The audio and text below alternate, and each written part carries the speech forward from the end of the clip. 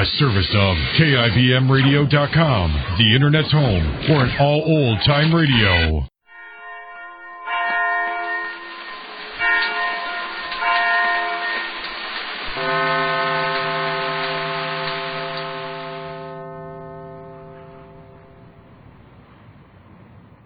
The Jack Benny Program, transcribed and presented by Lucky Strike.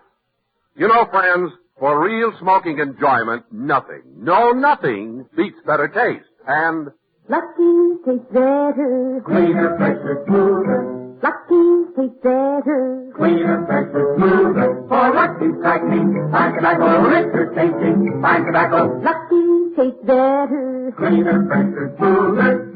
Lucky Strike, Lucky Strike. this is Don Wilson with an important question. Is the cigarette you're smoking fresh, really fresh? If it's a Lucky, I know it is. For Luckies are definitely fresher. Prove that to yourself. Light up a Lucky and see what a difference that freshness makes to your smoking enjoyment. Notice how much more you get from the cigarettes that taste better in every way.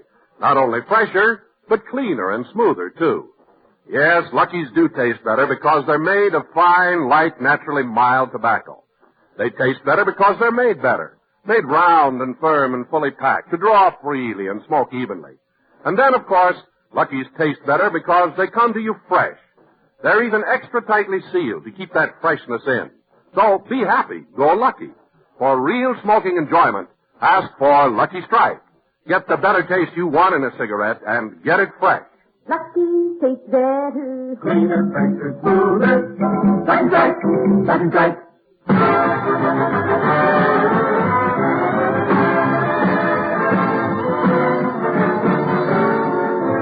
The Lucky Strike program starring Jack Benny with Mary Livingston, Rochester, Dennis Day, Bob Crosby, and yours truly, Don Wilson.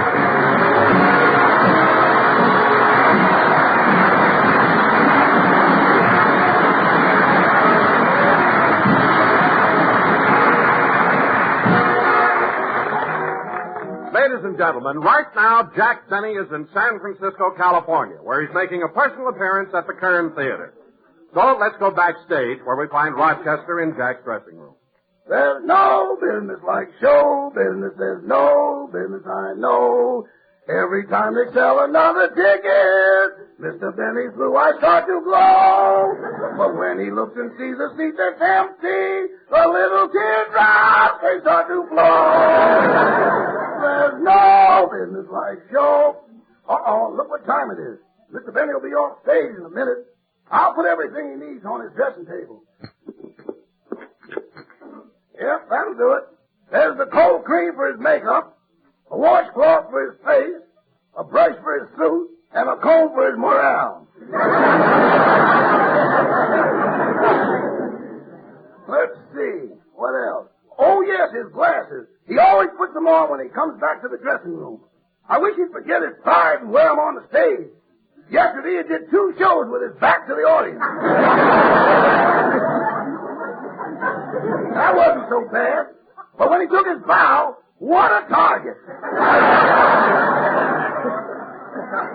Even the manager ran up and kicked him. I haven't seen that many people on stage since Quo Vadis.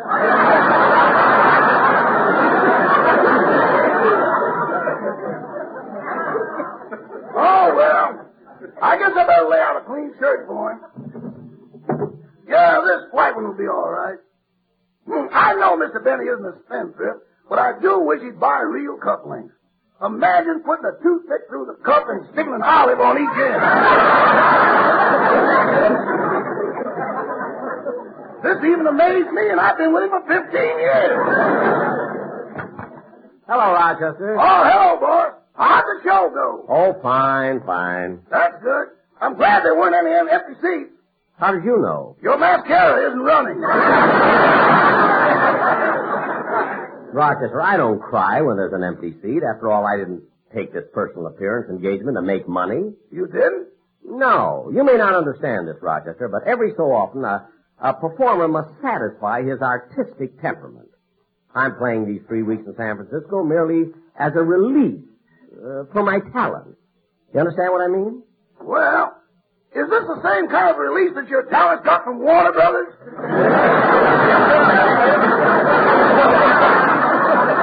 No, this is something different. By the way, Rochester, where are my slippers? Right here, boss. Well, don't just stand there pointing at them. Take them off. Thank you. Now, Rochester, please go out and get me a sandwich with a corned beef on rye. And don't forget the mustard and pickles. Okay, and I better bring back some olives, too. Olives, why? The pimento fell out of your cufflinks. All right, go get my sandwich. Yes, sir. See, I've got quite a while before I have to be back on stage. I think I'll freshen up my makeup. First, I better take this old stuff off. Now, let's see. Where's that jar? Oh, here it is. There, that ought to be enough. Hey, this stuff really takes the makeup off. And in that fancy jar, no one would ever guess it's Crisco.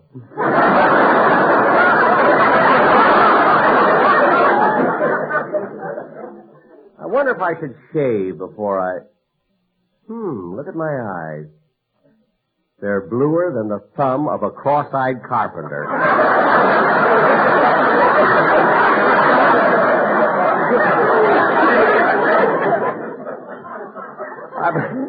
I better put on some more makeup instead of talking to myself all evening. Come in. Well, if it isn't Mary, Mary, quite contrary. How does your garden grow? With silver bells and cockle shells, and boy, are you a schmo. Got any more poultry you want to throw my way? Never mind. But, Mary, did you catch my last performance? I caught more than that. Huh? I was in the front row when you took your bow. Here, put it back on your head. Oh, well, I'm glad you caught it this time. Yesterday, a lady brought it back and wanted me to autograph it. Jack, you mean she kept your toupee? She was a midget. She thought it was a mink stole.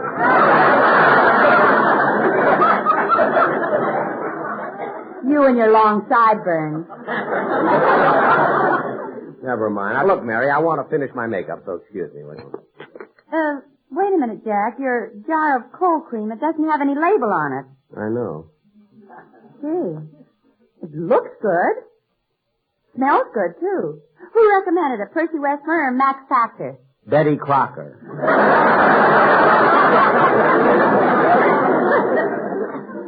Betty Crocker? Uh-huh. But she tells you how to cook and fry and... Wait a minute. Let me smell that again.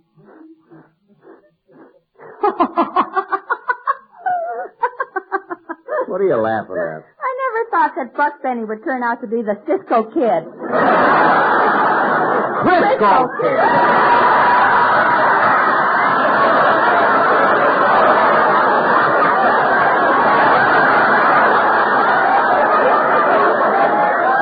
She's even got it underlined.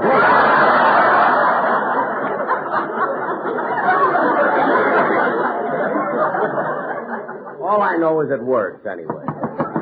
Come in. Oh, Bob Crosby. Hi, Jack. Hello, Mary. Hi, Bob. I didn't mean to keep you waiting, Mary, but I had a few errands to do. Waiting? Oh, I meant to tell you, Mary, I want you and Bob to sing a song together on my radio show. Oh, I don't want to do that. After all, I haven't got the voice of a great singer. Well, I've got the name of one, so let's take a stab at it. Matter of fact, I just got a letter from him this morning. You know, Bing is in Paris. Oh, yes, I read about that. Gee, Paris in the spring. Gosh, how I'd like to be there. Say, Bob, wasn't it in Paris last year when Bing was taking a nap in the park and a French policeman arrested him there? Yep, but this time he's taken some precautions to make sure that it doesn't happen again. What did he do? He bought France.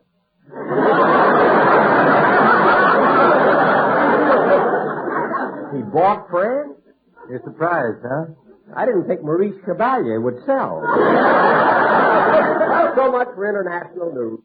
You know, kids, I'm really getting a kick out of doing a stage show here in San Francisco. It's nice to get away from... Excuse me.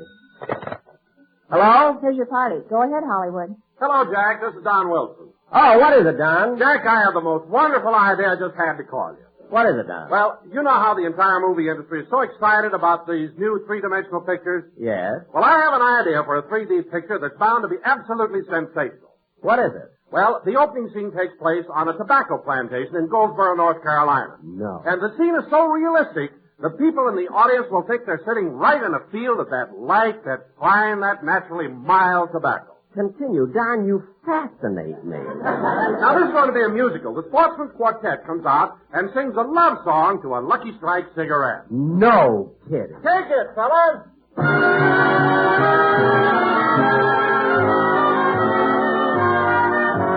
You were meant for me. For LSMFT. Yes, Lucky's patterned you, and when they were done, you were all the good things rolled up in one. You have a fresher taste, it's true. You're smoother, and you are clean through and through. So round and firm, so fully packed, they must have made you just for me. My darling, you were meant for me. Not a puppy rough, better tasting, sure enough. I was meant for you, and only you will do. You are the best, and that is true. Every Lucky Strike is free from loose ends. For a smoking pleasure, they please my friends. And so to you, my Lucky Strike, I have learned to tear. Now it's easy to compare. You're the smoke I like. What a cigarette. Fresher tasting, you can bet. So we say, get a carton now today, for Lucky Strike was meant for you.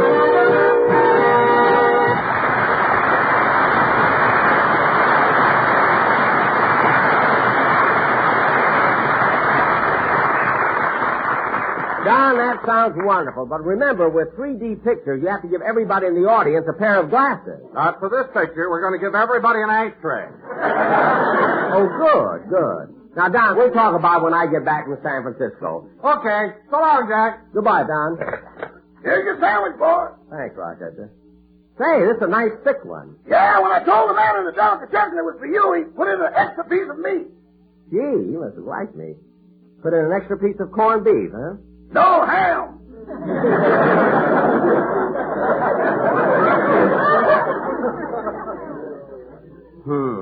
Not ham. I heard. Would you like some more mustard on it? No, this is fine the way it is. See, that sandwich looks good. Sure does. Oh, I'm sorry. I shouldn't be eating like this in front of you kids. Oh, Rochester. You want me to run across the street and get some more sandwiches? No, see if there's an empty dressing room. I'll go and eat in there. Don't put yourself out, Jack. Come on, Mary. I'll take you to dinner. Okay, Bob, thanks. You can come along, too, Jack. No, thanks. I better stay here and relax. So long, kids. Bye, Jack. So long. Rochester, I'll have to get dressed pretty soon, so lay out my clothes, will you, please? Okay. I think that during my next show, there'll be some critics out front, so I want you to sneak out in the audience, and when I tell my jokes, laugh it up. Again? What do you mean, again? Rochester, I don't ask you to... Come in. Hello, Jack. Hello, Rochester. Well, Fred! Fred out!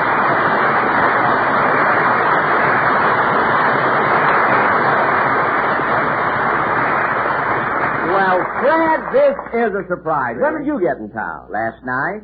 Last night. Well, why didn't you call me at my hotel? You mean you're staying at one that has phones?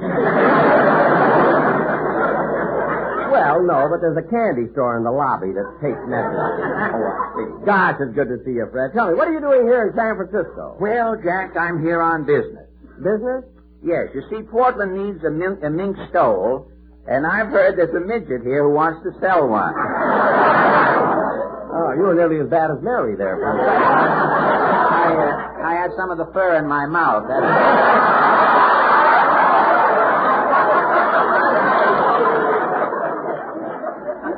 Say, boss, as long as Mr. Allen's in town, why don't you put him on your stage show? Well, thank you, Rochester, but I couldn't very well go out on the stage now. I haven't got any material. Well, don't you have any of your old vaudeville routines left? Well, if I did, I'd be on television.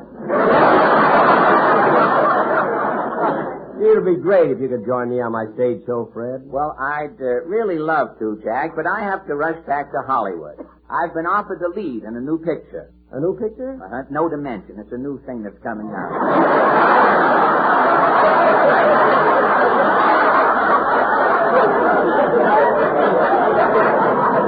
When it comes out, you don't mention the whole thing. So far, that's better than what we've got written here. In this picture, Jack, I play the part of a test pilot in Los Angeles. I see. The picture is called Breaking the Smog Barrier. It's a shame you can't stay over, Fred, so we could appear together. It'd be like old times. Say, Mr. Benny, did you and Mr. Allen once do an act together in vaudeville? We sure did, Rochester. We had a lot of fun in those days. Oh, gosh. You remember, Jack, how we'd always celebrate with a big dinner at Lindy's every time we got a job? Yeah, we'd always get the best. Shrimp cocktail, turtle soup, chef salad, filet mignon, stuffed potatoes, strawberry shortcake. Then I'd top it all off with a big glass of Ovaltine. Ovaltine? Well, he wanted to be asleep when the check came.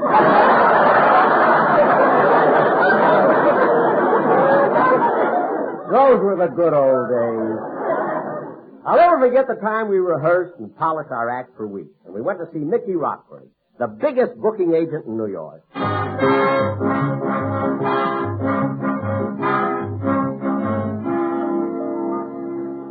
Come on, Fred. I think Mr. Rockford's office is down the hall. Hey, it's crowded in here, Jack. Yeah, I guess we'll have to talk to the secretary. Miss, we'd like to see Mr. Rockford. Do you have an appointment? Appointment? Yes. We're Benny and Allen. Benny and Allen? Yes. Don't you recognize us? Why? Is there a reward?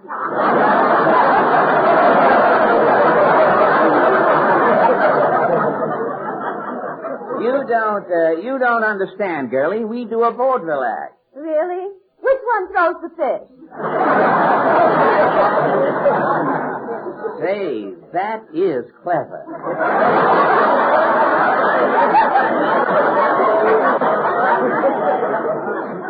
Miss, you ought to be in show business yourself. Me in show business? Yes. I know a magician who saws a woman in half. You'd look better in two pieces.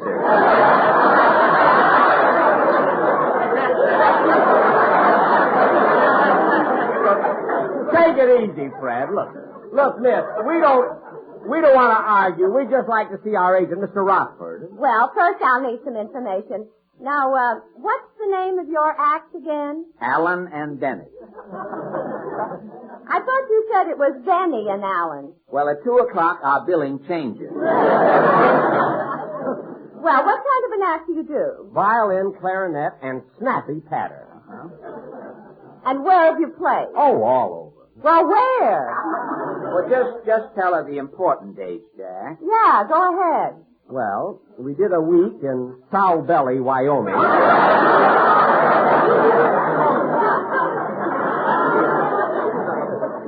A week in Loose Tooth, Arizona. 3 days in Stagnant Water, New Mexico. And we also played the Palace here in New York. Sow Belly, Loose Tooth, Stagnant Water, and the Palace. Well, at least you worked your way up. No, we played the Palace first.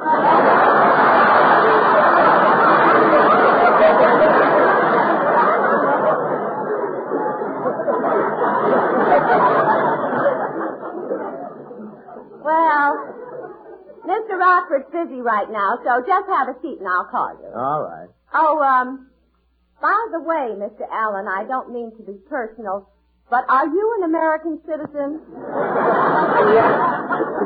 Yes, I got these slant eyes from pulling off a tight derby. Come on, Fred, let's sit down. Yes? Yes. Oh, very well, Miss Rockford. Oh, boys, Mr. Rockford will see you now. Good, good. Come on, Fred, let's go in. Okay? Oh, come on in, fellas. Come on in. Close the door. Sit down. Thank you. Mr. Rockford, I'm Jack Benny. This is Fred Allen. That's right, Mr. Rockford. Remember, you booked our act in the Palace 7 years ago. Oh, yes. What business are you in now? Well, we're still in show business. Yes, and we thought you could book us. Please, fellas. Our new act is sensational. At least give us a chance, Mr. Rockford. Yes, all we need is one good break, you know. I gave you a break when I put you in Lowe's Flatbush. Some break. They opened with Fink's Mules, then Major Doty's Dogs came out, then Manny's Monkeys, then Power's Dancing Elephant. So what? Well, by the time we came out, we looked like the last two passengers on Noah's Ark. Well, look, boys, I'm very busy. Please, Mr. Rockford, just listen to our opening number. It'll only take a second. All right, but before you... Oh, excuse me. Hey, come in. Mr. Rockford, here's the 10% commission I owe you for booking my act last week. Oh, thank you. Oh, wait a minute. This cute boy. Sonny, what's your name? 80 canners. Eddie Cantor? Potatoes are cheaper. Tomatoes are cheaper. Now's the time to fall in love.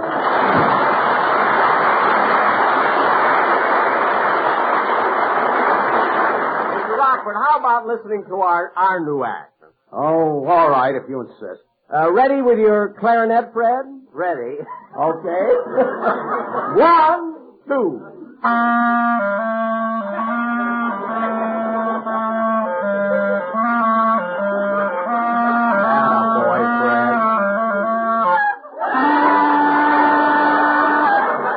Oh, Mr. Allen.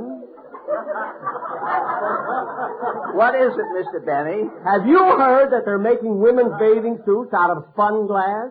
Women's bathing suits out of glass? Well, that's worth looking into. I'll take it, Mr. Allen. If you will.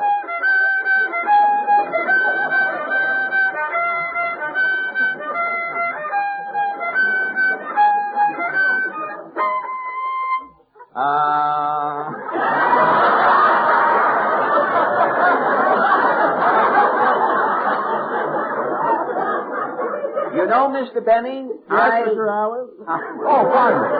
I love music. So do I. Music once saved my uncle's life.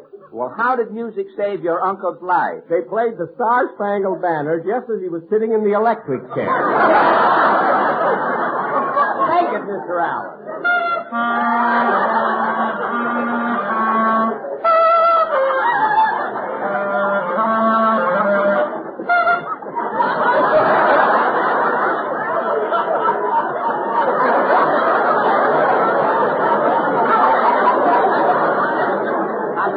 Lady, you know. You don't have to finish it, you know. Oh, Mr. Benny. Yes, Mr. Allen. I want you to meet my new girl. Her name is Well Enough.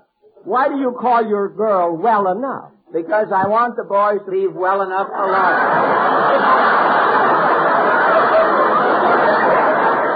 How about the finale, Mr. In unison? All right.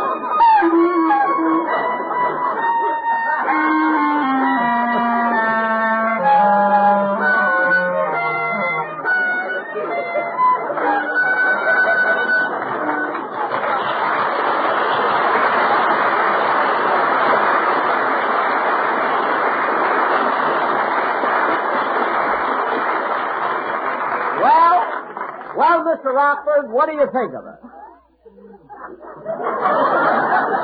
Wait till he gets his head out of the drawer.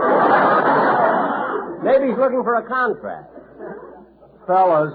Yes, Yes, Mr. Rockford. To tell you the truth, fellas, I'm confused. The whole act leaves me cold. It's neither fish nor fowl. Well, that's funny. The last agent we went to thought it was both. Well, Mr. Rockford, you mean you can't book us anywhere? Well, actually, I don't have a thing open for a double. Have either of you considered doing a single? What? And break up the act? Why, we've been together for years. You can't split Benny and Allen. It's ridiculous. We're more than just a team. We're partners, friends, buddies. Why, we'd rather starve than let anything come between us. Well, that's a shame because I've got an opening for a single in Scranton for $15 a week. I'll take it. Well, if that's the way you feel, I'll take it for $14 a week, Mr. Rock. Fred, you steal a job away from your partner, your buddy, your friend? Some friend. What did you ever do for me? Why, you pup-eyed ingrate. For years, we've lived off my violin, my brains, my talent, my joke. And my money.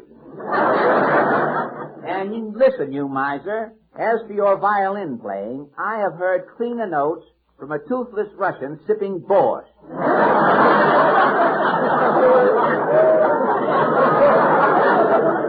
You are just lucky you've had me and my clarinet. Clarinet? The only way you could make a living with that clarinet is if you put a nail on the end of it and went out in the park. Mr. Rockford, rather than let you hire this no-talented wage cutter, I'll take the job for $10 a week. Oh, yeah? Well, I'll take it for $8. I'll take it for $5. Well, I'll take it for $3. Well, I'll take it for nothing. So will I. Well, at that price, I can afford both of you. Jack, did you hear that? We're working. Fred! Jack!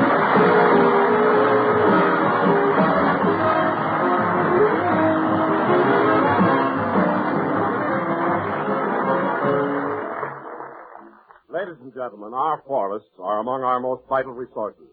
Last year, through carelessness, forest fires destroyed millions of acres of valuable timber.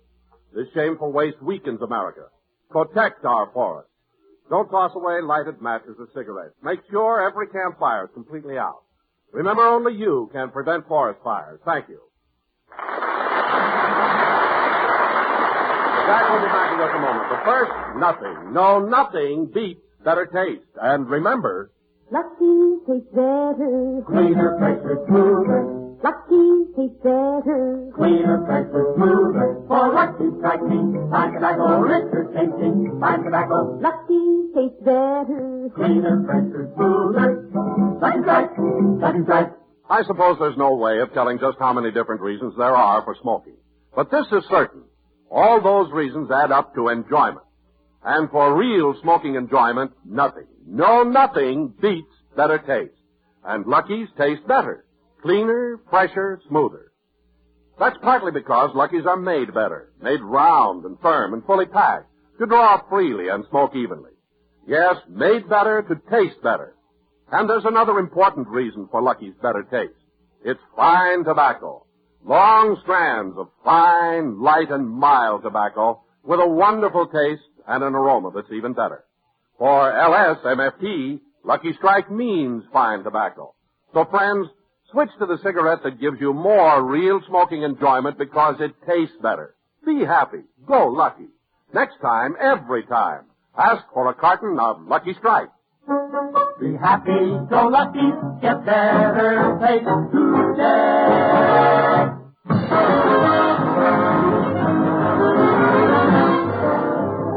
Ladies and gentlemen, that concludes another program, and we'll be with you next week at the same time. And Fred, it was nice reminiscing. Oh, say, Jack, we forgot to tell him about the time we played in Burning Stump, Arkansas. Remember that insulting audience? Oh, yes. I remember while we were doing our act, the audience threw pennies on the stage, and you complained to the manager. And when they stopped, you complained to the manager. Come on, Fred, let's go out and get a cup of coffee. Okay, Good night, Jack. folks.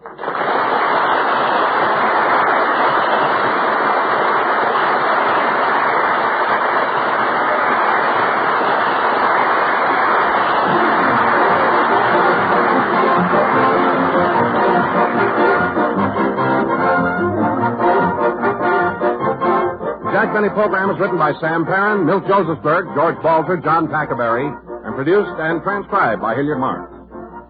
Be sure to hear The American Way with Horace Height for Lucky Strike every Thursday over this same station. Consult your newspaper for the time. Jack Benny program is brought to you by Lucky Strike, product of the American Tobacco Company, America's leading manufacturer of cigarettes. Stay tuned now for the Amos and Andy Show, which follows immediately over most of these same stations. This is the CBS Radio Network.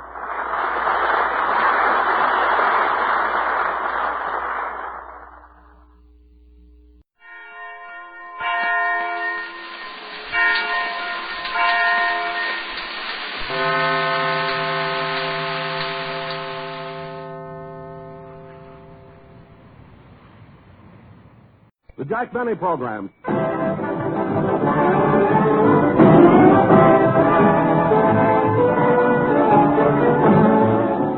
Garland, San Francisco, California, starring Jack Benny with Barry Livingston, Rochester, Dennis Day, Bob Crosby, and yours truly, Don Wilson.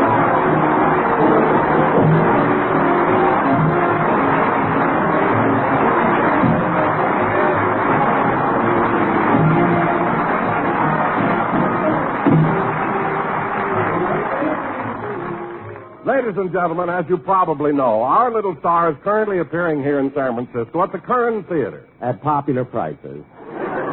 Continue, Don. It has been said that Jack Benny has made more people laugh in this town than any other comedian. That's right. And now I'd like to bring you the man who said it, Jack Benny!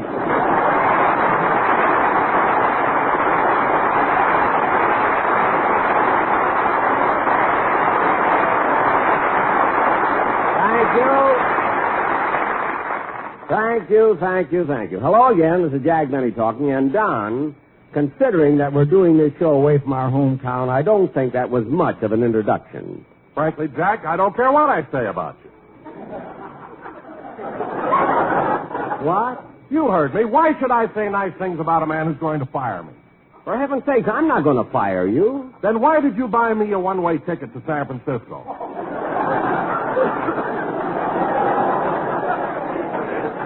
Because I couldn't get reservations back. Look, if you don't believe me, then get your own transportation back to Los Angeles and charge it to me. Okay. I'm going to make reservations for my return trip on the TWA bus. Bus? Look, Don, the TWA is an airplane. It flies. Not when I'm on it.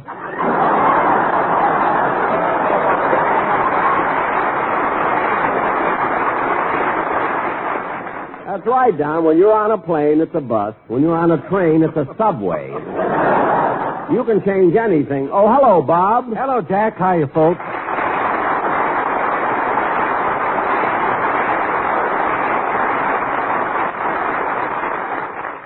Say, I'm sorry I'm late, Jack, but I was writing a letter to my wife, and I didn't notice what time it was. Oh, that's all right, Bob. I sure missed the family. I was so lonely I felt like calling June and having her fly up here with all the kids. Well, why didn't you? Oh, I don't know. 2 weeks in a hotel with my wife and 5 kids. Gee, that could run into quite a bit of money. But, Bob, you're with me. You miss your wife and 5 children. I insist that you call them and have them come up here. I'll pay for it. The trip? No, the call.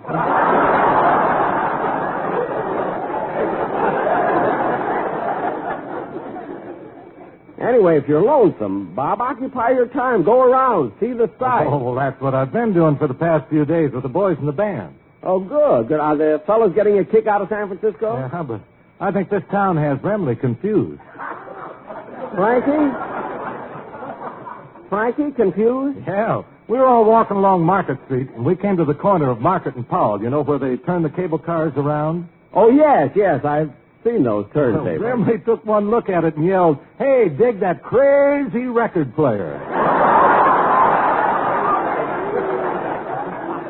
No. Yeah. He stayed there for 5 days. He wasn't going to leave till they played Doggy in the Window. Remley wouldn't leave. What did you do? Well, we got the motorman to bark 3 times, and Frankie was happy. Well, that is one of the silliest things. Come in. Hello, Jack. Well, Giselle McKenzie.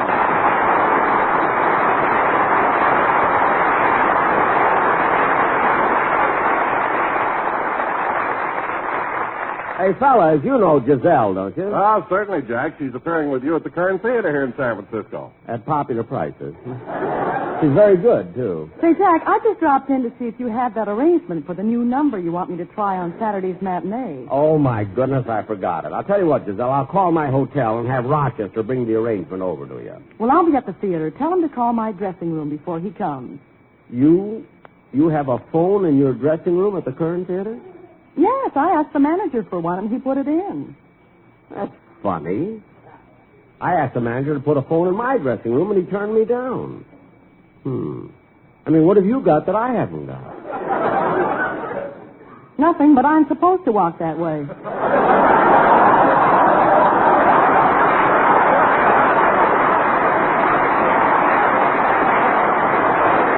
All right. Well, look, I'll go out in the hall and call Rochester. There's a phone booth out there. I'll be right back. Gee, that Giselle is a cute girl. So pretty, too. I think she likes me. Last night after the show, she came into my dressing room and ran her fingers through my hair. Boy, was she surprised when I walked in and caught her doing it. I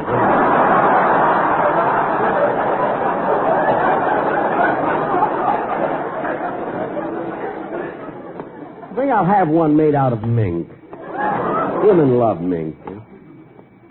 There's someone in the phone booth.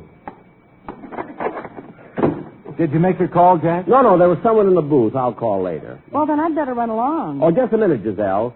You don't think the audience here is going to let you get away without singing a song, do you? But, Jack, my contract with you calls for me to appear with you at the Curran Theater, not to sing on your radio show. Oh, you're mistaken, Giselle. You see, the contract specifies that you're to sing on my radio program, too. It's the last clause.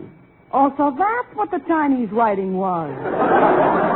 Yes, my lawyer is one long loophole. Now, go ahead and sing, honey.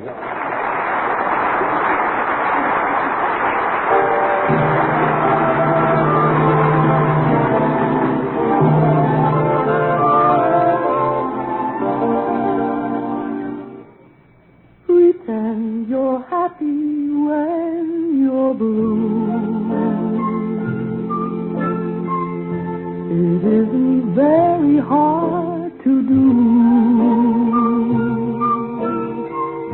And you'll find happiness without an end whenever you pretend. Remember, anyone can dream, and nothing's bad as it may seem. The little things you haven't done could be a loss if you pretend. You'll find a love you can share, one you can call all your own. Just close your eyes, he'll be there. You'll never be alone. And if you sing this melody, you'll be pretending just like me. The world is mine, it can be yours, my friend. So why don't you pretend? You'll find a love you can share, one you can call all your own. Just close your eyes, he'll be there. You'll never be alone. And if you sing this melody, you'll be pretending just like me. The world is mine, it can be yours, my friend. So why don't you pretend?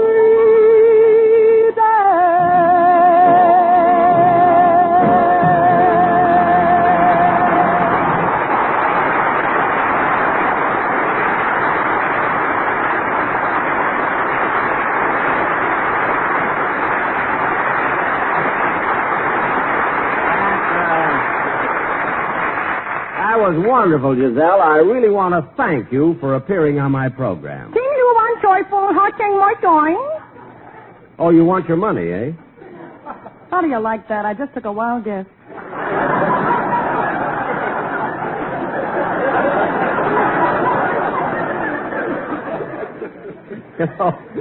That's real cute, Giselle. You know, folks, we had the toughest time getting that Chinese line past the censor, you know.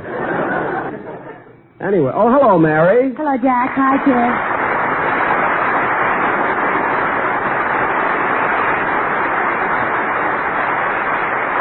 Well, Mary, how are you enjoying yourself here in San Francisco? Huh? Oh, fine, Jack. But the funniest thing happened yesterday. What was it? I got on the cable car at the corner of Market and Powell, and when I gave my fare to the motorman, he barked at me 3 times. No. If you don't believe me, ask Bramley. He was lying right there on the sidewalk. Mary, a man with his eyes closed is not a witness. Hello, Giselle. Hello, Mary.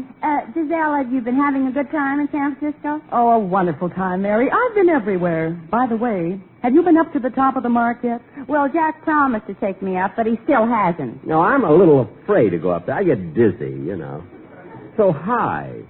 Jack, it isn't. He's talking about the prices. Oh, stop. Say, Jack, when are you going to get me that musical arrangement you want me to rehearse? Oh, yes. Excuse me, kids. I'm going out and phone the hotel. When you say I beg your pardon, then I'll come back to you. When you ask me... Oh, good. There's no one in the phone booth. Now, let's see. What's the number of the Fairmont Hotel? Oh, yes. Douglas 28800.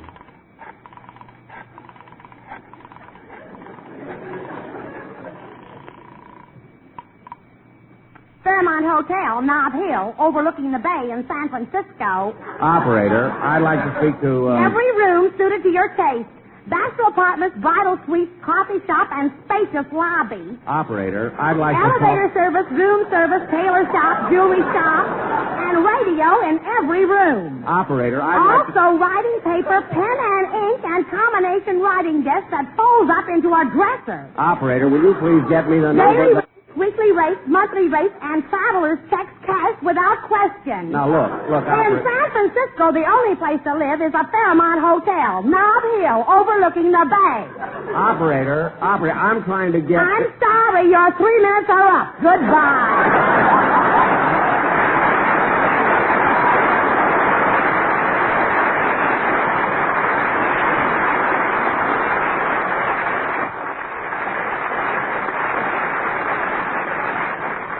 This I don't understand at all. He's a Fairmont operator. That was my last dime.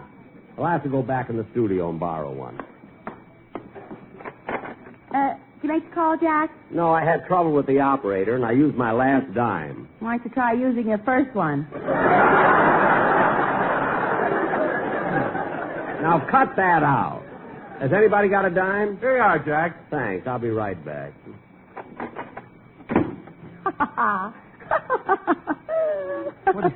What are you laughing at, Mary? You know, Bob, Jack always has trouble wherever he goes. Well, I didn't know he had any trouble here in San Francisco. Oh, then you don't know what happened to him yesterday morning. No. Well, wait till you hear this. Jack was asleep in his suite at the hotel, and Rochester was getting ready to wake him up.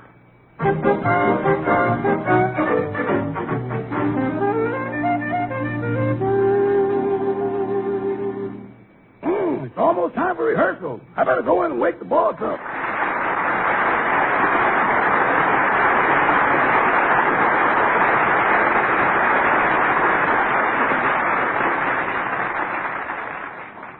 But then he's been doing so many shows, he needs a little rest. Hello, Mr. Benny's room. Star, stage, screen, radio, and television, but will work for anything that jingles, folds, or has a trade-in value. Who's calling? The hotel manager? I know this is a classy hotel. I know it has a nice clientele. Okay, I'll tell him. Doggone, Mr. Bennett's just got to stop hanging his laundry out the window.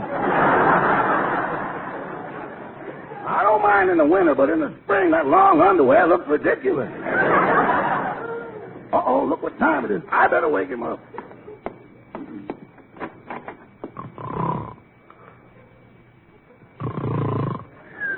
My. Just look at him lying there so nice and peaceful. Oh, Ava.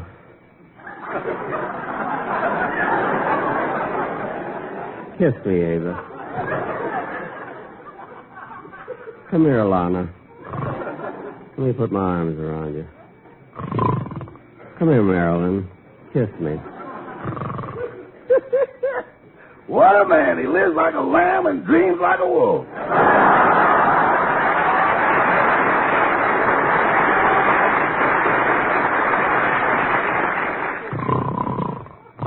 Boss, wake up. Huh? What?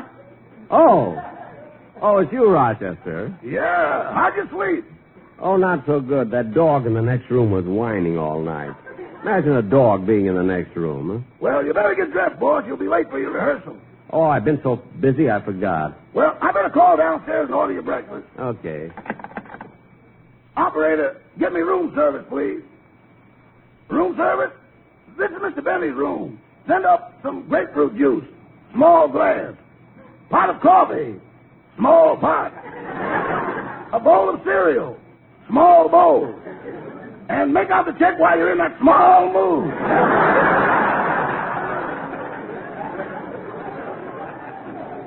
And you better send up a couple of fried eggs. That's right.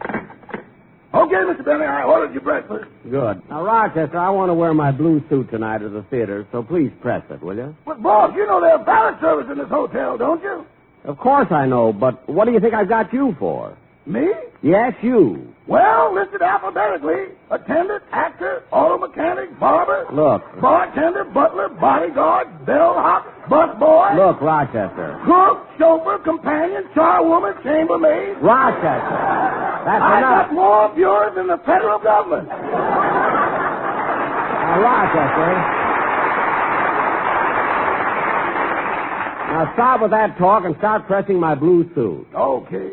Doorman, dishwasher, dust. Rochester, stop complaining. You don't do so much. All I know is, anytime somebody asks me to shake their hand, I got to put something down. Now, you know that's not true. Anyway, I've got to... Come in. Room service with your breakfast, sir. Oh, good. Put it right here.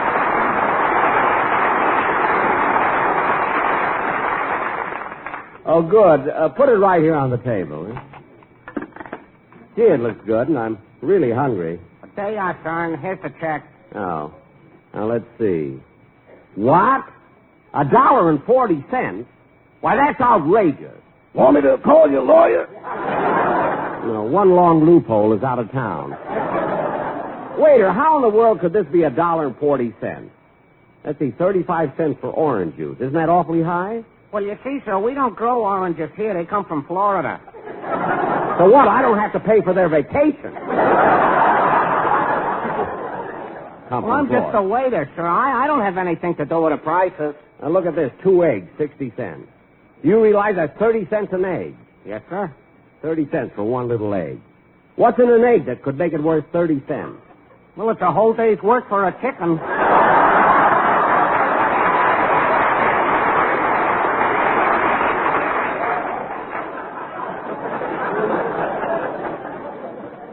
That's a very old joke. Well, I thought it was funny when I heard it last night at the Current Theater. At the Current Theater? At popular prices. I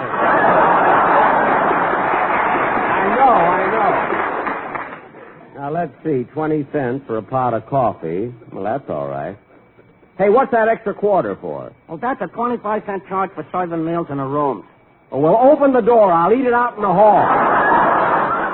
But that won't help, sir. All right. Darn, I didn't order anything to have with my coffee. Waiter, what would you suggest? Well, we have donuts, Finnish pastry, French toast, and Cimarron rolls.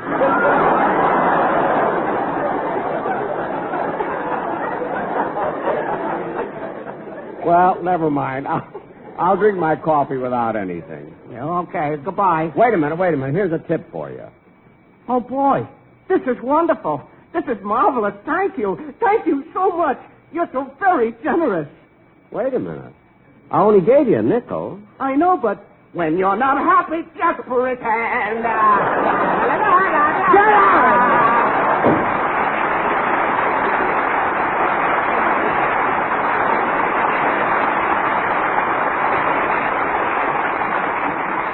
What a silly guy. Now, Rochester, let's get... I wonder what he forgot. Come in. Hello, Jack. Oh, Mary, I thought you were the waiter. I didn't expect to see you at a rehearsal. Well, I came over because I wanted to see you alone. Why, anything wrong? Not exactly, but I was looking at the script for Sunday's program. And, Jack, I wish you'd tell your writers to stop writing things about my sister Babe. She's sensitive. But, Mary... Like the thing they've got in this script. I'm supposed to say that it takes Babe longer to make up her face because she has to powder her noses. But, Mary, it's just a joke. If they want a joke, let them make up something.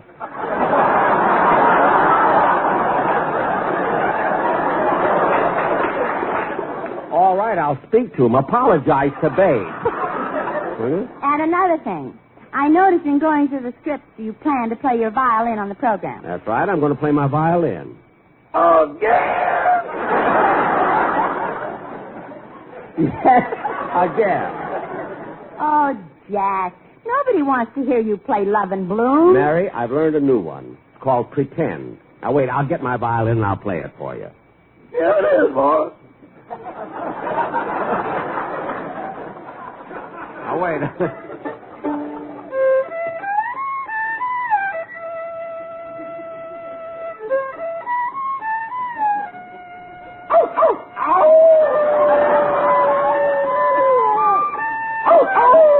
There's that dog again.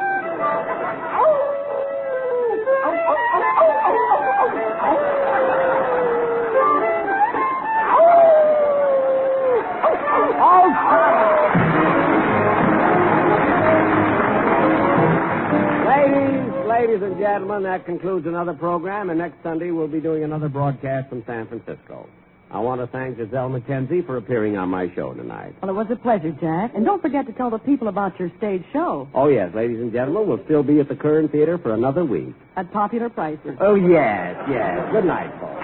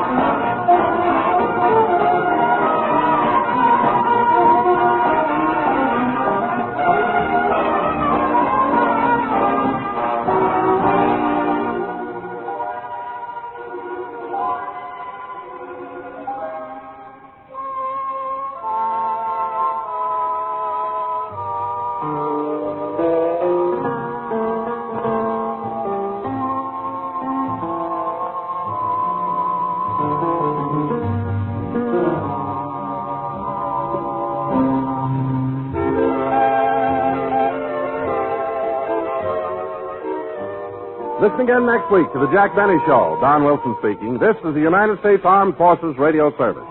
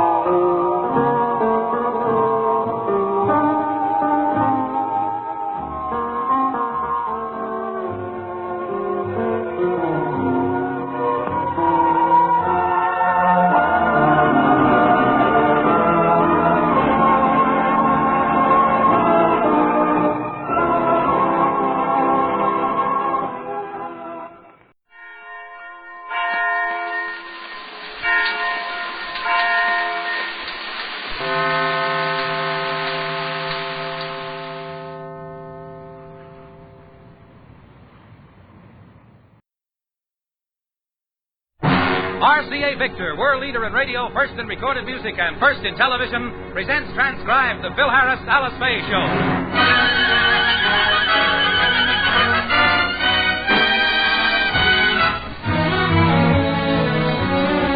For your enjoyment, here is the Phil Harris Alice Faye Show, written by Ray Singer and Dick Chevrolet, with Elliot Lewis, Walter Tetley, Robert North, Janine Roos, Ann Whitfield, Walter Sharp in his music, and yours truly, Bill Foreman. It's amazing how much trouble can be caused by an innocent phone call. Tonight, through a misunderstanding, Phil almost loses his... But more about that later. First, a word from RCA Victor. This winter, in the comfort of your own home, you can see a sparkling array of television entertainment. The biggest stars of stage and screen, as well as a wide variety of programs of educational value and such delightful shows as Kukla, Fran, and Ollie. And you'll see these programs better on an RCA Victor superset. A superset like the Covington, for example. The Covington brings you clearer, brighter, steadier pictures. It brings you television with picture power. And that's your assurance of better pictures wherever you live, city or country. Yes, RCA Victor's Covington is better looking, and in every way. This richly styled traditional console is a 17-inch set with beautifully figured doors, which add to the appearance of this exceptional instrument. So, choose the Covington, a new super set made by RCA Victor, cornerstone of home entertainment for 3 generations. And now the stars of the RCA Victor program, Alice Faye and Phil Harris.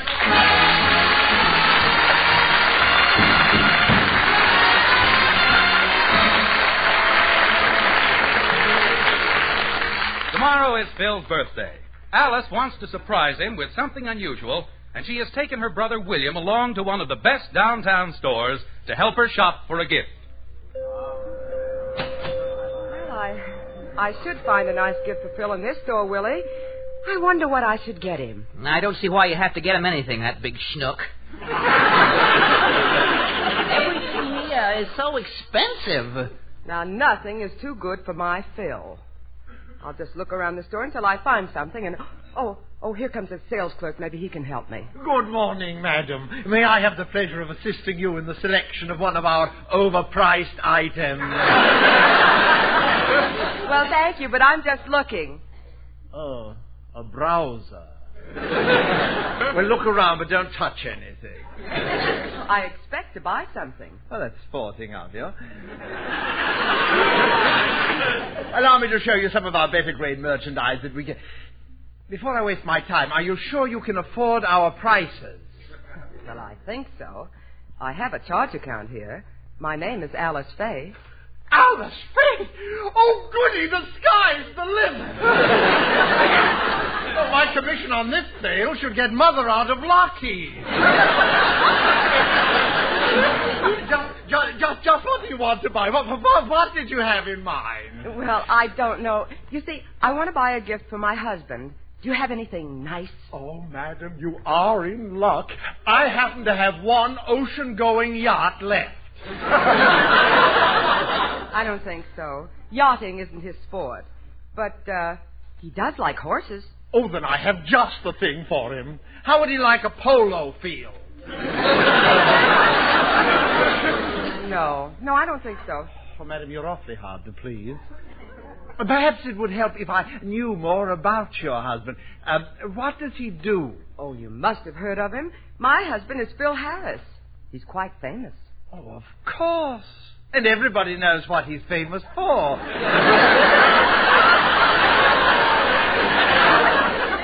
Madam, I have the ideal gift for Mr. Harris. What is it? His own pipeline to a Milwaukee brewery.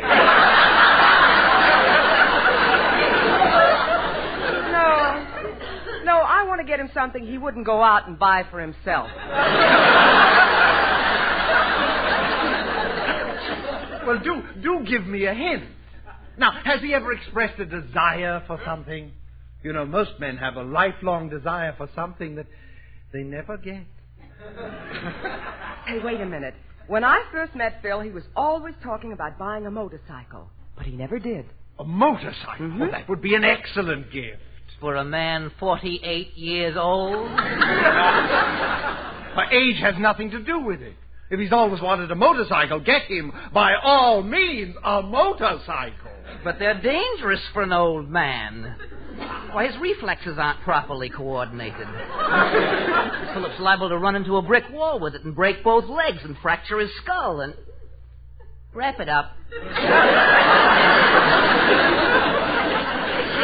You know what you're doing every minute. Oh, now, please, Willie. Mister, I'll take one. Just one. Mm-hmm. And I'd like to have it delivered this afternoon. Well, I shall deliver it personally. Very well. But you'd better call me before you do. You see, it's going to be a surprise, and I want to be sure my husband isn't there when it's delivered. Oh, I understand. We'll hide it in the garage, and tomorrow it'll be a big surprise for little Rollo. In the meantime, I'll go home and sound him out and see if he still wants one. And, oh, another thing. If my husband answers the phone when you call, hang up. I don't want him to suspect anything. Goodbye. And, Willie, Willie, don't you tell Phil where I've been this morning. I want this to be a complete surprise. Oh, never.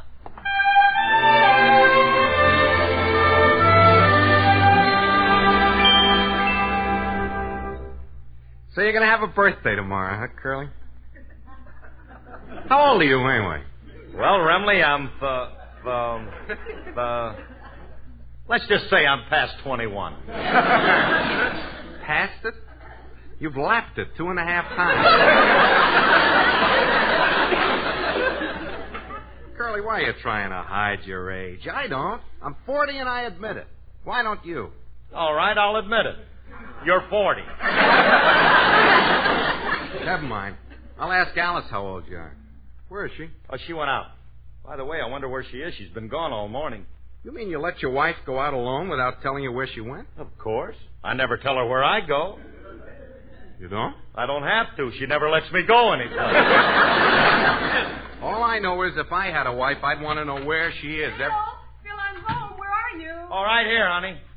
Hey, it's about time you got back. Where you been? Well, I went down to get... I've been out.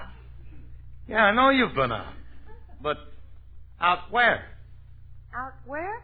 Yeah. Well, I've been to Griffith Park playing shuffleboard. Well, okay, as long as I'm... Shuffleboard. Wait a minute, you don't know nothing about how to play shuffleboard. I don't? Well, maybe I've got the wrong game. It's one of those games the old folks play in the park. Water polo? That's it. Oh. And it's so difficult riding those horses in the water. I kept floating away from the saddle. I don't know where you've been, but you've been there too long.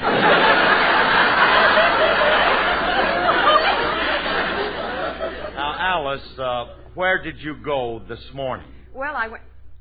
Oh, Phil, I have a wonderful surprise for you. You'll never guess what happened. What? Keenan Wynn bought a new motorcycle.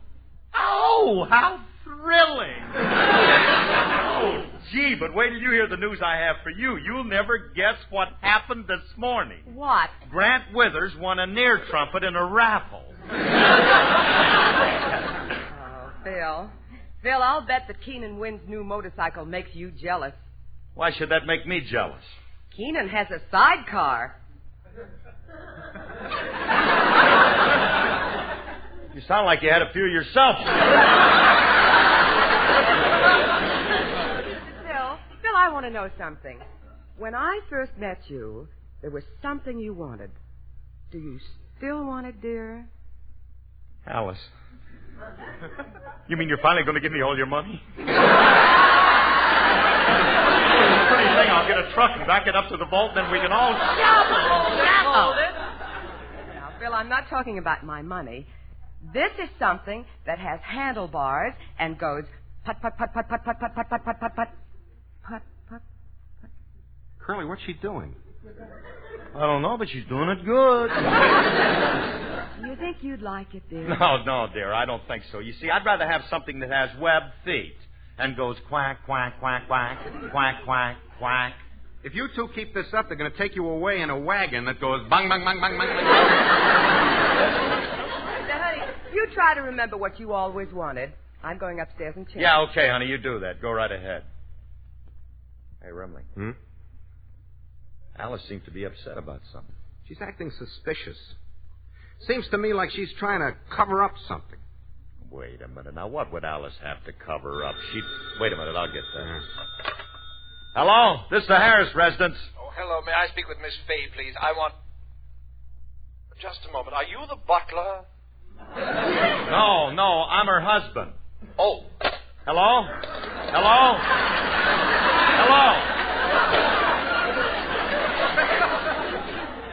Who was it, Curly?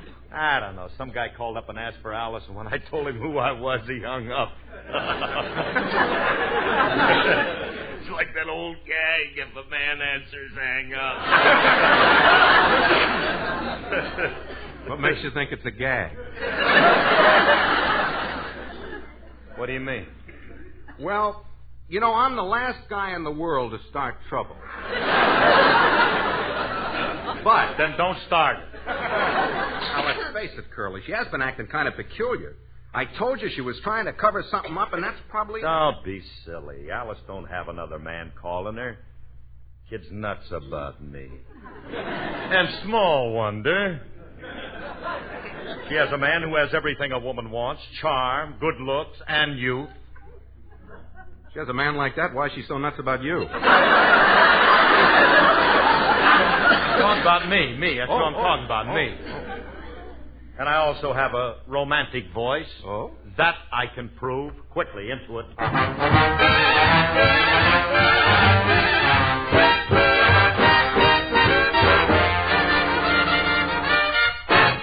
Here's an invitation to a celebration tomorrow night at Lyceum Hall. Go get your glad rags pressed and wear your two-tone vest to the 8th Street Association barbecue and fancy dress ball. Boogie woogie thumping starts the joint a jumping and all them cats is climbing the wall. The party really goes 'cause things is really froze at the 8th Street Association barbecue and fancy dress ball. There the hoity-toity meets the hoi-polloi. This affair's really bon-ton. The function goes from 10 till they say amen. How they carry on. So grab your sweetest honey, and if you lack the money, the build and loan will welcome you call. It only costs an ace to grab yourself some space at the 8th Street Association barbecue and fancy dress ball.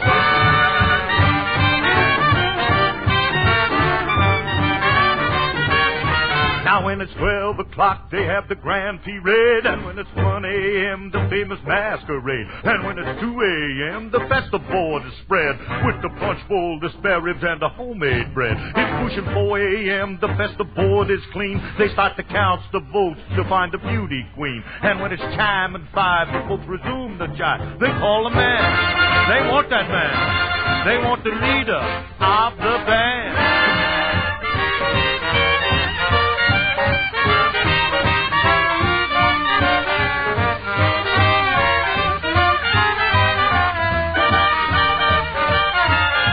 So grab your sweetest honey, and if you lack the money, that building loan will welcome you call.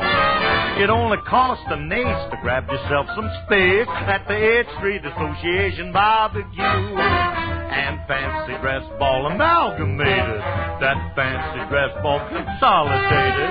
Old fancy dress ball incorporated. The 8th Street Association barbecue and fancy dress B-A-double-L ball. That's all.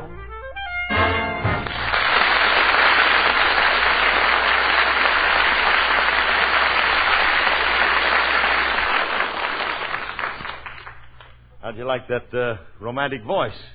I wasn't listening. I was trying to figure out who the guy was that was calling Alice. Did he talk through his nose, Curly? No. Well, that couldn't have been Rudy Valley. Wait a minute. Just because a guy calls my wife doesn't mean that... Hold it a minute, I'll get... Hello? Hello, I want to talk to Miss Faye, please. Is this her husband again? Yeah. Wrong number. Hello? Hello? Curly, was that the same guy again? Yeah, but this time he had the wrong number. He wanted Alice, but wait a minute. Remley, it was the same guy calling out. I told you, Curly. Oh, but how could Alice do this to a cute kid like me? Gee whiz, she always said that I'm the only man. Don't take it so hard, Well, I can't help it, Frankie. This is my whole life going down the drain. To think this could happen to me, I can't. Hey, Mr. Harry, can I bring this? I can't. What? Oh, no, now he's got a crying jag on. Will you please? This is my hour of sorrow. What's the matter? Just spring a leak in your martini glass? Julius, don't make fun of him. Mr. Harris is facing a crisis in his life. Oh, that's too bad. What's wrong, Mr. Harris? Oh, Julius, you're looking at a man who's heartbroken. A man whose life has just been shattered into smithereens. My wife no longer loves me, and, well, she's leaving me for another man. No kidding. That's the best news I heard in a long time. I gotta go help her pack before she changes her Come mind. back here. Don't you understand, kid? My wife's going to leave me. Well, don't worry, Mr. Harris. If your wife wants to leave you, let her leave. A fellow with your looks and personality don't have to worry about losing a woman. There's other fish in the sea. There are? Sure. If you play your cards right, you should have no trouble winding up with a barracuda. Will you keep quiet? If Alice no longer loves me, I'll show her. I'll get rid of her. Mr. Harris, you ought to be ashamed of yourself doubting a woman who has devoted her every waking hour to your comfort. She cooks your meals, washes your clothes, scrubs your floors, and takes care of your children, and you want to get rid of this woman. No, I'm just letting Alice go, not the maid. I'd be dead without her. But if Alice ever leaves me, I'm going to... Now, take it easy, Mr. Harris. You know, suspicion can gnaw on a man's mind and get him to a point where life don't seem worthwhile. So let me give you a word of advice. If you ever get to a point where you want to do away with yourself, do it!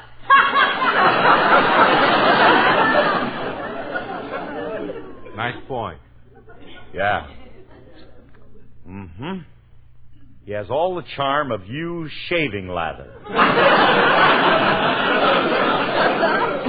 You know something, though, Frankie? I'm just paying attention to that kid, and he's right. Because I shouldn't doubt Alice. All these years, she's been a wonderful wife.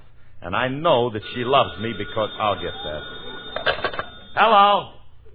Are you still home? Oh, it's you again. Yes, it is. Don't you ever go out? Every time I call your wife, you answer the phone. What are you trying to do? Embarrass me? Embarrass you? What do you want with my wife? That's for me to know and you to find out. Will you give your wife a message for me? What kind of message? Tell her to let me know as soon as she gets rid of you so I can come over. Well, wait till I get a pencil and I'll write that. What am I doing? Hello? The nerve of that guy. That does it. I'm going to give Alice his message and give her a chance to explain, but if she gives me any evasive answers, I'm leaving her. Phil? Oh, Phil. What are you doing hanging around the house? Alice. I have a message for you. Yes? Somebody just called and wanted to know when I'm leaving the house so he can come over. Oh? Well, why don't you take a nice, long walk, darling? Stop giving me evasive answers. I thought that one was pretty direct.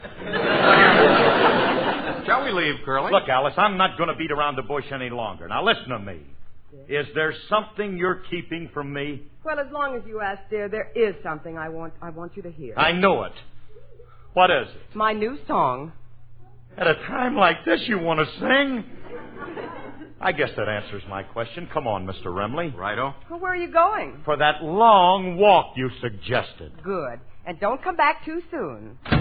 Oh, it's a shame he didn't stay to listen to my song. It's so pretty.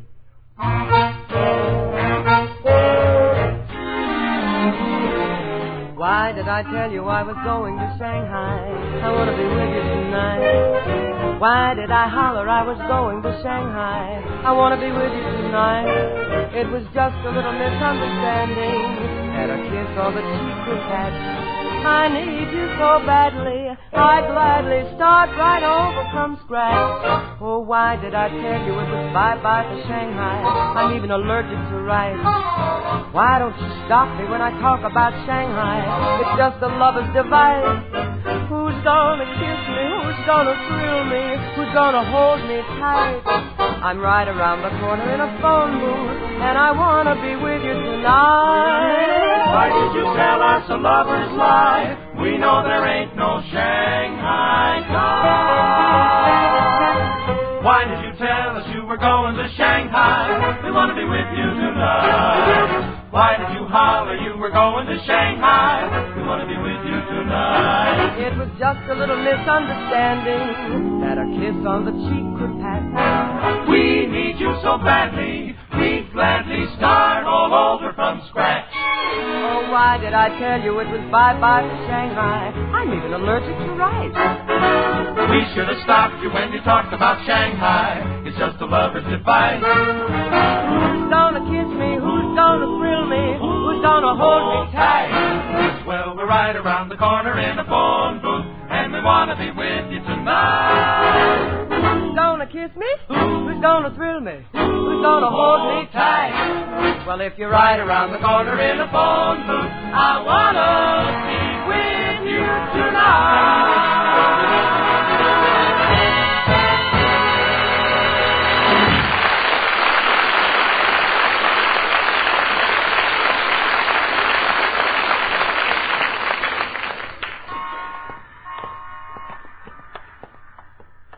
Curly, you've been away from home all afternoon.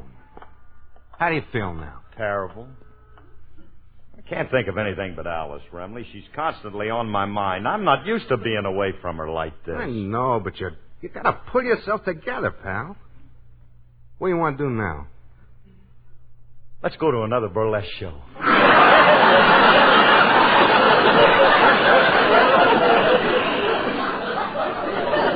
I'd like to, Curly, but I just can't eat another bar of that sweet California milk chocolate. Oh, Frankie, I'm trying to feel good, but I've been an awful heel. You know, Alice is a wonderful girl. Yeah. And, well, I'm sure that she doesn't have another man at that house. Of course not. Let's go home. Yeah, let's. I can't wait to see what he looks like. Stop that, will you? Come on.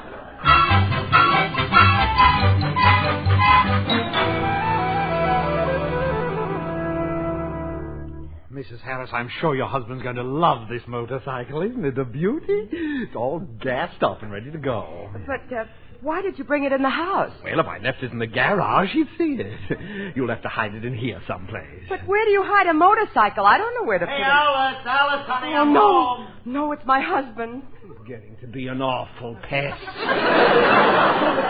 Quick, hide the motorcycle. Where? Well, put it in the closet here. And you'd better stay in there with it. I couldn't explain you either. But just be quiet. I'll get rid of him fast. Hey, Alice. Yes? Hi, hon. Hi. I've come back to apologize. I'm a fool. I know, dear. We've been unduly suspicious of you, Alice. Yes, we have, but we're not going to be any more, honey. Because I know that you're a loyal wife. Nobody behind the curtain, Curly. And Alice...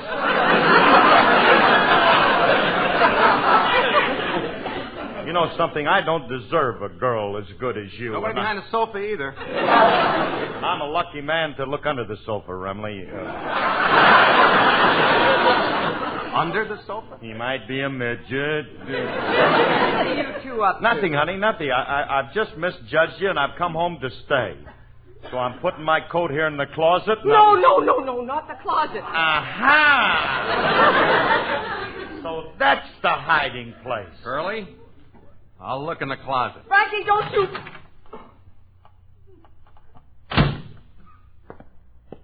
Well, Remley, what's in there? Just the usual stuff. Pair of galoshes, an umbrella, and the guy on a motorcycle.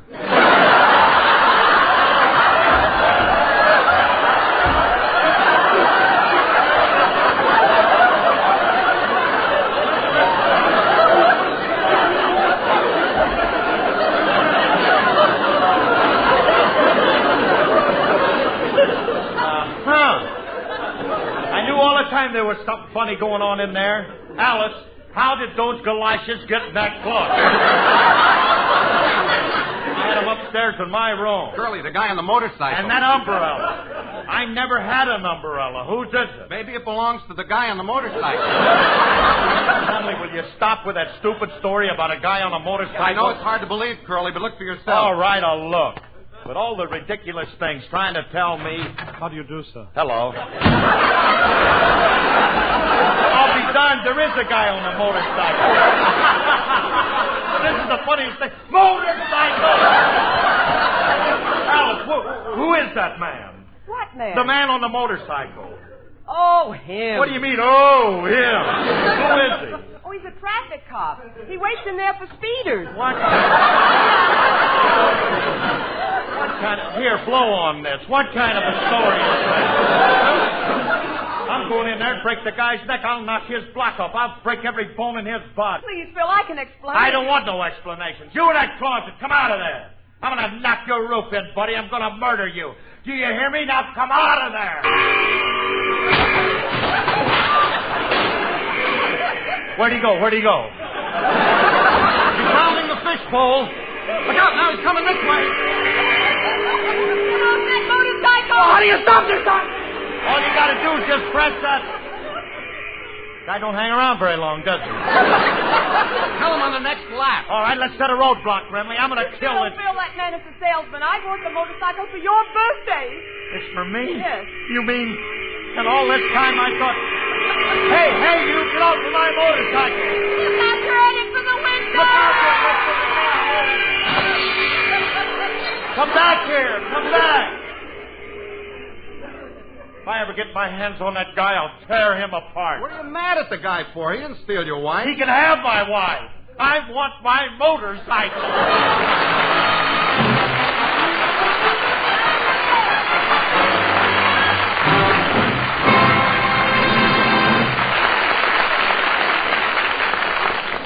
Alice and Phil will be back in just a moment. The golden age of music is brought to life in RCA Victor's latest treasury of immortal performances. Priceless master discs of great classical and popular artists have been restored on 45 and long-playing records and brought to you in 17 separate albums. From the selection of classical music, you'll hear opera arias sung by Caruso, McCormick, Ponselle, and Galacurci, to name a few. You'll hear magnificent voices which will never be rivaled. And you'll hear the eccentric genius de Poppmann playing Chopin, Paderewski, and Cortot. In popular music, this same treasury of immortal performances chronicles a history of jazz. Great trumpet instrumentalists like Bunk Johnson, Bix Beiderbecke, and Louis Armstrong are included. So are tenor sax artists like Coleman Hawkins, Hugh Berry, and Bud Freeman. You'll hear Goodman, Shaw, the Metronome All-Stars, and many more in the second treasury of immortal performances on RCA Victor Records. This is Phil again. Let me suggest an investment that really pays dividends, an investment in the future of a boy. You can be a big brother to some underprivileged child and get a world of joy out of it. So volunteer your time and interest to help a youngster find his way. Write Big Brothers of America, Philadelphia 3, Pennsylvania. Do that for me, won't you? Good night, everybody. Good night, everybody. This program is produced and transcribed by Paul Phillips. Remember, whether you're buying a television set, a radio, a Victrola phonograph, or records, put your faith in the cornerstone of American home entertainment for 3 generations. RCA Victor, world leader in radio, first in television.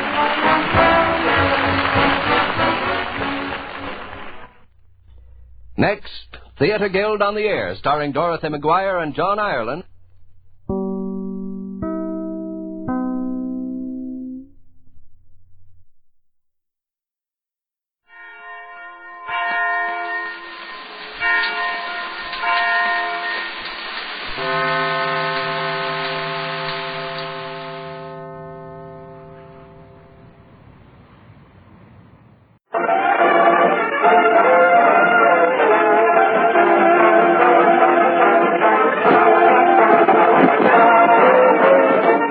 Stand by, Americans. Stand by, fighting men of the United Nations. Here is Mail Call, one big package of words and music and laughter delivered to you by the stars from whom you want to hear. In answer to the request you send to Armed Forces Radio, Los Angeles, USA. Tonight we extend special greetings to the fighting men from the state of Illinois. And standing at the microphone now, to speed this airmail special letter on its way, is a star who is not only a great comedian, but a fine artist. That favorite son of Illinois, the pride of Waukegan, Jack Benny.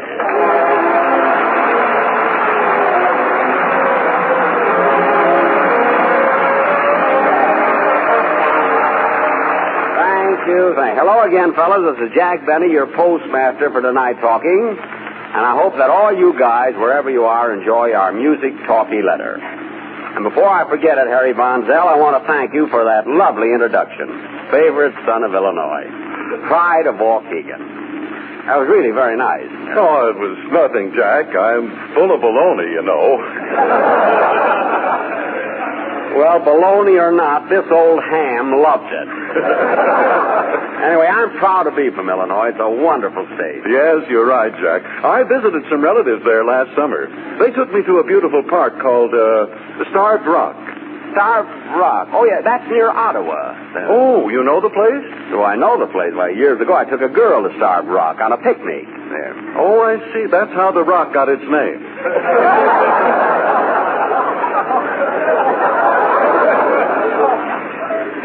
You're wrong there, Harry. It couldn't have. You see, she brought a wonderful lunch. 2 chicken sandwiches, 2 sweet pickles, 2 olives, and 3 hard-boiled eggs. What a battle we had over that extra egg. Romantic, wasn't it, Harry? Romantic? Well, for goodness, what's romantic about an egg? Plenty, if you understand about roosters and hens.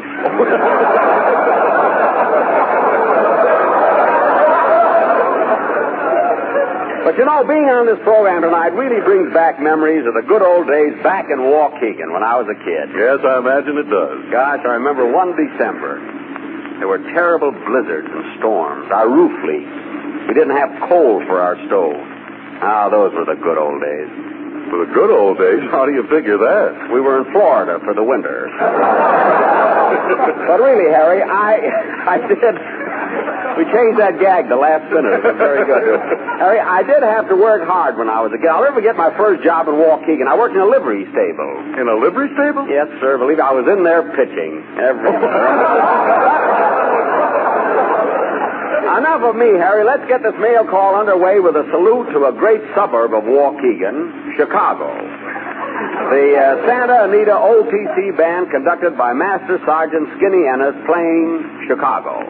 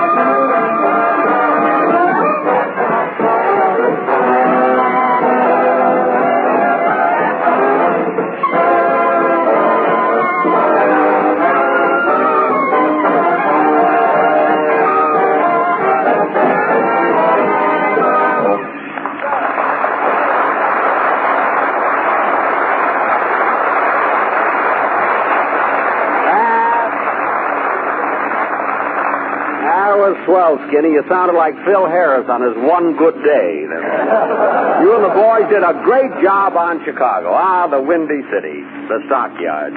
It's a bad combination, but a good town, you know? Now, fellas, here's a great combination singing Paper Doll, the Delta Rhythm Boys.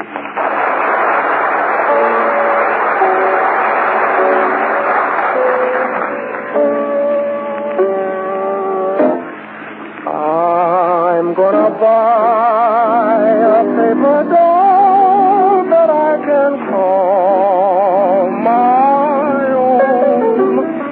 A doll that other fellows cannot steal. And then the flirty guys with the flirty eyes will have to flirt with dollies that are real. When I come home at night, she will be waiting. She'll be the truest doll in all this world. I'd rather have a paper doll to call my own than have a fickle-minded real-life girl. I'm gonna buy a paper doll that I can call my own. A doll that other fellows cannot steal. And then those flirty guys with their flirty eyes will have to flirt with dolls that are real. Now, when I come home at night, she will be waiting. Yes, she'll be the truest doll in all this world. I'd rather have a paper doll just to call my own than have a fickle-minded real-life girl. I'm gonna buy a paper doll that I can call my own. A doll that other fellows cannot steal away. 'Cause Jack, I'd rather have a doll that I don't have to buy and die than have a fickle-minded or a cheating, two-timing, or trouble-making real-life girl.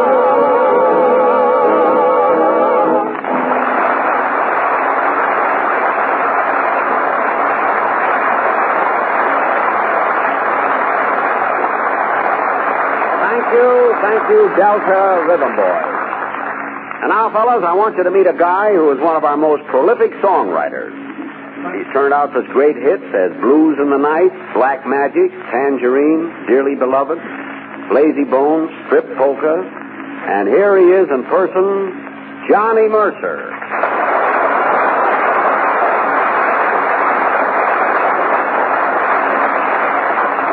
Well, Johnny, welcome to Mail Call. Well, thanks, Jackson. And hi, men. You know, Brother Benny, that's a pretty big build-up you gave me there. Oh, it's nothing, Johnny, just words. I'm full of baloney, kid, you know. Well, no kidding, you really deserve a build-up. Songwriting is hard work. Yes, sir. Look at me. I'm nothing but skin and bone. You said it. If you ever took that hanger out of your coat, down you'd go, brother. Well, what's holding you up, Pappy? Bobby socks. What are you going to do for us tonight, Johnny? That is, if I may change the subject. Yeah? Well, I'd like to do a little tune I just knocked off called G.I. Jive. G.I. Jive, eh? Hit it, Johnny.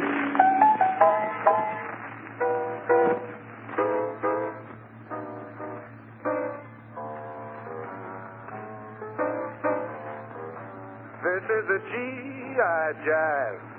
Man alive. It starts with the bugle blow and reveille over your bed when you arrive. Jack, that's a G.I. Jive. Rudely toot, jump in your suit, make a salute. Boot. after you wash and dress, more or less, you go get your breakfast in a beautiful little cafe they call the Miss. Jack, when you convalesce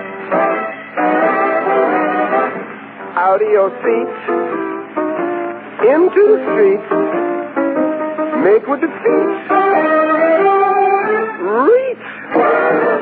If you're a PPP, your duty is to salute the L-I-E-U-D. But if you brush the L-I-E-U-D, the MP makes you KP on the QT.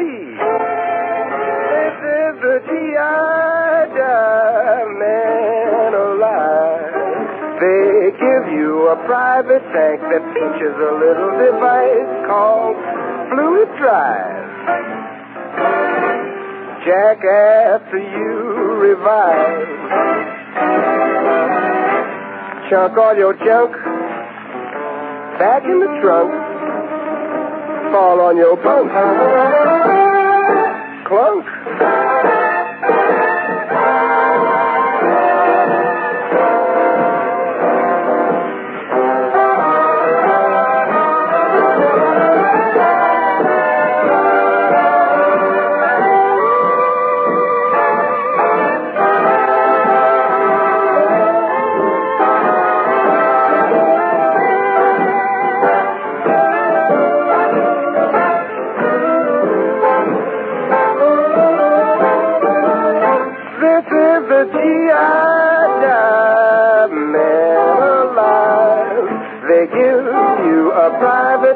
That features a little device called a Fluid Drive. Jack, after you revive, you chunk all your junk back in the trunk and fall on your bunk, clunk. Soon you're counting sheep, but before you count to 5, seems you're right back singing that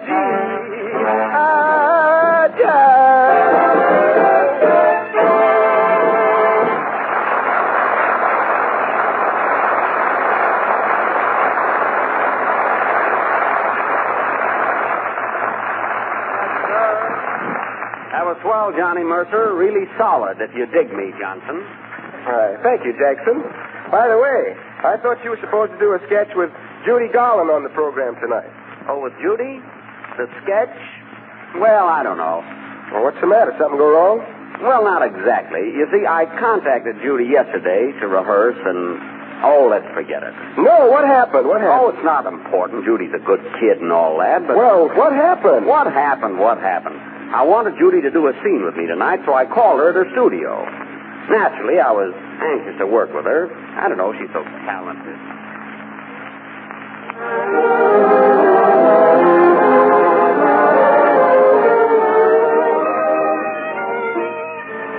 Hello, Metro-Goldwyn-Mayer? Yes? I'd like to talk to Miss Garland, please. Judy Garland. I'm sorry, but I'm not allowed to disturb her. She's on the set. Oh, it'll be perfectly all right. I'm an old friend of hers. Oh, well, why didn't you say so, Mr. Rooney?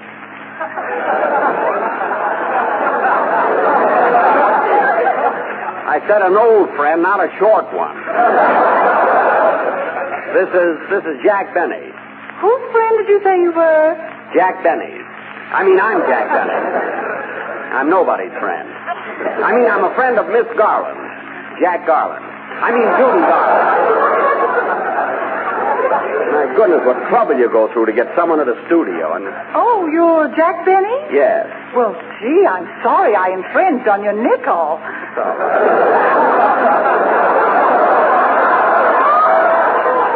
I'll give you the set. Thanks. 1 moment, please. I'm a fine operator. I'd have gotten better service if I dialed a coffee grinder. Hello, stage free. I'd like to speak to Miss Garland, please. Okay, Oh, would you hold the line a minute? She's going to shoot a scene right now. I'll wait. Quiet, everybody. Quiet. We're rolling. I wonder how long I'll have to wait. All right, Miss Garland, start talking as you open the door. Action. Oh, Robert. Robert, darling. What an actress. What pathos. Robert, my love. What feeling. Who's Robert? Oh, Robert, darling, kiss me. It's been so long since I've seen you. Kiss me, Robert. Don't speak, just kiss me. Gee. Kiss me again, darling. Oh, boy, that was a long one. Oh, Robert, kiss me again to make up for all the time we've been separated. Oh, my darling, just once more. Very good, Miss Garland, very good. Miss Garland, woman on the telephone. Oh, thank you. Hello? Hello? Hello, who's calling? Tell me, who's calling? I can't. My lips are stuck in the mouthpiece.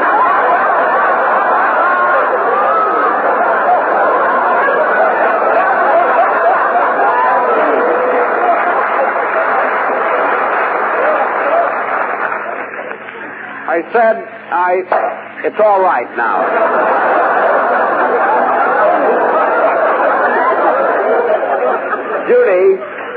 Judy, I'd like to ask you a little favor. Would you... Just a minute. Who is this? Can't you guess? Well, really, I haven't the slightest idea. Oh, come on, guess. Well, I'll give you a hint. Who used to have the dressing room next to yours? Oh, hello, Rosalind.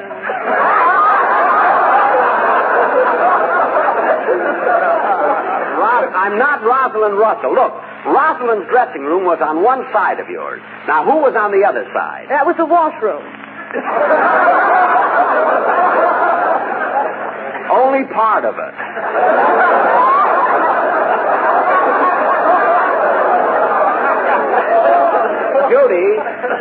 Judy, this is Jack Benny. Oh, Jack, how are you? I'm fine, Judy. And I called you Yes, I know, Jack. I'm awfully sorry, but I had to buy my Christmas cards from somebody else this year. I'm not calling about that. Now, listen, Judy. The reason I called you, you see, I'm going to be on the mail call program with you tomorrow. Yes? And I thought as long as fate had thrown us together, I thought that maybe we could do a scene from your picture for me and my gal. Oh, but, Jack, I don't remember any part in that picture that fits you. Oh, sure, Judy. You know, the man you're in love with. Oh, yes, I know, but that part was played by Gene Kelly, and he's only 28 years old. What difference is 5 or 6 years? I can make up to look as old as him. Really, I can.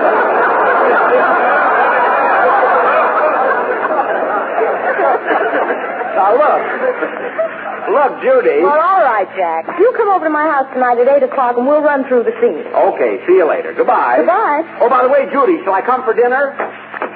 Oh, well, some other time.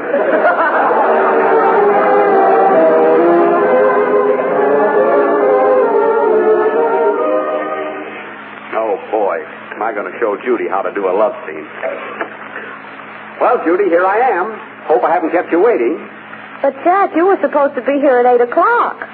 Well, what time is it now? It's only 5:30. Well, I only live 2 miles from here, and I guess I ran faster than I thought. Anyway, I was kind of anxious to get started with the rehearsal, you know. All right, Jack, come on in. We'll rehearse now. Good. You have the script here, haven't you, Judy? Oh, yes, I have. And I've selected one scene which I think will be ideal for both of us. Oh, you mean the parts are equally important? Yes. It's the part where Josephine is in love with Albert, but Albert wants to leave me and run away with an opera singer. Uh-huh. And so as the scene opens, Josephine pleads with Albert not to go. I see. And I'm Albert. Unless you'd rather be Josephine. Oh, no. No, Albert's all right. I'll be Albert. All right.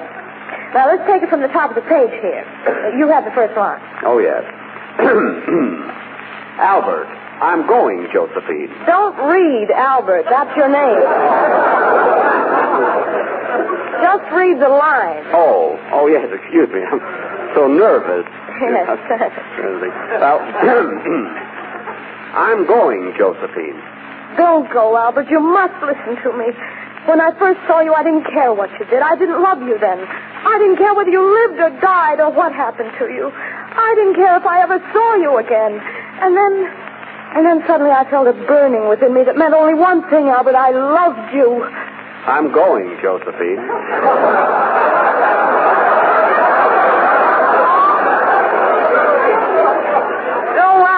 Albert, before I met you, life held no happiness for me. And just as I decided to end it all, I saw you. You, Albert, you were lonely and unhappy, too. Together, I thought that someday we'd follow the trail to a paradise. But no. You rose above me. You found other things. Because the things I could give you were only love, respect, and unselfishness. I'm going, Josephine.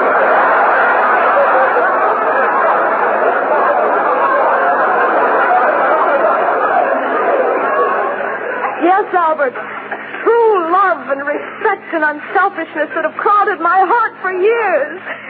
But you don't want that. No, you don't want the good, important things of life. For this, I went to bed early last night. I never thought I would plead for any man's love. But I'm trying to save you, Albert. Save you from yourself. Save you from this woman's ego who's only luring you to satisfy herself. I'm a-going, Josie. I'm a-going. Jack, read that right. Well, I'm tired of saying it the same way. It gets monotonous. Fine part I've got. Well, you've got a very dramatic speech coming up. It's on the next page. Oh, yes. I didn't see it. Give me the lead to it, will you, Judy? All right. Oh, Albert, tell me the truth. What caused this change in you? Why are you leaving me for this opera singer?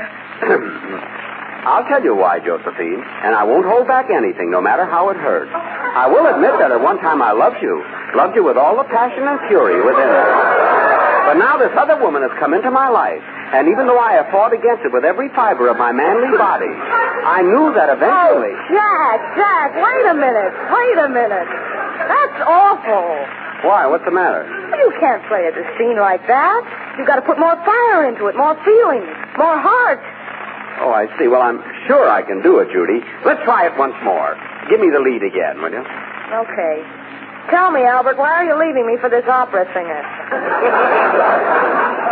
I'll tell you why, Josephine. I won't hold anything back, no matter how it hurts.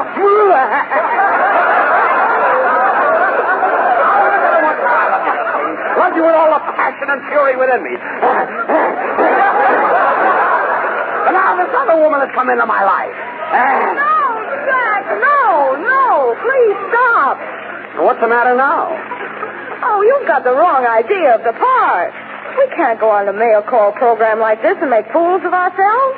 But gee. I told you to feel the part, not step on it.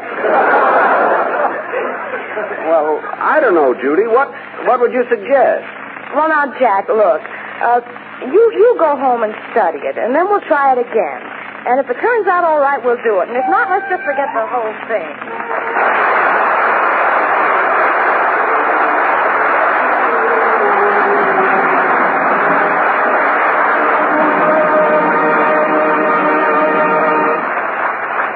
Well, that's what happened, fellas. But Judy was only kidding. She thinks I'm wonderful. Of course I do, Jack. You see? I knew I was wonderful. Say, Judy, how about doing a song for the boys now? I'd love to, Jack. Do you think they'd like Speak Low? Anything you sing, baby. All right.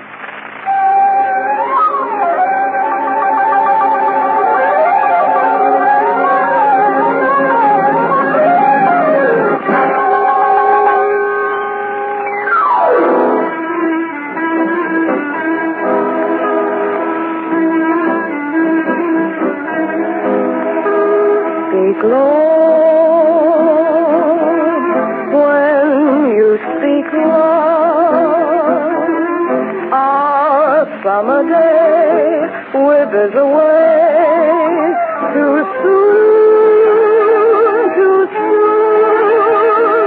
speak low. When you speak low, our moment is swift like ships adrift with swept apart too soon. speak low. Darling, speak low. Love is a spark lost in the dark. Too soon, I feel wherever I go that tomorrow is near, tomorrow is here, and always too soon. Time is so old and love so free. Love is pure gold, and I must see where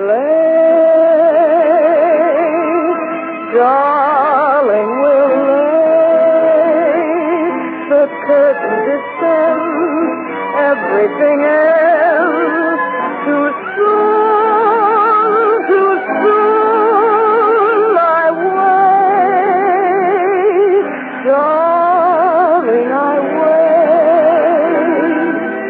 Will you speak low to me? Speak love to me, and speak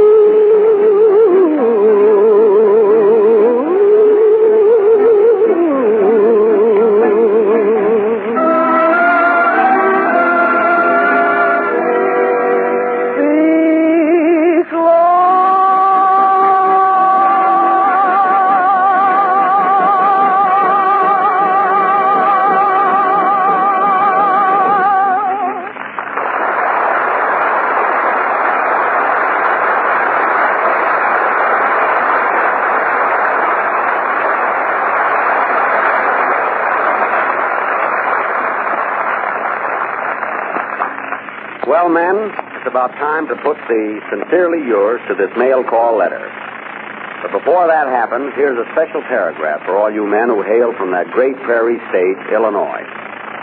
One tiny pinpoint of land alone would have made the state of Illinois everlastingly famous. That was a spot in Springfield, in the midst of a wilderness of log cabins where the great American Abraham Lincoln spent his childhood. Yet, in addition to being the home of history-making Americans, this prairie state, from its beginning as part of the Northwest Territory, gave promise of greatness, a promise fulfilled. One of the three top states in agriculture, a great producer of iron and steel, the hub of the meatpacking industry. That's that hunk of land stretching from Winnebago to Cairo, from Lake Michigan to the Mississippi. That's Illinois. From one who belongs himself to all the rest of you who belong to these words of tribute.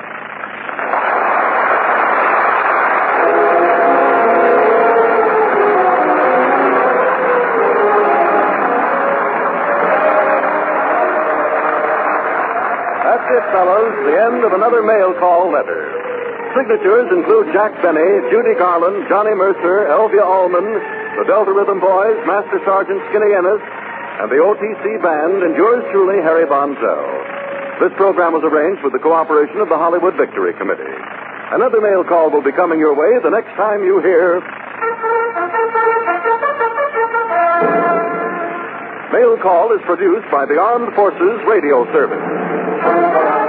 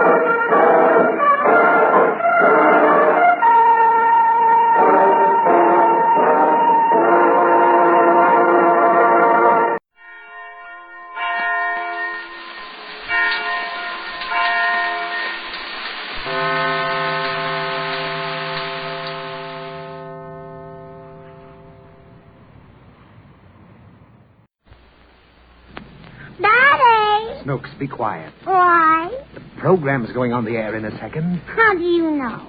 Because Don Wilson is standing there ready to announce it. I want to announce it. You can't. I want to announce it. Please, Snooks, the signal's coming. If you don't let me announce it, I'll what? I'll hold my breath till my face turns blue. Oh, Don. All right, Daddy, all right. Let her announce it. Thanks. Go ahead, you little dictator.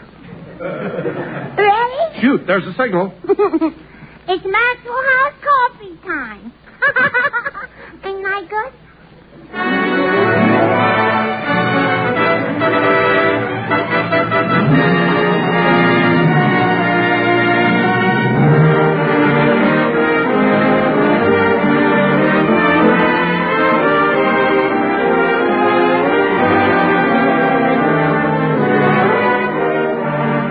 And tonight, the first thing on our menu is Maxwell House coffee. Yes, this is coffee time. Time to sit back, relax, and enjoy with us a steaming, fragrant cup of the coffee that's good to the last drop. Well, now we're ready for another lightning session of entertainment with our Maxwell House stars, Mary Martin, Meredith Wilson, Hanley Stafford, and Fanny Bryce as Baby Snooks. And as a special Thanksgiving package for all of you, our super-duper added attraction, your favorite comedian, Jack Benny.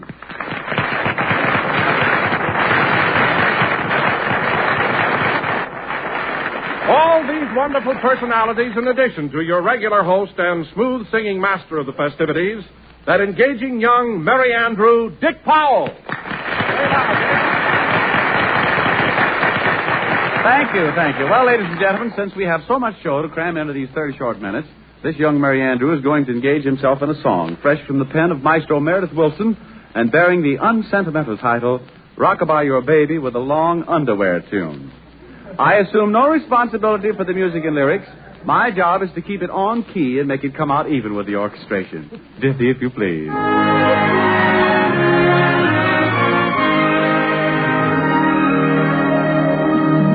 Rockabye your baby with a sweet classical tune. When Papa Haydn takes you riding, you'll go gliding to the moon, to a Brahms sonata or string quartet. You'll be singing a sweetheart duet. So rockabye your baby with a sweet old, dear old classical tune. But the kids' vocabulary nowadays, oh, it would really curl your hair. Everything from Bach to Offenbach, they call long underwear. So rockabye your baby with a long underwear tune. When Papa Haydn takes you riding, you go gliding to the moon. Johannes Brahms sonatas and string quartets make you harder for sweetheart duet. So rockabye your baby with a long hair, long underwear tune. Johannes Brahms sonatas and string quartets make you harder for sweetheart duet. So rockabye your baby with a long hair, long underwear tune.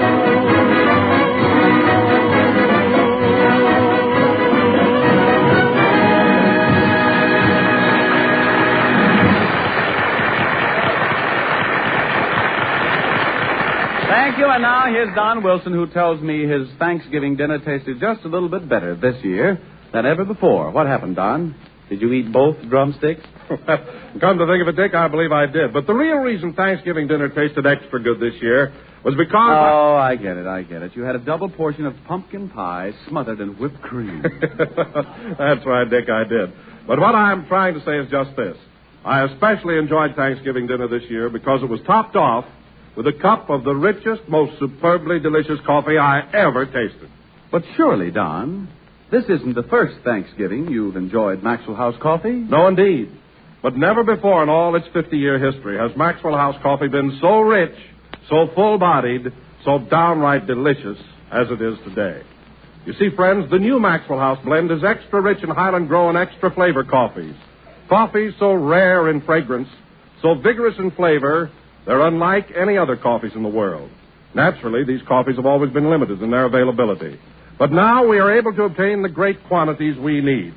That's why today, every pound of Maxwell House has a richer body, a more delicious flavor than any coffees you may have ever known before. And yet, with all this extra goodness, right now Maxwell House is selling at the lowest prices in history. So this weekend, get acquainted with the new Maxwell House coffee. Join the thousands who have already pronounced it coffee at its best. Well done, Don. And now, ladies and gentlemen, going ahead. Dick, hello. How are you? Hello. Why, Jack Benny.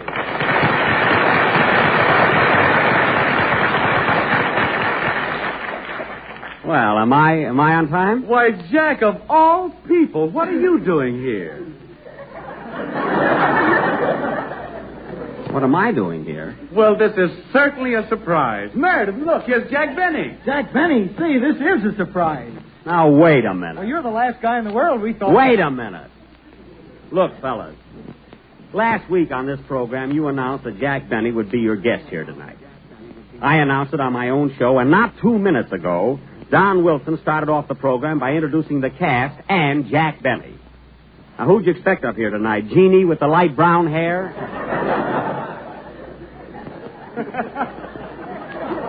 Or Fred Allen's eagle or something? It certainly is a surprise. Well, frankly, I did hear Don Wilson announce Jack Benny, but I didn't associate it with you.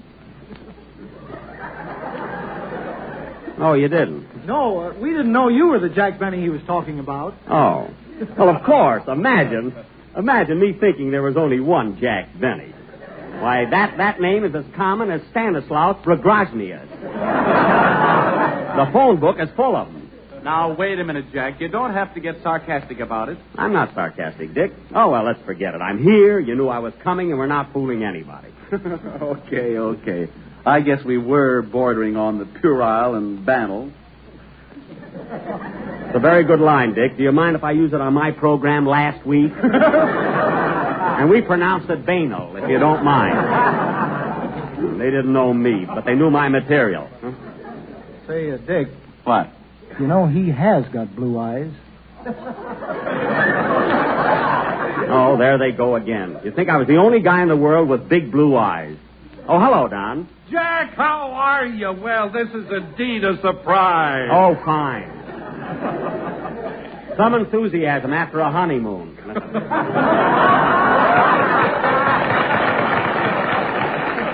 You know, Don, I just went through all of that with Dick Powell. That was our opening routine. He didn't know which Jack Benny to expect tonight. Oh, I see. Well, Jack, I'm sure that Dick didn't mean to imply that your name isn't important. I think he was just preoccupied. You don't have to defend him, Don. After all, when you get right down to things, not everybody's name is Jack Benny. Not even yours. Now cut that out. You know very well, Don, my name has been Jack Benny ever since I've been in show business. Well, what was it before that? All right, listen, Don. I could use my right name, but how would it sound if I said, "Hello again, this is Radcliffe Montague talking"? Who would believe it? Nobody in Waukegan. All right, Don, just for that last remark, when you hang your stocking up this Christmas, don't expect it to be too bulky. Unless your leg is in it.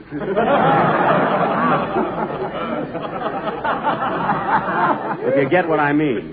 Why, Jack Benny, don't tell me you're not going to give Don a Christmas present this year just because of an innocent little remark like that. Well? Why, Jack, that doesn't sound like you. It doesn't? Well, Dick, you know I've been kidded a lot about being thrifty and not over-generous, but you can believe me, it's nothing but malicious slander. Oh, it is, eh? Yeah, you know how those things are, Dick. Once a story spreads that the fellow's tight, it's very difficult to live it down. Especially when you live up to it. Yes. Now, for instance... Hey, wait a minute! If I'm going to be called cheap, I can stay on my own show where I can lie my way out of it. In the first place, I came up here just to see Mary Martin. You did? What about, Jack? About the premiere of our picture. I want her to help me get it set for Waukegan. Say, that's the picture you and Mary made with Fred Allen, isn't it? No, that's the picture we made in spite of Allen. Boy, what a ham he is. The way he tries to steal every scene. Oh. Well, Jack, I worked in a picture with Fred Allen once, and he never tried to steal anything from me. He didn't, eh? No. In fact, he was very considerate. Whenever I did a comedy bit, Fred would turn his back to the camera. Well, he did the same thing with me, only he didn't have his pants on.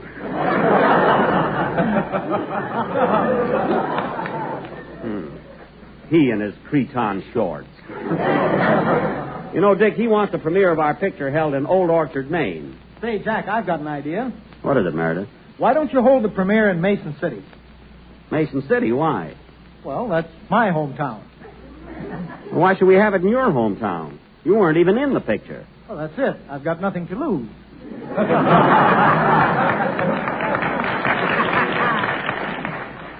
Quiet. Stay down. Where's Mary Martin? Well, she should be here any minute now, Jack. Meanwhile, sit down, Jack, and have a cup of steaming hot Maxwell House coffee with your Jell-O. Boy, what a plug. Don, you're about as subtle as Olson and Johnson. And remind me to change that to Abbott and Costello for the second show, will you? So Mary ought to be here soon, eh? Yes, Jack. Sit down while Meredith Wilson plays a number. You might as well listen to a good orchestra for a change. Yeah, you said it. What are you going to play, Meredith?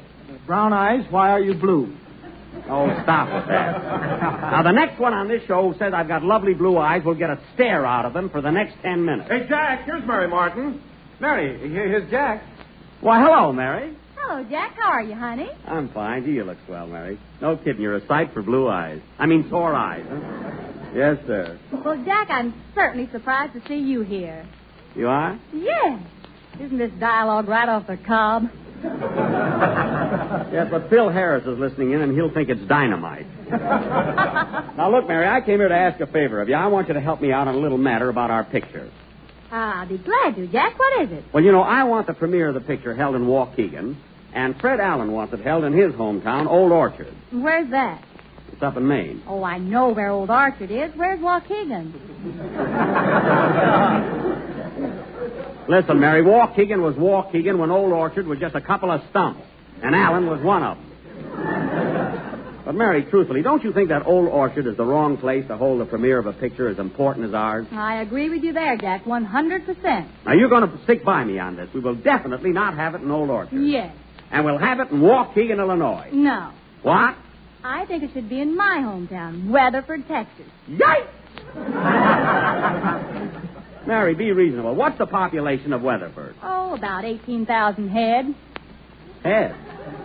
Mary, I'm talking about people, not cattle. How many people have you got in Weatherford? I don't know. We brand everybody. You brand everybody? Yes, my heart belongs to Daddy, but my body belongs to B-bar-H. Well, listen, Mary, let's get this settled once and for all. I'm not going to Old Orchard, Maine, and I'm not going to Weatherford, Texas. But, Jack, you might be making a mistake. Those cowpunchers are wonderful people. If they like you, they'll give you the shirts off their backs. Dick, shirts I've got. Whole drawers full of them. What do I need with shirts? But, Jack... But, Jack, nothing. I'm going to call the studio, and this time I'm going to lay down the law. I'm going to get tough. It's either Waukegan or they're going to lose me. Oh, Jack. What? Before you do that, I'd like to talk to you a minute. All right, what is it? Well, Jack, I don't want to hurt you and what I'm going to say, but I want you to take this in the spirit in which it is given. Mary, what are you talking about? Well, I overheard a conversation today at Paramount between Mr. LeBaron and Mr. Freeman, and they... Yes?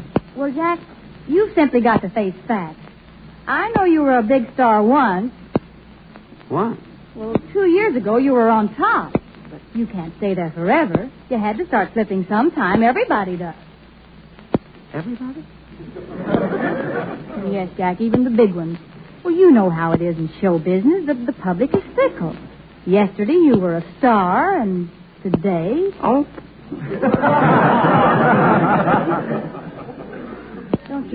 Don't you see, Jack, you can't get tough now. Why don't you be satisfied to go along and make the best of things? Well, maybe you're right, Mary. Maybe I shouldn't call them up. The public is fickle, and every nickel counts. Say. And then...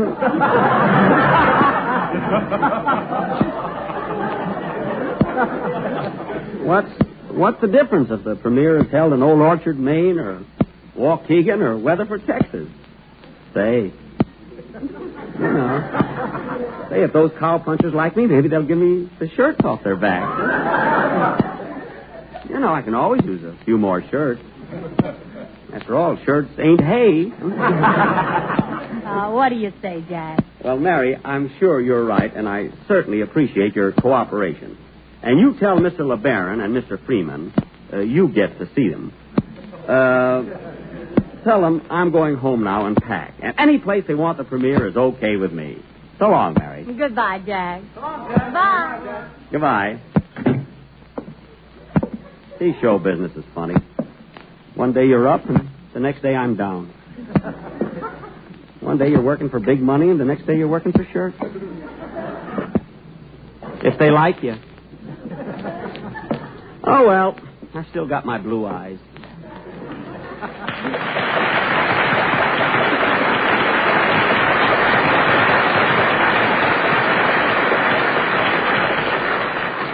Well, that was very diplomatic, Mary. Are you ready for a song now? Ready and willing. Ladies and gentlemen, from the prolific pen of Meredith Willson comes another gem.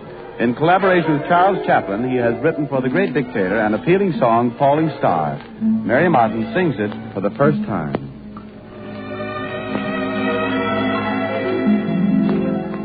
Falling star, you heavenly messenger from above, find me the one who loves falling star. Near or far, I gladly would follow your welcome beam into a land of dreams, my star. I find this earth so sad and dreary,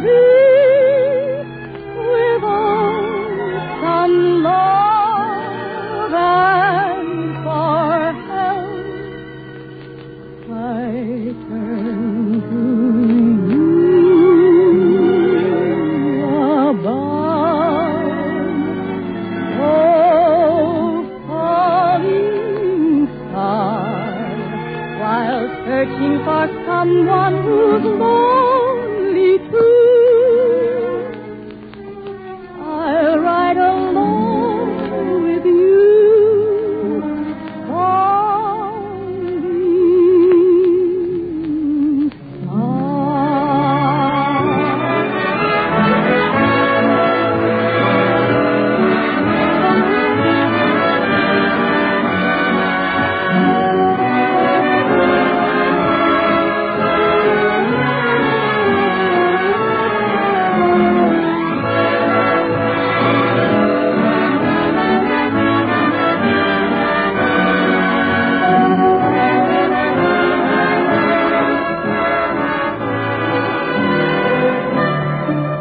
I find this earth so sad and dreary, without some love and for help, I turn to you above.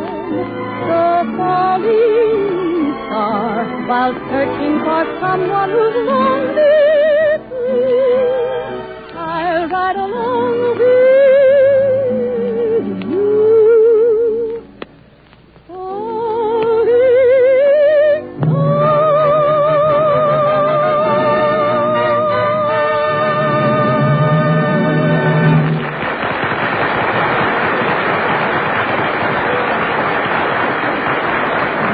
Thank you, Mary, thank you. And now, with the magic touch of radio, we transport you all to the home of Baby Snooks. Well, Snooks, it's bedtime. I'm sleepy, Daddy. Just the same, you've got to go to bed. Why? Because everybody has to sleep. It's impossible to burn the candle at both ends. Which candle? No candle, it's just an allegorical expression. Let's burn it, Daddy. Snooks, there's nothing to burn. Why? When you hear of a person burning the candle at both ends, he hasn't really got a candle and he's not burning either end. Is he burning in the middle? No, it's just a symbolic phrase. Now, come on. You've had a wonderful Thanksgiving dinner. You've played with your toys. Now it's time to go to sleep. I want some more turkey. More turkey? Yeah, from both ends. Now, look here, Snooks. If you eat another mouthful of turkey, you'll burst. Will I? Certainly. You ate enough to feed an army. One more piece and you'd positively explode. Well, give me a piece and hide behind the door. No more turkey. I want some turkey. It'll poison you. I want some poison. Now, don't try to bribe me. Come on, get your things off. I don't want it. Oh, please. Here's the wishbone. You can have this. There's no turkey on it. Well, you can make a wish with it. You take one end and I'll take the other. And whoever gets the largest piece gets a wish. Now, come on. Pull. All right. I got it, Daddy. Fine. Now you can have whatever you wish for. Can I? Yes. What did you wish for? More turkey. All right, you little glutton. I'll give you some more turkey. Will you give me some white meat? Yes, I'll give you some white meat.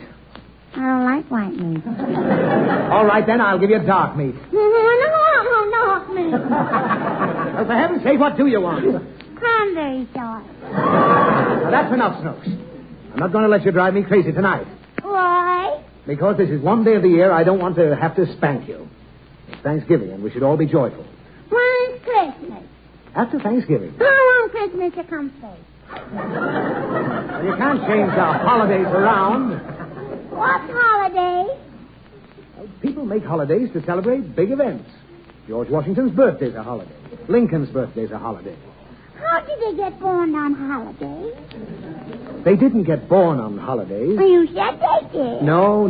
They were born on ordinary days, but they became so famous that people celebrate their birthdays as holidays. Oh. Take George Washington, for instance. Mm-hmm. Now, why do people celebrate his birthday and not mine? Because he never told a lie. No, because he was a famous president, and I'm just a nonentity. I'm nothing at all. Just another drab, colorless human piece of flotsam. I think you're wonderful, Daddy. Oh, thanks. Oh, well. At any rate, people make these holidays, and we all celebrate them. And it gives little girls like you a chance to stay home from school. Is that clear? It's clear. Daddy. What? I ain't going to school tomorrow. Why not? Because I just made a holiday. You made a holiday? Mm-hmm. Well, what are you going to celebrate? My pussycat's birthday. Oh, that's ridiculous. A national holiday is only for a great event. What did your pussycat do that called for a holiday? She had 6 kittens. Well, there's nothing remarkable about that. Could you do it? Now, listen, Snooks. I'm trying to explain to you that a national holiday must be some great occasion, like Thanksgiving Day. What? Well, if you get undressed and get into bed, I'll tell you the whole story. All right. Well, to begin with, some states celebrate Thanksgiving a week earlier than others. Why? I don't know. You'll have to ask the president. Call him up, Daddy. No, not now.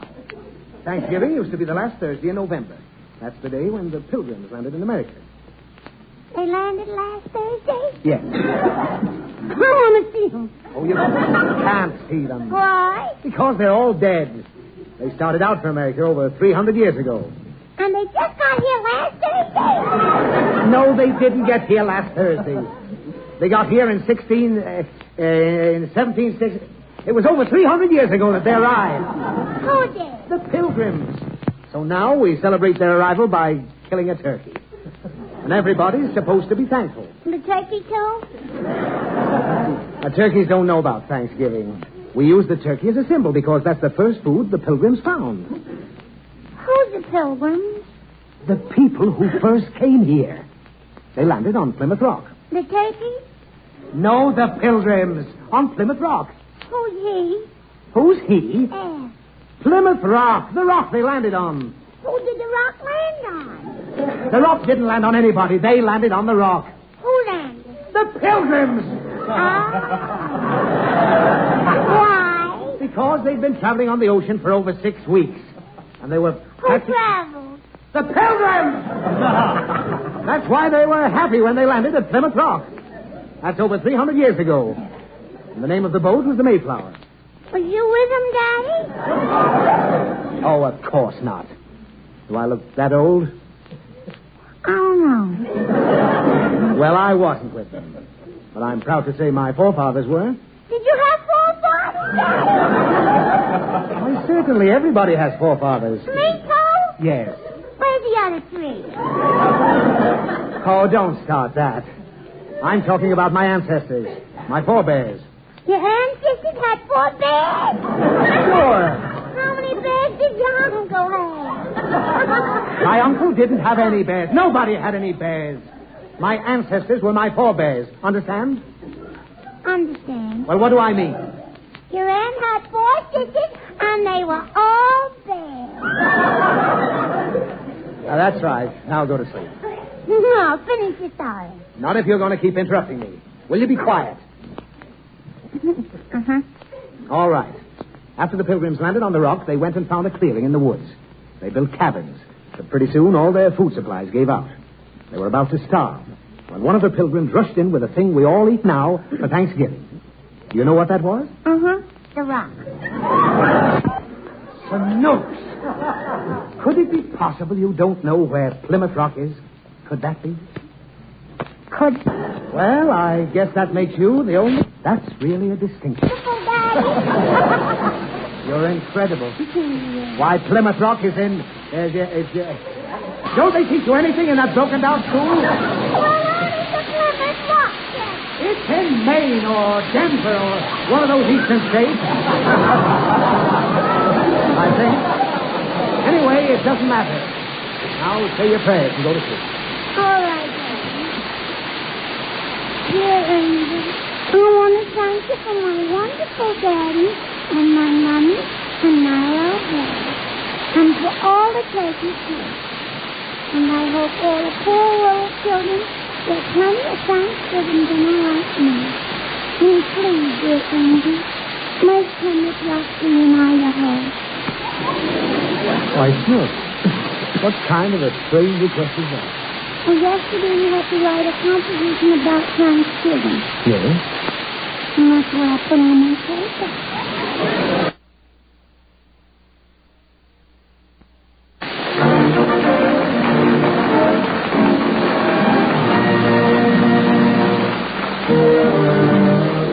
The sum of which just about ties off another section. So this is Dick Powell once again saying good night to the gang, and thanks for listening.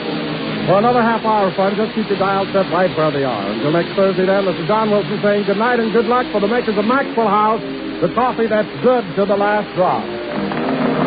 This is the National Broadcasting Company.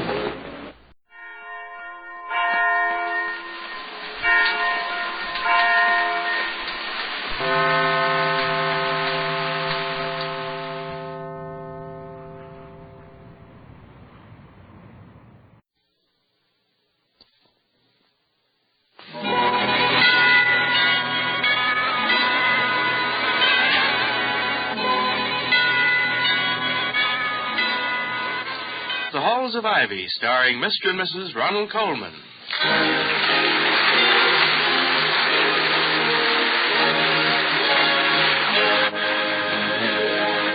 Good evening. This is Ronald Colman. And Benita Colman. Inviting you to join us again on the campus of Ivy College. And now, the Halls of Ivy.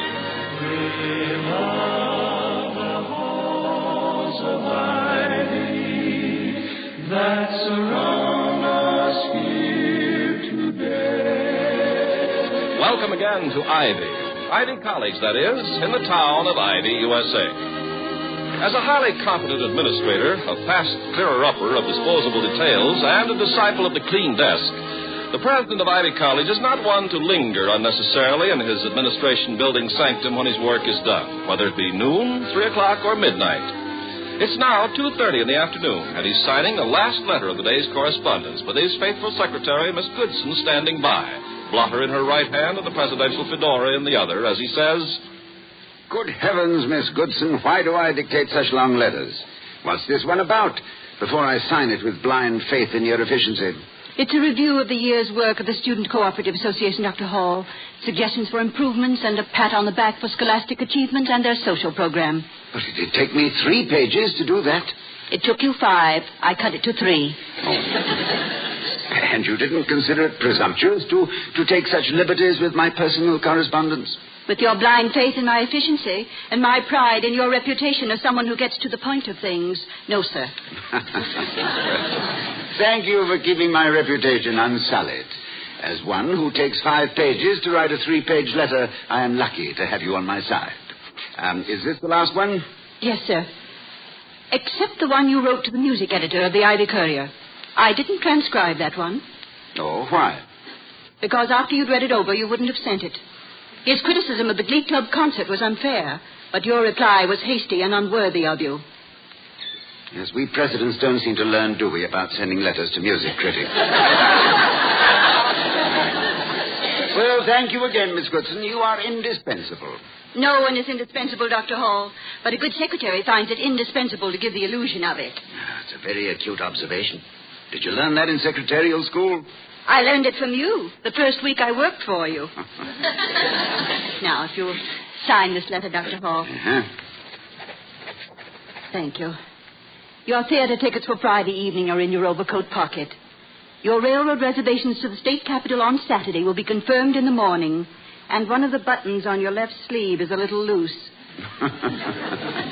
What is the temperature outside, and who won the World Series in 1934? 44 degrees, and the St. Louis Cardinals.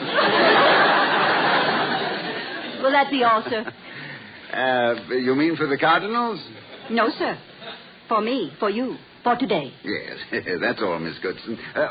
Please phone Mrs. Hall, will you? And tell her I'm on my way home and to have a smile burning in the window for me. Thank you. Good afternoon.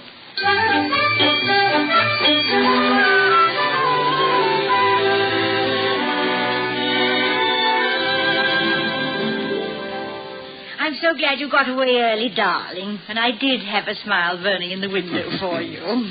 You mean Miss Goodson gave you my message literally and verbatim? Absolutely deadpan. Her pan may sometimes appear to be defunct, my love, but it is my good fortune that her mental pallbearers will be unemployed for some time. It is due to her speed and competence that I so often manage to get home early. And for that I love her dearly. Yes, I see no reason for staying in my office arranging paper clips into mobiles when the real work of the day has been completed. Have there been any phone calls? Only some woman who was very indignant because she had 2 heads. Because what? Because she had 2 heads. She was trying to get the grocery and got this number by mistake, and she'd ordered 1 head of lettuce, and they'd sent her 2. There are times when I'm tempted to ask for an unlisted number, but in my position it'd be like the fire department making a similar request. My availability is one of the... You better answer it, Toddy. You have a knack for coping with 2-headed people. Oh, it's not a knack, my love. It's a proficiency acquired only after years of application and research. The manipulation of bicephalic individuals will have to be discussed at another time. Dr. Hall speaking. Who? Oh, yes. How are you, Professor Rubin? I'm happy to hear from you. Oh, why, yes, just a moment, please. He wants to talk to you, Vicky. Really? Hello, Professor Rubin. Yeah, well, of course, I'd be very happy to. Mm-hmm. But tomorrow at 10? Oh, good. I look forward to it. Goodbye. And what happens tomorrow at 10? Professor Rubin wants me to help him pick out a birthday present for his wife. It seems he's so nervous in women's shops, he always winds up at the hardware store. Once when I suggested hose for his wife, he said he'd got her 50 feet of it last year.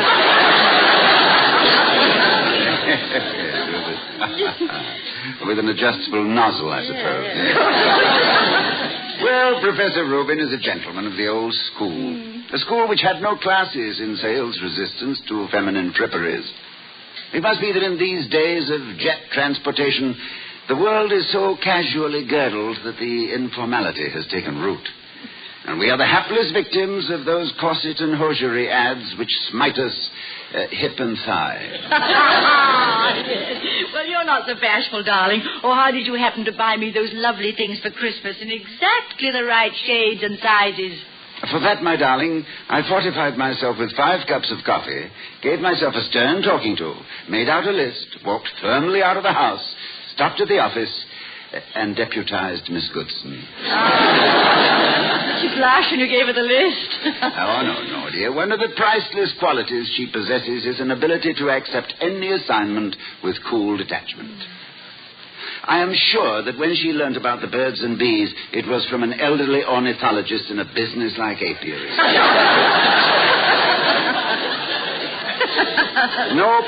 No, my darling, in this case I... Busy little beaver, isn't it?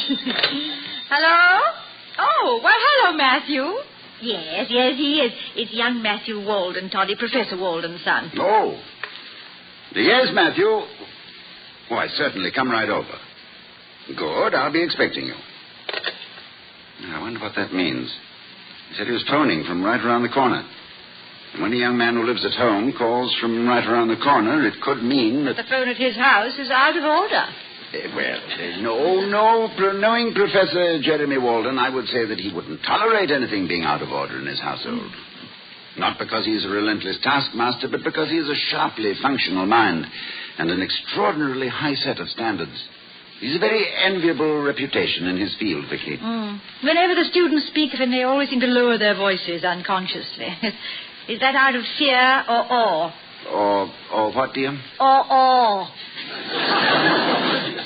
Oh! Well, no. Now, his course in Renaissance literature is one of the best liked and most feared courses that I did. Yeah, let me see. Now, Matthew must be a sophomore by now, isn't he? Yes, and a very promising young student. When I was a child, I deeply envied a little girl whose mother was the teacher of our school. I imagined that it was lots of fun having a direct pipeline to the inside dope. And I'm not referring to the teacher. But now I can see that it must have its own difficulties. Oh, it does indeed. As Ben Jonson observed, greatness of name and the father often overwhelms the son.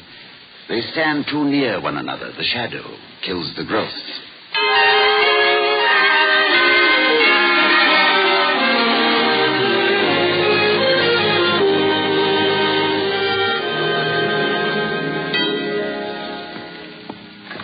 You come right in, won't you? Thank you, Mrs. Hall. Dr. Hall's expecting you in the study. I'm sorry to barge in on you like this. Oh, not at all, not at all. We haven't seen half enough of you lately. Well, I'm sorry, Mrs. Hall. I've been working very hard, and I guess I just wasn't... I don't know. Well, don't have a breakdown. It's just an expression of regret. Come along in. Yes, all right. Matthew, come in. Delighted to see you. Thank you, Dr. Hall. How is my esteemed colleague, your father? As a matter of fact, Dr. Hall, it's about my father that I... Or maybe I should say it's about myself that I came to... You see, Father and I'm not making a very good beginning, am I? Oh, but you are, Matthew. You've already given us a glimpse of the situation, and my husband's like a camera. Give him a glimpse, and he has the picture. Yes, but it sometimes requires a little extra development. Well, I wouldn't have come to you unless I'd tried to work this thing out myself, but I just can't, Dr. Hall. You see, I'm a literature major, and I've always planned to work in the same field as my father.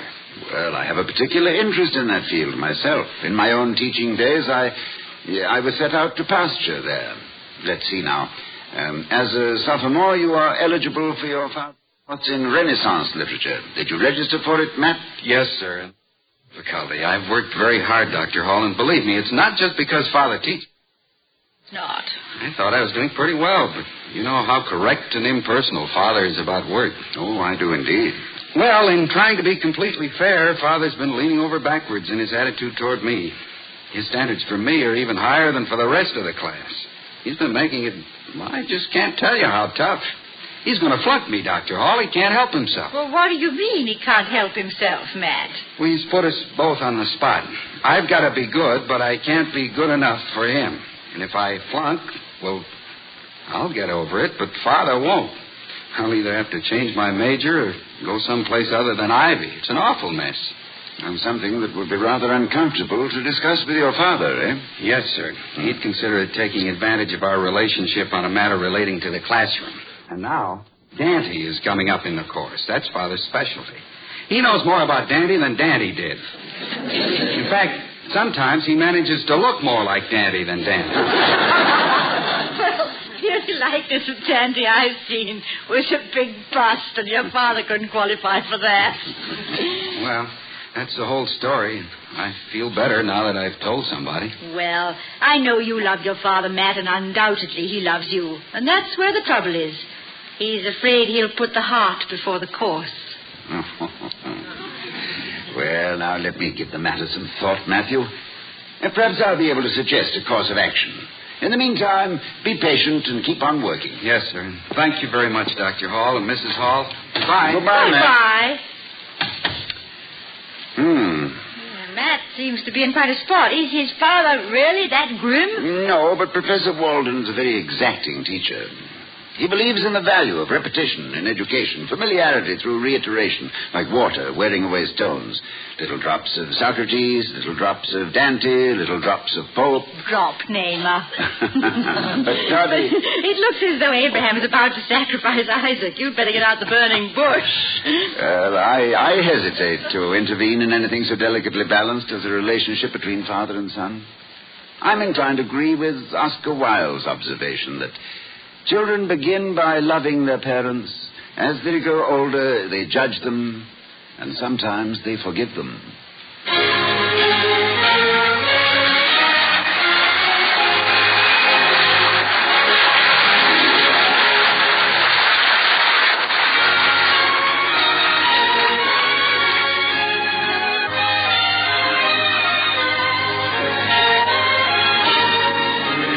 Voice of America is bringing you this presentation of The Halls of Ivy, starring Mr. and Mrs. Ronald Coleman.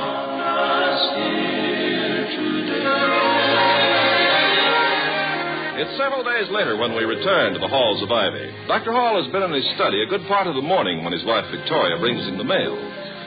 Here you are, Toddy.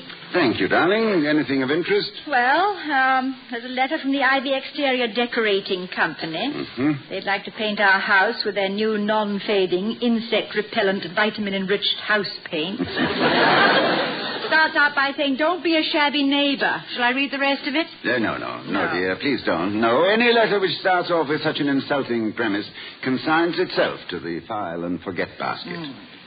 If they don't like our premises, I don't like theirs. Besides, a vitamin-enriched house paint is not good enough in these days of super science. No, of course it isn't. They don't even have chlorophyll in it. It's obviously an outmoded product. Yes.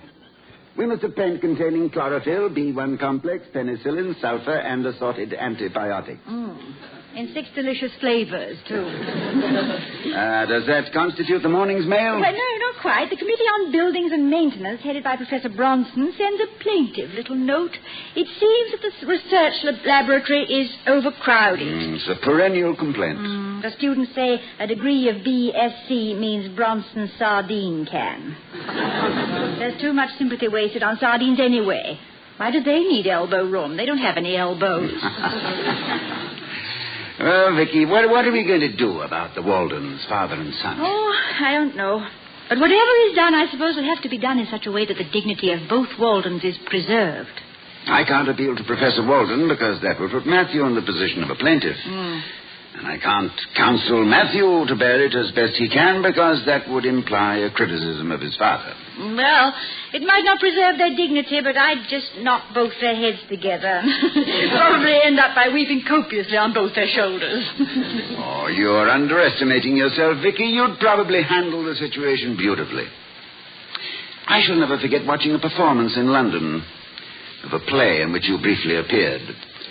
Or perhaps I should say a play which appeared briefly with you in it. Which play was that, darling? I remember nothing about it except that there was a horse in the third act, which kept nibbling at your long blonde wig. Without missing a line, you calmly took off the wig and gave it to the horse to eat in comfort. Yes, I remember that wig. The line down the middle of it was the best part in the play. And, except for you, the horse was the best actor. Yeah, well, let's say we were the best actresses, dear. She was a mare. Horse or mare, I noticed she got a fine round of applause from the stalls. Oh. What was the name of the production? Madness at Noon.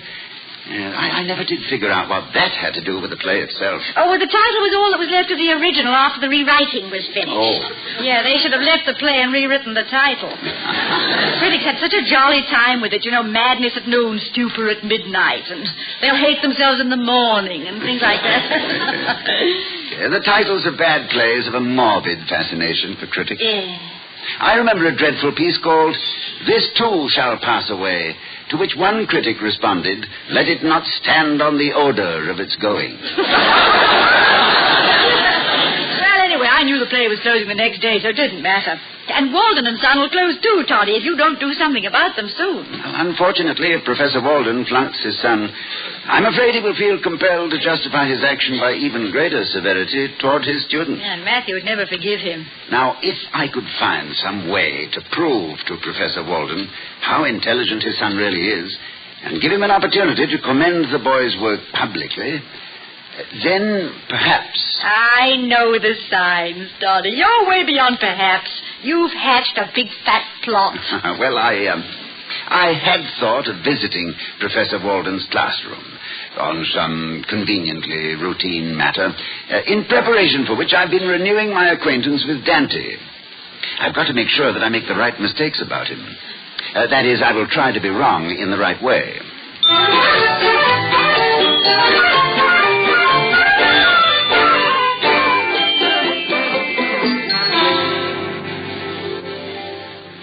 Dr. Hall, it's a privilege to have you back in the department again. Well, thank you, Professor Walden. I hope you can stay and join our discussion. If the smell of gunpowder has an effect on an old soldier, a former teacher like yourself should respond to the equally dynamic smell of powdered chalk. Well, I've been studying your notes on the blackboard. They are far more legible than any I ever put up there. We were discussing Dante and his beloved Beatrice. Yes, the best known today, I suppose, by their unreasonable facsimiles on calendars and cigar boxes. But I've always been fascinated by the complex relationship of Dante to La Donna Gentile Beatrice. The gentle damsel Beatrice, of course, appears in the Divine Comedy, but it was in the earlier work, La Vita Nuova, that Dante paid such eloquent tribute to his beloved. But, really, I didn't come to give you a lecture on what you already know. No, please go on, Dr. Hall. Well, then, Dante was only 26 when he wrote La Vita Nuova. That is, according to his first biographer. And incidentally, who was Dante's first biographer? Let me see. You, the other Mr. Walden. Matthew, can you tell me? Yes, sir. Boccaccio. Correct. Boccaccio. Who, as I'm sure Professor Walden has mentioned in passing, wrote other things besides the Decameron. And now that you are on your feet, Matthew, would you mind if I try another question on you? All right, sir. I would like you to identify the sonnet which so lyrically describes the early death of Beatrice. Sonnet, Dr. Hall? Yes. The one which contains those simple and eloquent lines. Che fai, non sai novella? Morta è la donna tua, chi era si bella. Dead is your maiden who was so fair. Do you recall it now? Well, yes, I do, sir, but did you say sonnet? That's right. But, Dr. Hall, I'm sure it wasn't a sonnet. Not a sonnet? Well, if it's not a sonnet, what is it? It's a canzone, sir. Canzone? Oh, no, I'm sure it's not a canzone. Dr. Hall, the lines you quoted were written by Dante before Beatrice died and were inspired by a vision of her death, weren't they? Yes, that's quite right. They were, in a sonnet. Well, those lines are in a canzone, Dr. Hall. I'm positive. You are? Well, now, it's quite very simple. Why don't we appeal to the highest authority, Professor Walden? What was it, Professor? A sonnet or a canzone? Well, Dr. Hall, I'm afraid I have to support my pupil. He is quite correct. It was a canzone. It was?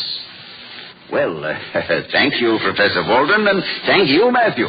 I think I'd better retire from the field. One more such blunder, and I shall never be able to face either of the Waldens again. I congratulate you, Matthew.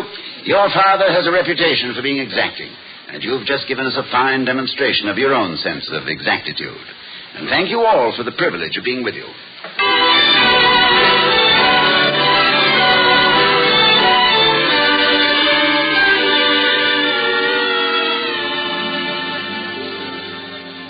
Oh, Toddy, that was perfectly splendid. Now, what was the reaction of the class? Well, they've been perfectly conscious of the emotional drama that has been taking place all semester, Vicky, so they were as delighted as I was with the outcome.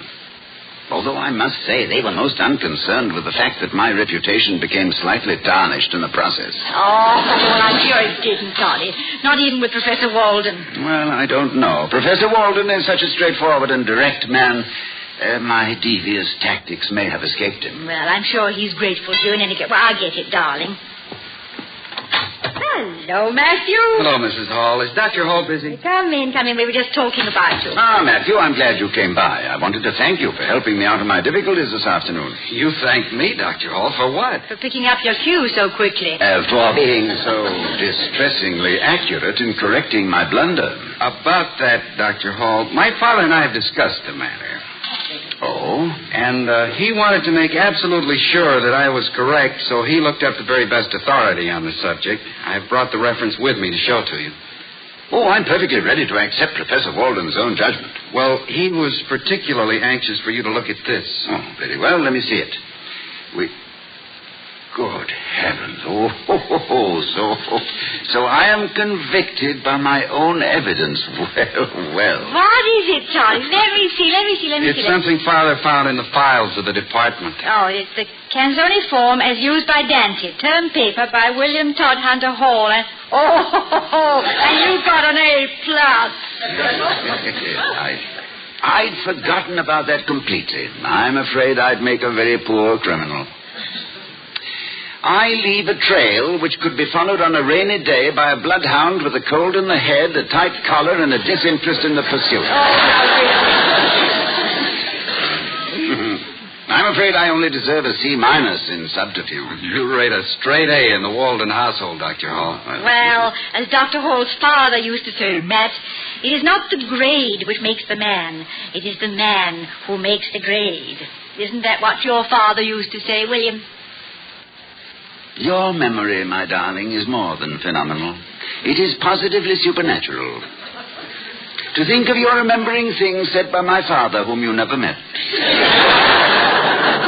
But I'm sure that as a lover of beautiful things, he would have said them had he known you would repeat them.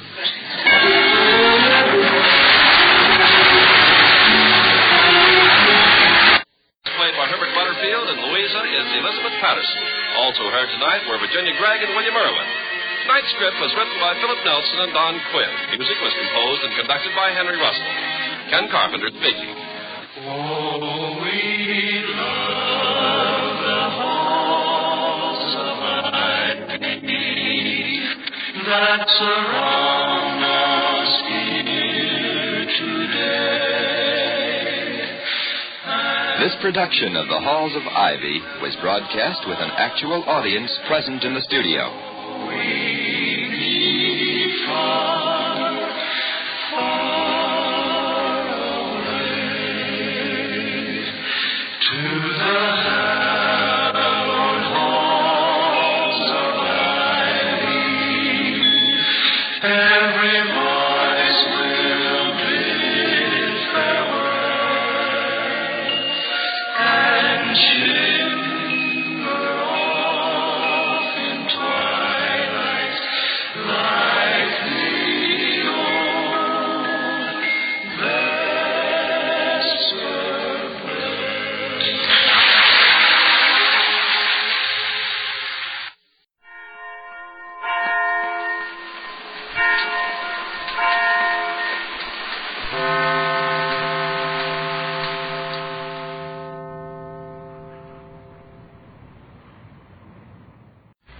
Doctors prove the Palmolive plan brings 2 out of 3 women lovelier complexions in 14 days.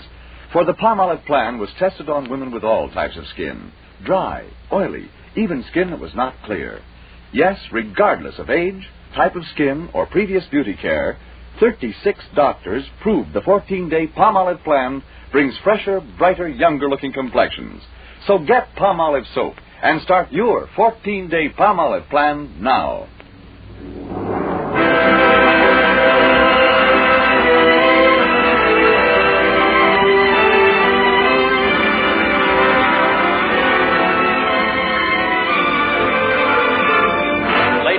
gentleman, Dennis Day. That makes life seem worthwhile. Dwells in your eyes and must have your smile. Dennis Day is brought to you by Colgate Dental Cream and Luster Cream Shampoo. Colgate Dental Cream to clean your breath while you clean your teeth. Luster Cream Shampoo for soft, glamorous dream girl hair.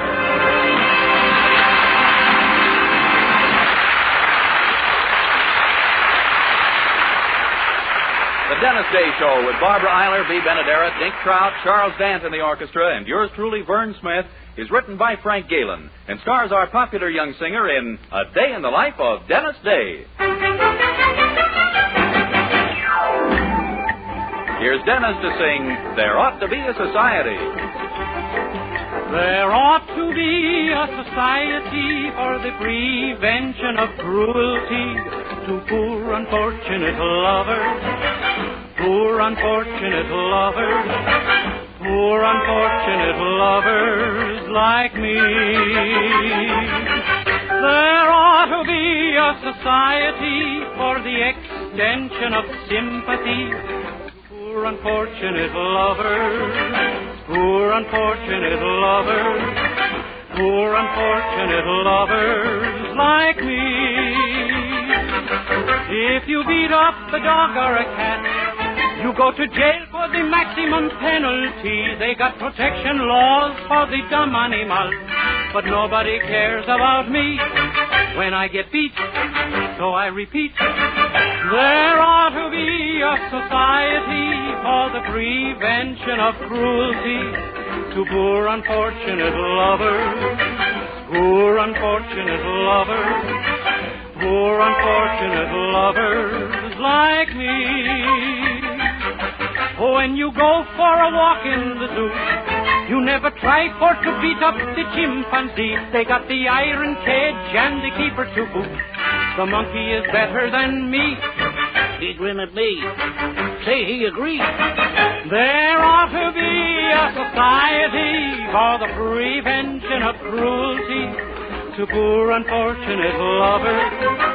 Poor unfortunate lovers. Poor unfortunate lovers like me.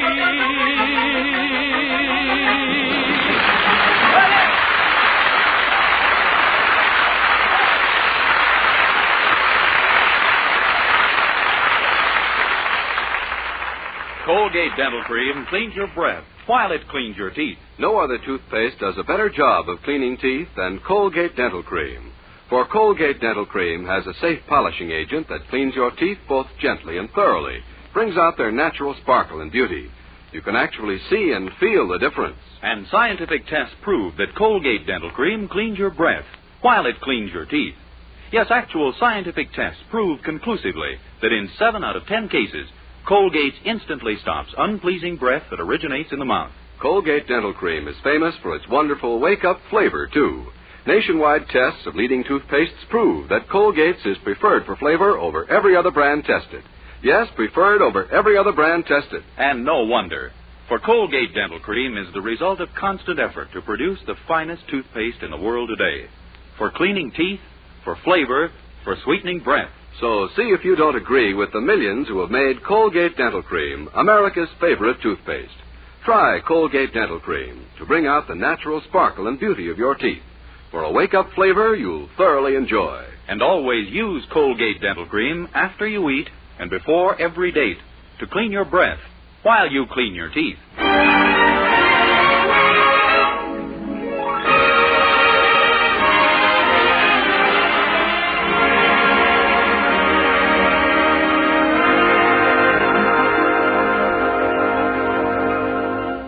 Well, as you needn't be told, there are numerous ways for people to get into trouble. Some folks go out looking for it. Others can see it coming but can't avoid it. And still others fall into it unconsciously. It's to this third or unconscious group that our young hero Dennis Day belongs, which is only reasonable considering the head start he has. Now, take what happened to him yesterday morning, for instance. He was walking down Oak Street quite unconcernedly, minding his own business, when suddenly... Good morning, young man. Good morning. I'm the inquiring reporter of the Weaverville Bugle, and I'd like to ask you a question for my column. Do you mind? Well, no, not if I can. Good. What's your name and address? Dennis Day, 324 Elm Street. Gee, I thought it was going to be tougher than that. That isn't the question, my boy. What I want to know is your opinion of women. Women? Yes. Do you think the women of today are prepared for motherhood? Gee, I hope so. If they're not, I don't know who to tell to get ready.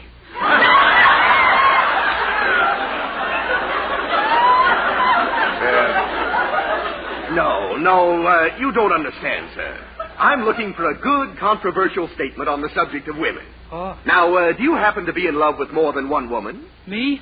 Of course not. That's what I want. I have no love for the overwhelming majority of women, says Mr. Dennis Day of 324 Elm Street. Hey, wait. What's a little housework, cooking, washing, and baby-minding, continues Mr. Day. It's the men who do the real work in this world. Women should get down on their knees to them.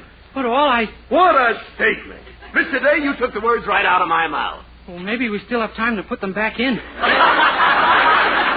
not going to print this, are you? Well, I'm only quoting what you said, Mr. Day. Tell me, do you think women have good reasons for always whining and complaining? But they don't. Women have no good reasons for always whining and complaining. Now, look, mister, Do you know why women should be treated as your equals, Mr. Day? No, why? Dennis Day doesn't know why women should be treated as his... Mister, please, you can't do this to me. Why not? You believe the man should be the head of the family, don't you? Well, yes, but You think if a man asks his wife a civil question, she should answer him, don't you? Well, sure. Attaboy. Women should speak when they're spoken to, says Mr. Now you're talking. I must be doing it in code. Mr. Day, I congratulate you. There isn't one man in 1,000 who'd come out and say the things you have. Including me. Everything I say, you twist around. I demand that you print my exact words. Well, all right. If that's the way you feel, I'll use a direct quotation from you for my lead line. Do you wear perfume, Mr. Day? Perfume? Of course not. Why not? Well, it makes a person smell. Well, women wear it, don't they? Well, sure, but... Wonderful. Goodbye, and thank you for a great lead line. What lead line? Dennis Day says women smell. Boy, what happened?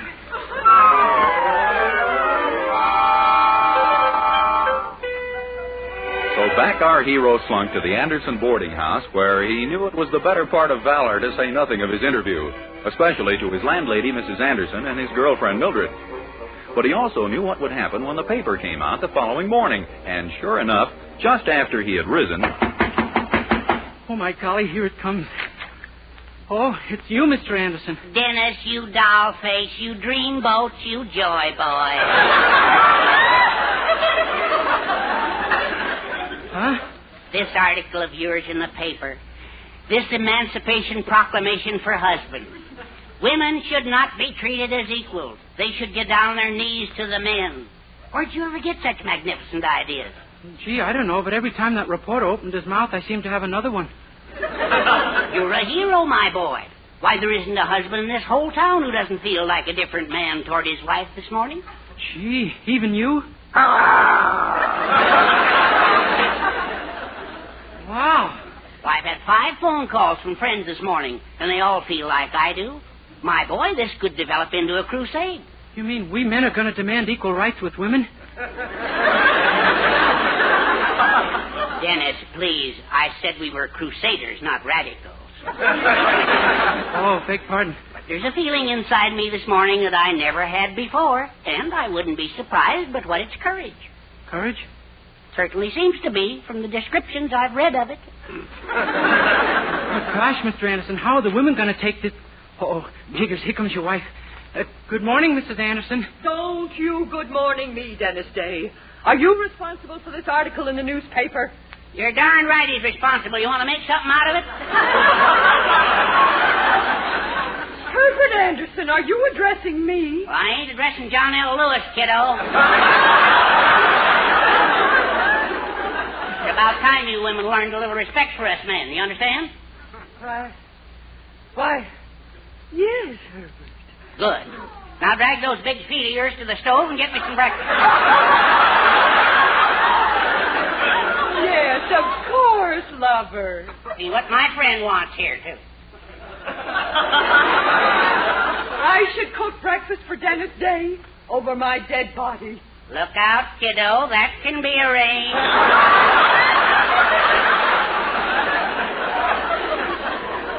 Yes, Herbert. What would you like, Dennis? Gee, Mrs. Anderson, ma'am, Dennis, stop fumbling around. Climb on the bandwagon. Enjoy. Okay, I'd like a couple of 3-minute eggs. Very well. And make it fast, understand? I want you back here with them in 2 minutes. Very well, Poopsie. Oh, my gosh, it's the millennium. Didn't I tell you? It's that interview. All over town, men are acting just like me.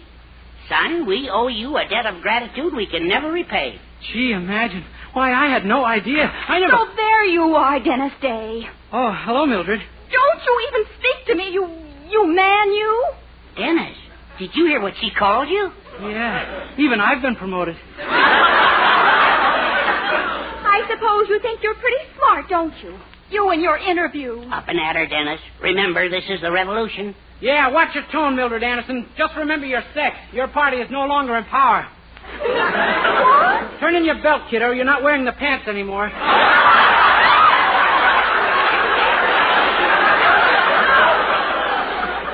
that's your attitude, is it?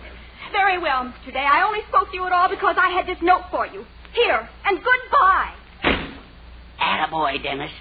Keep women at a distance. That's our motto. Gee, I don't know. Do you think we'll enjoy them just as fully that way? More. Well, now, who's the note from? Aren't you going to open it? Huh? Oh, yeah, of course. Gee, it's from some man I don't even know. Dear Mr. Day, read what you said about women in this morning's paper.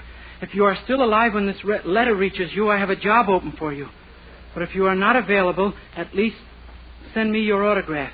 Sincerely yours, H.R. Norwood, owner of the Bonton Shoe Store. Wow, isn't that great, Mr. Anderson? I'll go see him right away. Didn't I tell you, my boy? You're a hero. You've finally become a name in this town. Oh, I always was. But at last I'm becoming one you can say in polite company.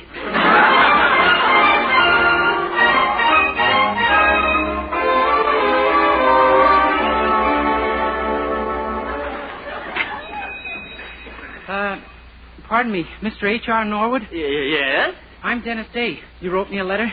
Oh, I did. Sit down, Mr. Day, sit down. My goodness, let me look at you. So you're the boy who said all those glorious things about the opposite, if you'll pardon the expression, sex. Yes, sir. I guess I am. Oh, my goodness. I've never met a man with your courage in my life. I just never did, that's all. No! I give you my word. When I read your article, my hair just stood on, if you'll pardon the expression, end. Gee. What courage, I said to myself. What courage. What courage. What courage. You're hard of hearing? No. I just repeat things once in a while. Now, well, I suppose you're wondering about the job I mentioned. Oh, yes, sir, I am. Well, good. Well, you see, I sell shoes here, women's shoes. You know why? No, why? I hate women. Then why do you sell women's shoes? Can you think of a better revenge on them? Oh, no, sir, but where do I come in? Oh, I can see you've never waited on a woman in a shoe store, my boy. Box after box you pull down from the shelf, and still they're not satisfied.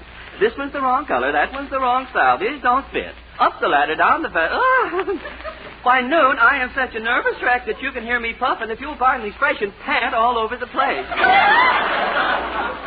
It does sound kind of wearing. Oh, yes, but it won't be for you. Oh, no. You'll make them buy the shoes they ought to have, and right away. Me? Well, certainly.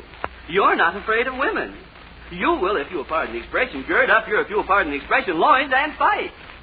But, Mr. Norwood, Now, the pay on this job, I might add, is excellent. The pay? How much is it? Well, it used to be $22 a week, but I'll take her. $22 a week? Boy, that's the best offer I ever had. Well, in that case, the dickering is over. Now, is it a deal, my boy? Gee, how can I turn it down? Oh, good lad. Now, all you have to do... Oh, good gravy. Here comes the customer. Now, go to work, my boy. Gosh, already? Don't you worry. This is one of the sweetest customers we have. good morning, Mrs. Harris. Good morning. Welcome, dear lady. My clerk will take excellent care of you, I am sure. Very well. I'd like a pair of black pumps, young man. Sit down. Oh. What? You heard me. Squat.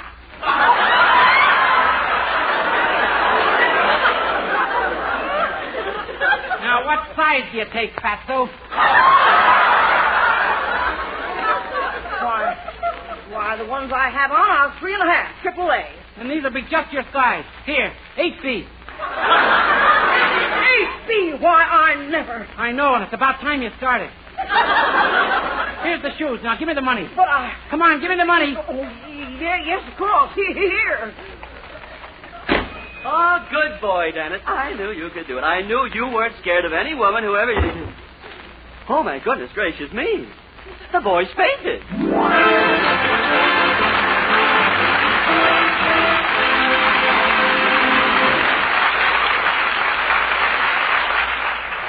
We'll continue this day in the life of Dennis Day in just a moment. Meanwhile, here's Dennis to sing You Were Meant for Me.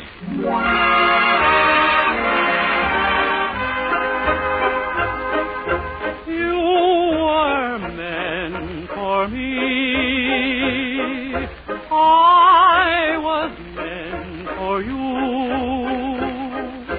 Nature patterned you, and when she was done, you were all the sweet things rolled up in one. You're like a plaintive melody that never let me free. For I'm content the angels must have sent you, and they made you just for me.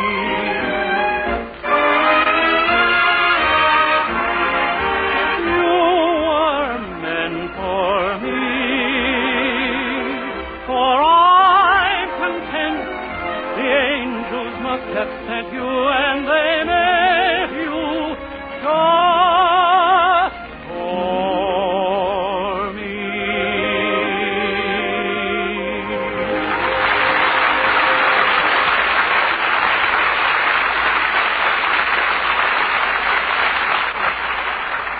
Well, Dennis certainly started something when he allowed himself to be quoted by an inquiring reporter to the effect that women have a cinch and that the men do all the work. To the men, of course, he's a hero, but to the women, well, let's listen to a meeting of the distaff side now taking place at the Anderson boarding house. Dennis actually talked to you that way, Mrs. Harris? Why, I can hardly believe it. Since that interview of his appeared, all the men are talking that way. I'll say they are. Do you know what your father said to me this morning, Mildred? What? He told me to shut my big mouth before he kicked it shut. Why, he hasn't spoken to me like that since I fell off a horse in 1922 and had both arms in a cab. Well, now, something's got to be done. Why don't we show the men how easy our job is? Let them do what we've been doing for a while, and we'll lead the lives they've been leading. Oh, golly, Mrs. Harris, that sounds wonderful. Not to me, it doesn't. I'd have to go back to doing the housework around here. But not the cooking, Mother. Oh, I think it's a marvelous idea. We'll call every woman in town and get them started right away. Yes. Let's see how the men like doing women's work for a change. And it'll certainly be fun for us doing what the men do. Yes, I've got a slight head start. A head start? Sure. I've been enjoying my husband's cigars for years now.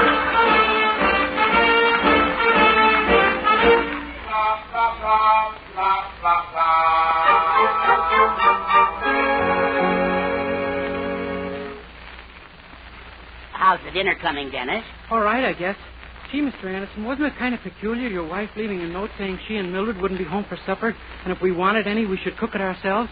Well, it is a little peculiar, but we'll show them that we can cook just as good a dinner as they can.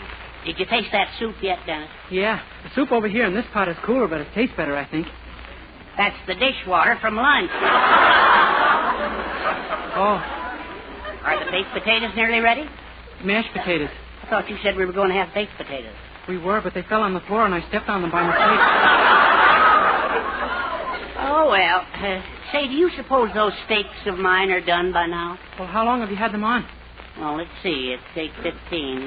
About an hour. Oh, give them a little longer. We don't want them raw. No, I guess not. Did you take a look at those muffins? No, I guess I better. Yeah, we got to watch them. I don't like them dark brown. How do you feel about jet black?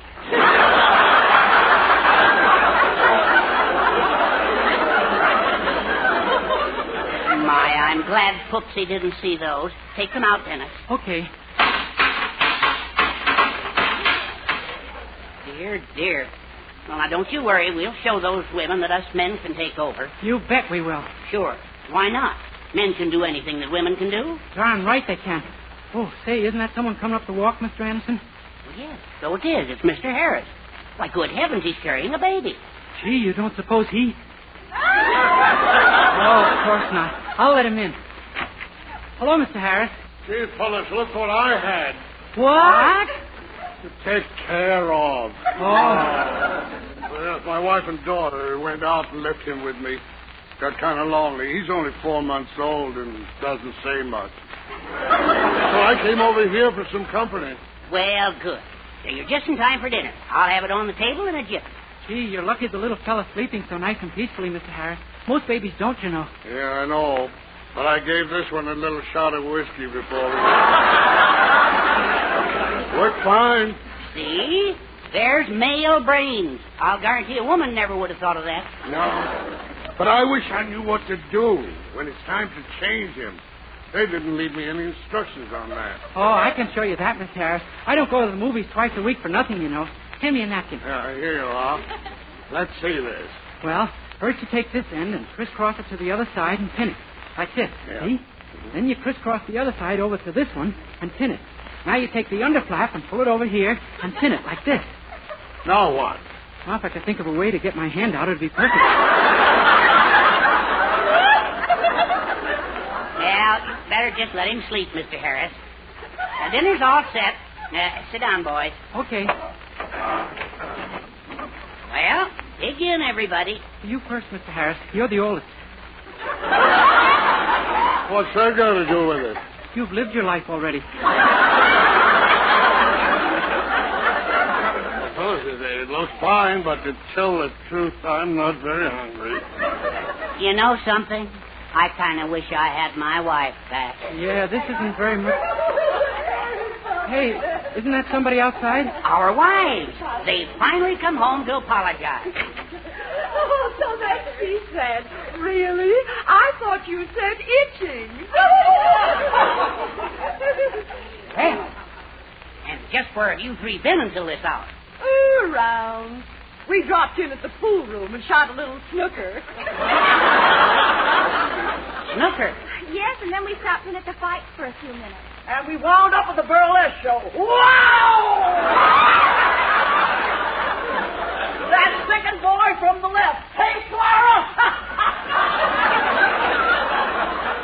You ain't just speaking your gums, kiddo. Well, did you boys have a nice evening together? We kind of missed you, ladies. Oh, you'll get used to it in a few months. No, Poopsie. Don't say that. You did this to us, Dennis, eh? Me? Yes, with that fool interview of yours. Please, ladies, reconsider. Take us back the way we were. Give us men our happy slavehood again. Well... Please, Mrs. Anderson, I was wrong to talk about women the way I did. There's room in this world for two sexes. In fact, in many ways, it's a very nice arrangement. Well, do you really think you've learned your lesson, Herbert? Oh, I have. I do, Cuddles, I do. Take me back, please. Very well. If you're truly sorry, we'll forget this ever happened. Oh, thank you, Mrs. Anderson. Oh, Poopsie, you darling. Come here and let me clasp you to my manly stomach once again.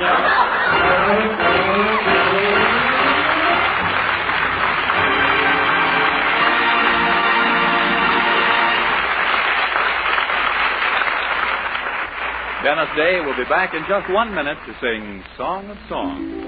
But first... Dream girl, beautiful luster cream girl, hair that gleams and glistens from a luster cream shampoo. Yes, for soft, glamorous green girl hair, try Luster Cream Shampoo. Now in convenient tubes or jars, whichever you prefer. Luster Cream Shampoo leaves hair with new three-way loveliness. Fragrantly clean, glistening with sheen, soft, easy to manage. Not a soap, not a liquid, but an utterly new, rich lathering cream shampoo, a blend of secret ingredients plus lanolin. 4-ounce jar, $1. Smaller sizes, tubes or jars, 49 and 25 cents. Be a dream girl, a lovely Luster Cream girl. Dream girl, beautiful Luster Cream girl. You owe your crowning glory to a Luster Cream shampoo.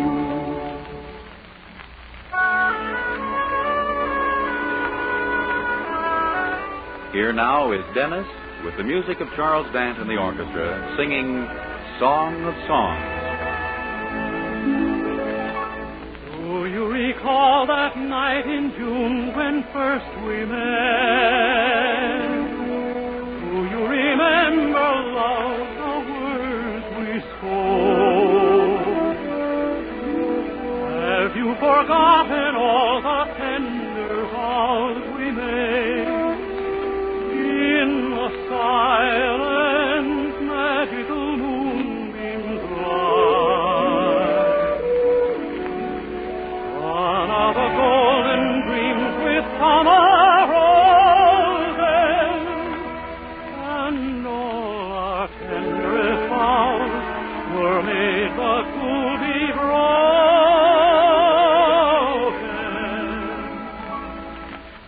Song of songs, song of memory, and broken melody of love and life, nevermore to me, and that melody fill the heart with the joy once it knew.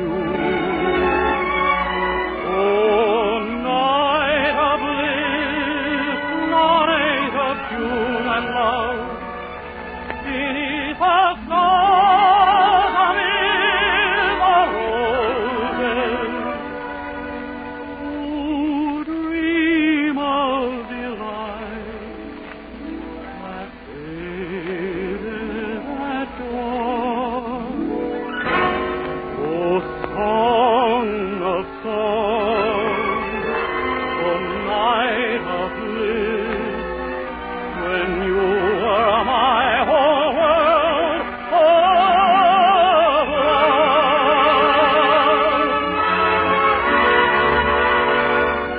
When you were my whole world of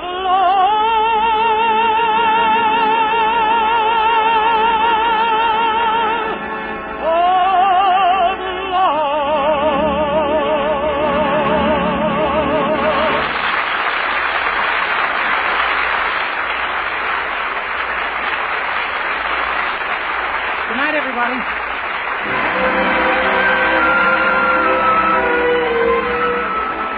Next week, tune in to another Dennis Day Show brought to you by Colgate Dental Cream to clean your breath while you clean your teeth, and Luster Cream Shampoo for soft, glamorous, dream girl hair. This is Vern Smith speaking. Good night, everyone. This is NBC, the national broadcasting company.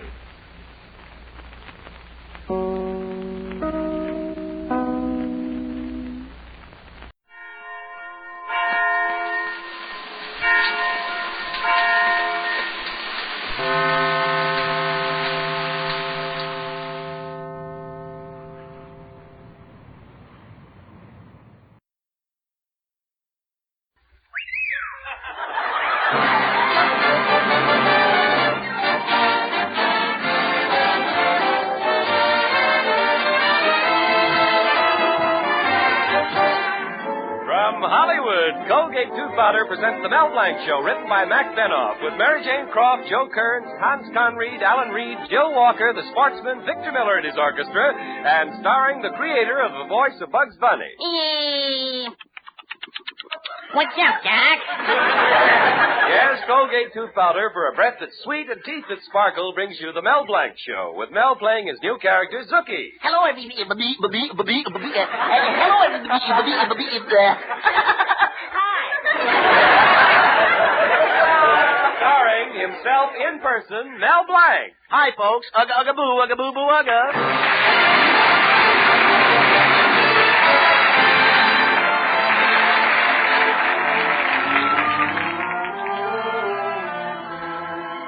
It's a pleasant evening in Mel Blanc's little town, and young lovers, taking advantage of the weather, are walking hand in hand through Crotona Park. On a secluded park bench, Susan Adams is saying to her boyfriend, "Oh, Henry, that big man who just walked by nodded to me." Oh, he did, huh? Well, either he apologizes or I'll knock his block off. And walking towards Indian Lake, Shirley Davis is saying to her boyfriend, Oh, Roy, that fellow over there just smiled at me. Oh, he did, huh? Well, I'll go right over there and wipe that smile off his face with my fist.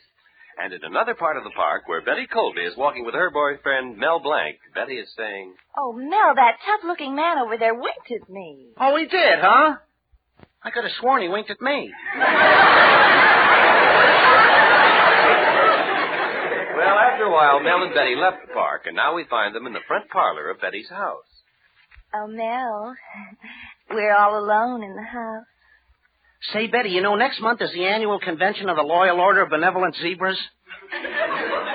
Nobody will be home for hours. The Grand Caliph is coming to town tomorrow. And your father wants to be head of the entertainment committee. Mel, kiss me. And if I can help your father, Huh? What'd you say, Betty? I said, kiss me.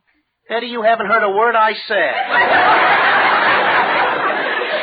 Yes, I have, and I know all about it because the Grand Caliph is coming to our house for dinner tomorrow. Father's been talking about nothing but the convention. Gosh, we had a big convention last year. What a parade. 2 big brass bands followed by 3,000 members, all dressed like zebras. Were there many people watching? Well, I don't know, Betty. The part of the zebra I was didn't get a chance to look out. And after the parade, the brother zebras really went to town. Brother Jones climbed up to the top of a flagpole, and he hung by his teeth. Did he stay up there long? No, Brother Jones came down immediately, but his teeth stayed up there for hours. Gosh, if your father gets to be head of the entertainment committee, he'll be in charge of supplying the food, and he'll make a lot of money out of his supermarket. And if I help him, he'll surely let me take you to the big dance. Oh, if there's only some way you could help Father. Yeah. Betty, there is. I can entertain the Grand Caliph.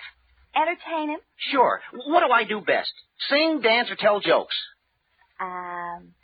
What else do you do?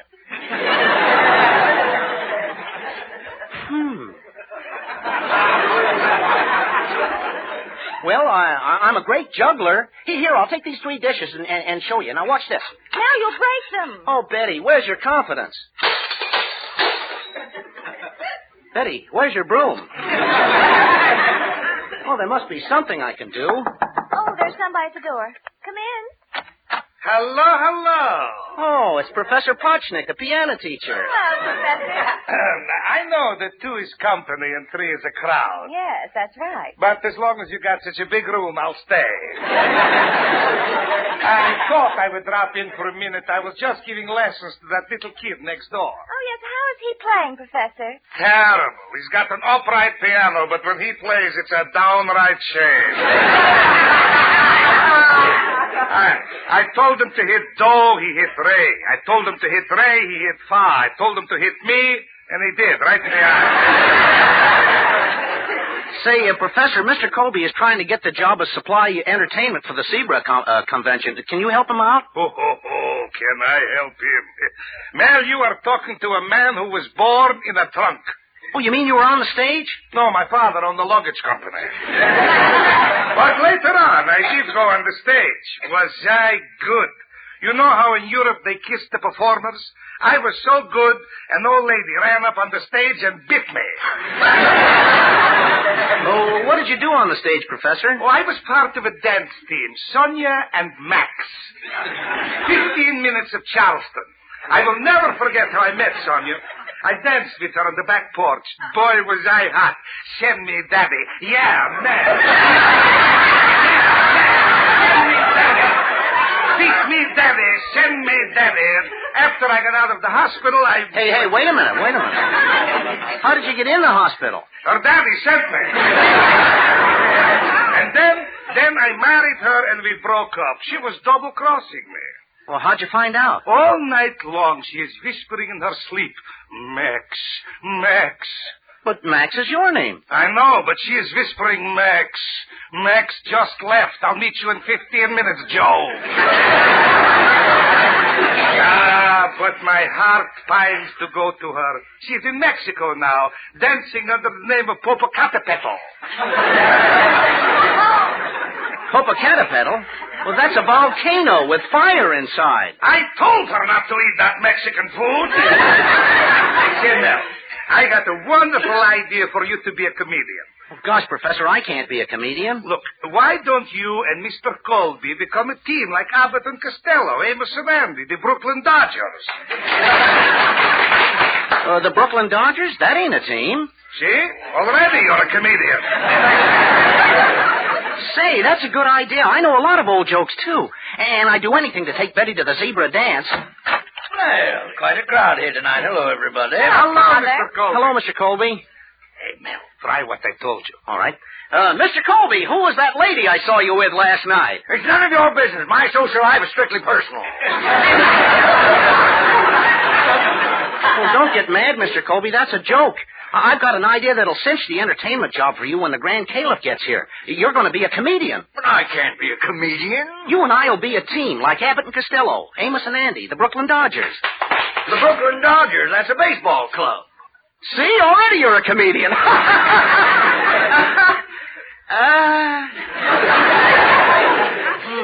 That didn't come out right. Mr. Colby, we will give you an idea how it goes. Go ahead, Mel. All right. I got a chicken that lays 7 eggs in 5 days. 7 eggs in 5 days? What for? So she can get the weekend off.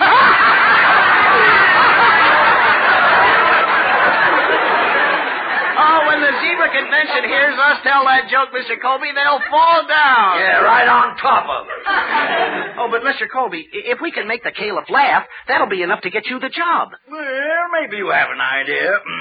All right, I'll try it. Great. Mr. Colby, you know that I'm expecting a little bundle from heaven. A baby? No, my uncle. He's a midget, and he's flying in from Australia. Mel. Yeah? Mel, when do I get to say the joke? You see already, he's a ham yet. Great. Now, I'll say to you, and then...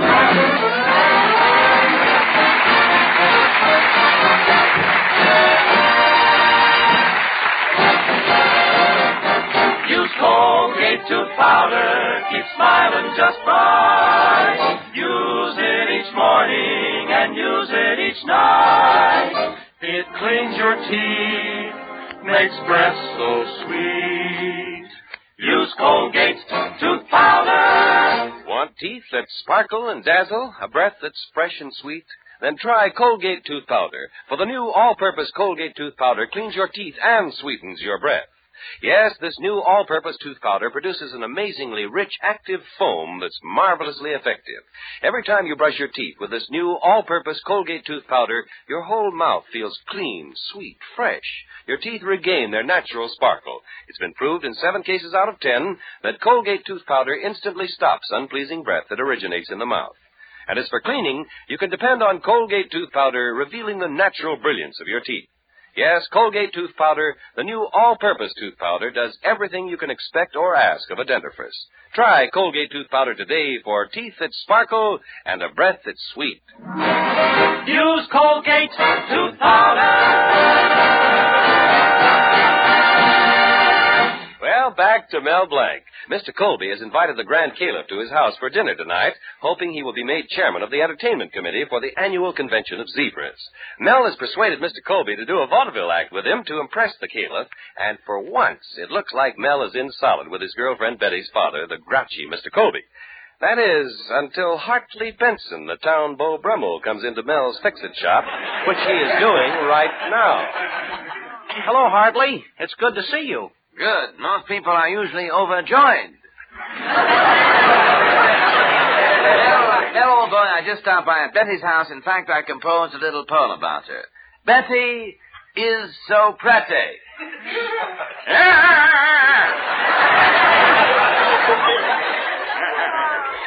What were you doing at Betty's house? Well, I stopped by to pick up a book I loaned her. Oh, it's full of romantic passion and burning kisses. The story of a young man, handsome, dashing, a modern Casanova, each night pursued by another beautiful woman. Oh, sounds terrific. What's the name of the book? It's my diary. What's a book? Mel, old boy, you haven't lived until you've read December 25th, 1946. And her boyfriend was out playing Santa Claus. Oh, cut it out, Hartley. The way you talk, you think every woman in this town is crazy about you. Well, form your own conclusion, Mel. But I'm the only man in this town who is approved by good housekeeping.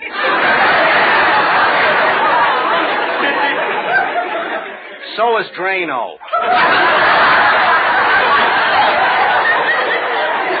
Now, look, Hartley. I'm busy. I've got a date with Mr. Colby. That's the purpose of my visit, old boy. Mr. Colby has decided that it would be beneath his dignity to perform a cheap vaudeville act. So I'm to tell you to stay away from the house, or he'll break every bone in your body. Well, goodbye, old boy. Nice seeing me.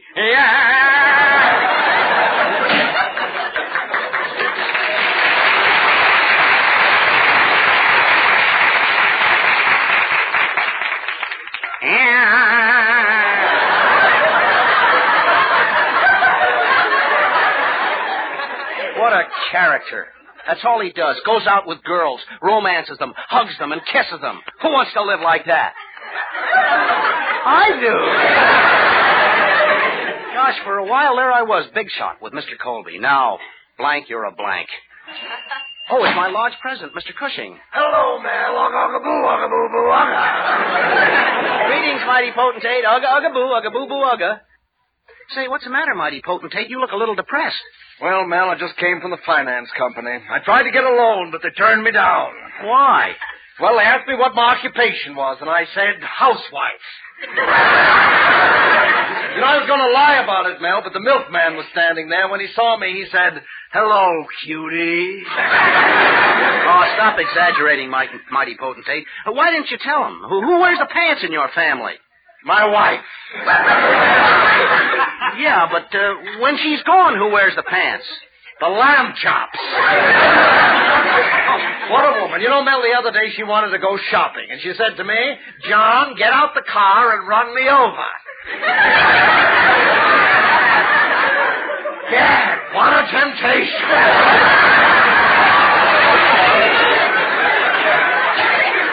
I don't know, mighty potentate. You talk that way to me about your wife. But what would you say if you lost her? Finders keepers.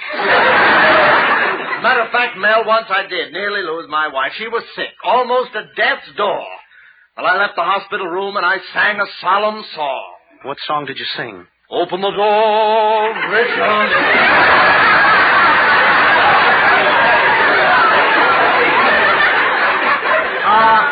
Stop those wild stories, mighty potentate. I've got plenty of my own troubles. Mr. Colby wants to get the job as head of the entertainment committee, but he didn't like my idea for helping him. Now I won't be able to take Betty to the zebra dance. Mel, I happen to be a good friend of our caliph. He's very much impressed by movie stars. Now, if you could... Say, that's a wonderful idea, mighty potentate. How did you ever think of the idea of me impersonating different people? Mel, ever since I got married, I've always wished that I was someone else. Gosh, the caliph will be at Mr. Colby's house soon. I got to get some costumes to impersonate the movie stars. Meanwhile, I'll send Zuki over to tell Mr. Colby what I'm going to do. Oh, he'll love this idea. Oh, Zuki! Zuki!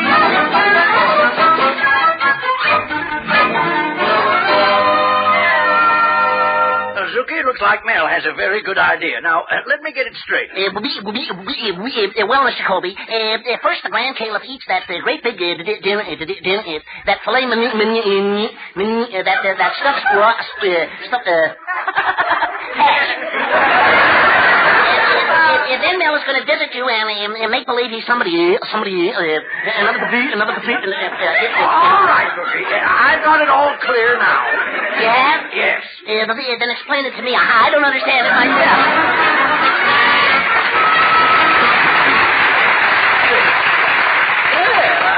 I hope you enjoyed the dinner, mighty, supreme, all-powerful, omnipotent, greatest, most judicious emperor, protector, wise... All right. Oh, yes. Oh, by the way, mighty Caleb, how do you like our little town? Not bad. Of course, I come from Florida myself. Florida? Yes. Didn't you notice the snow in my car? Very funny joke. You know, mighty Caleb, if I were head of the entertainment committee, which it may behoove your supreme mightiest to appoint me, I would make you MC of our convention show. MC? That's a show business term, is it not? Oh, yes, it is. It means... Merry Christmas. I know a lot of people in show business. Hollywood stars are visiting me all the time. You don't say. That may be one of them now. I'll open the door. Hello, Mr. Colby. Ugaboo, Kasba. Charlie, how are you? You call him Charlie? Sure. That's my friend, Charlie Chaplin. No. Charlie Boyer. Mr. Colby, you are the first one I come to see, my friend. I just come from France on the Normandy. But the Normandy's been sunk for years. No wonder the food was so soggy. You know, Mr. Boyer, I never miss one of your pictures. I particularly like Gaslight. Oh, yes, Gaslight. That was made because the picture company could not pay the bill. But now that they made money and paid the bill, we make a new picture. Electric Light. Hollywood is so fascinating. Tell me, what role are you going to play? I play a psychological criminal role, a bulb snatcher. You see, I am a discharged war hero. A GE. By the way, Mr. Colby, I hope that this year the Loyal Order of Benevolent Zebras can persuade you to become chairman of their entertainment committee. Well, that all depends on... Oh, you did such a wonderful job last year when you distributed the awards. The Academy Awards? Why, I didn't see you in the newsreels. The Riding Academy Awards. For Western pictures. For Western pictures? Why, I didn't know. Pardon me, I hear the director hollering, "Quiet on the set!" And I must go. Au revoir! Well, mighty Caleb, about that entertainment committee job, You know, that's funny, Mr. Colby. He didn't look at all like Charles Boyer. Well, when you get to know stars like I do, you know how different they look on and off the screen. It's what we in show business call, make-off. Once it starts, it never stops. I'll get there. Hello, Mr. Colby. Don't you remember your old friend Peter Lorre? Oh, good to see you, Mr. Lorre. May I take your things? Yes, but be careful of that glove. There's a finger in it. Peter, old pal, come in. Meet the Grand Caleb of my lodge. This is an honor, Mr. Lorre. Ugga-boo.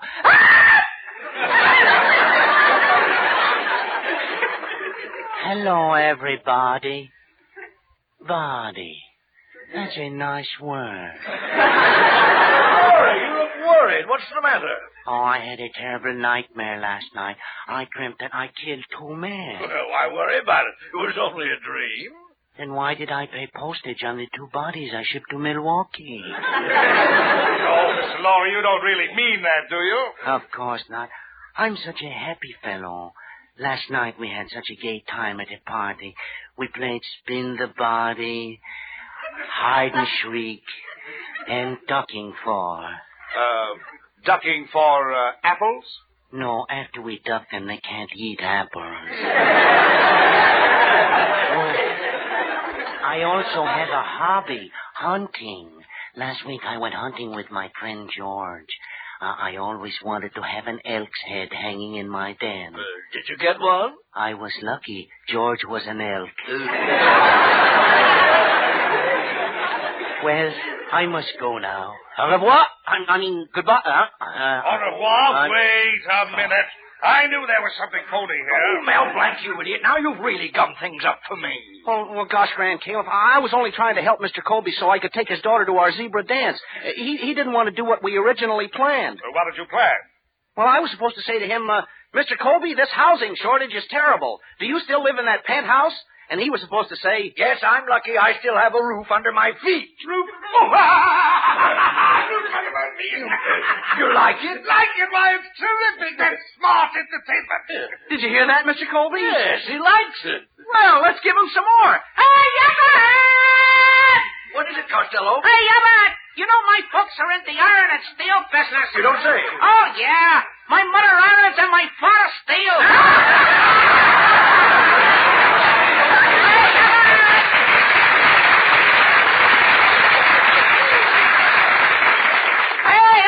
You got 4 cents for a cup of coffee? 4 cents. Coffee costs a nickel. I know, but who buys retail? Hey,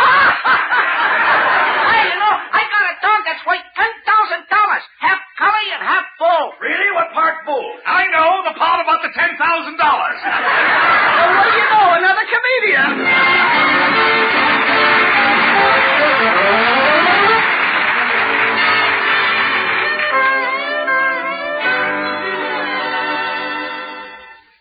Gosh, Mel, it was wonderful how you helped Father get the entertainment committee job. Just what did you do? Oh, it was nothing. I just told a few terrific jokes like, get a load of this one. Betty, I just got a dog with long white hair. I can't think of the name of it. Spitz? No, he just drools a little. Mel, aren't you ashamed of yourself? Oh, what's the use? You can't win. Oh, I'm a bad boy.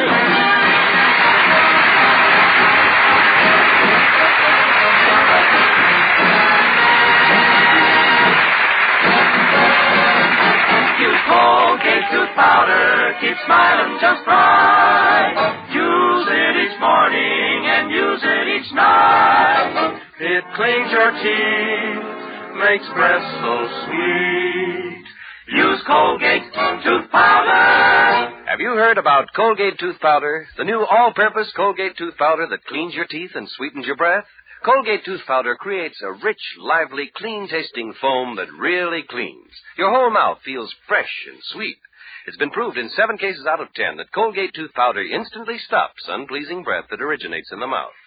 And when it comes to cleaning your teeth, this new all-purpose Colgate tooth powder removes dingy surface stains, reveals the natural brilliance of your teeth.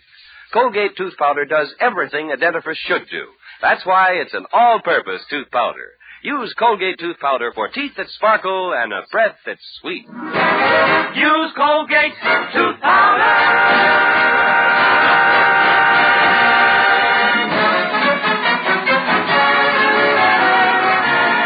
This is Bud Easton reminding you that Colgate tooth powder for a breath that's sweet and teeth that sparkle brings you the Mel Blanc Show every Tuesday at this time.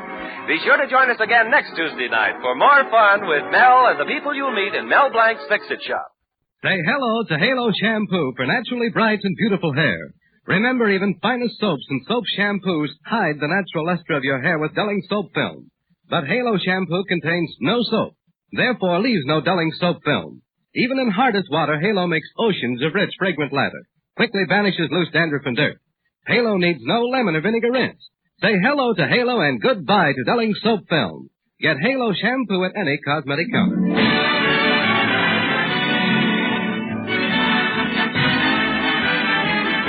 Ladies, now more and more fats and oils are needed to make more and more of the things we need so badly. Your butcher pays you a high price for every pound of waste fat you take to him. So do fill a tin and turn it in. Remember, Mel Blanc at the same time every Tuesday night. This is CBS, the Columbia Broadcasting System.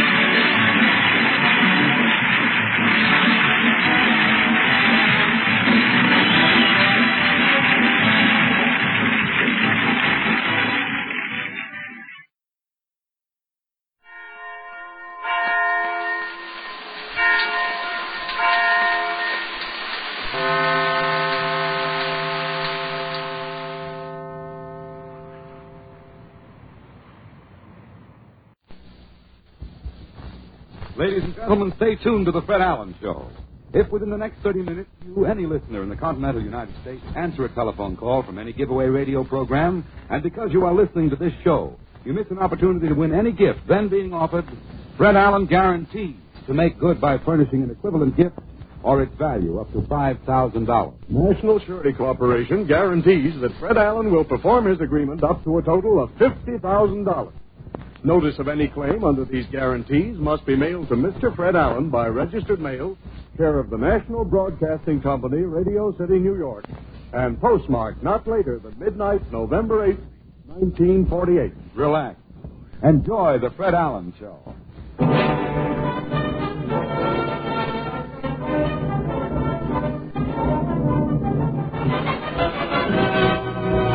The Ford Dealers of America present the Fred Allen Show.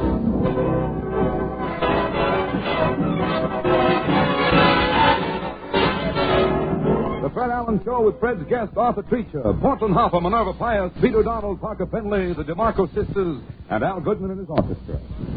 And this is Kenny Delmar speaking for your Ford dealer. Well, they've counted the votes from every last precinct, and I can now announce the winner. It's the same the whole land over. In the new car field, Mr. and Mrs. Public overwhelmingly prefer the new Ford. And why not?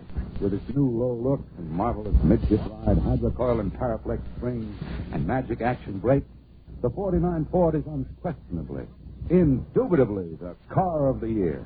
Your Ford dealer invites you to meet the winner tomorrow.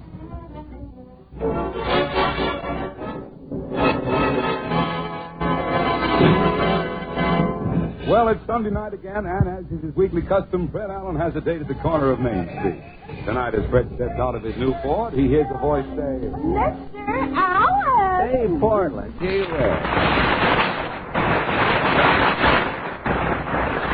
Say, I'm a little late, Portland. Have you been waiting long? Oh, no. I was in that French cafe across the street. French cafe? Les Naseaux d'Anguille. Les Naseaux d'Anguille? What is that in English? The nostril of the eel. The nostril. You know, all those French cafes have crazy names like that. There's one down in Greenwich Village called Coup d'eau Couchon. What is that? The swine sinus. It's a French cafe. The fellow who runs it doesn't know what it means. He bought it from a fellow without an interpreter, and he stuck it. But French cafes are always so dark, Portland. That's right. French chefs use so much garlic. In the dark? You can locate the food. Oh, I often wondered why that was. The place you just ate in over there looks awfully small. It is. The tops on the lamb chops are knickers. Oh, they are really? They split the peas 60-20, do they? Say, I know a French restaurant. The ceiling is so low they serve the frog's legs squatting. Say, what's that crowd over there across the street? Well, that new picture just opened, Snake Pit. Well, how do you know it's Snake Pit? The line outside is coiling around the theater. Say, Portland, I just remembered. You know what? I forgot to get the paper tonight. Let's take a walk down Main Street. Well, let's get going.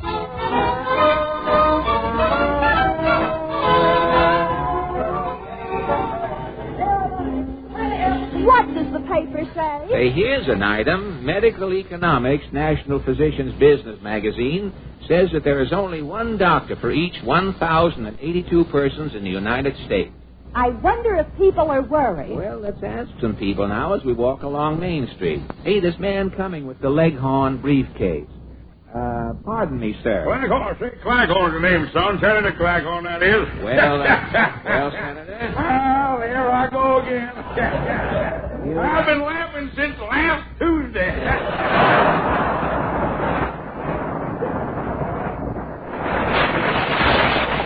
Laughing at what, Senator? The election. Yeah, son, that's the biggest upset this country has seen since the Normandy tipped over. Maine is seceding from the Union. The Republicans are giving their bandwagon back to Fitch. This is one thing the elephant will never forget. Tell me, what about Dr. Gallup and Mr. Roper with their polls? Well, this is the first time in the history of statistics that the polls have gone to the dogs.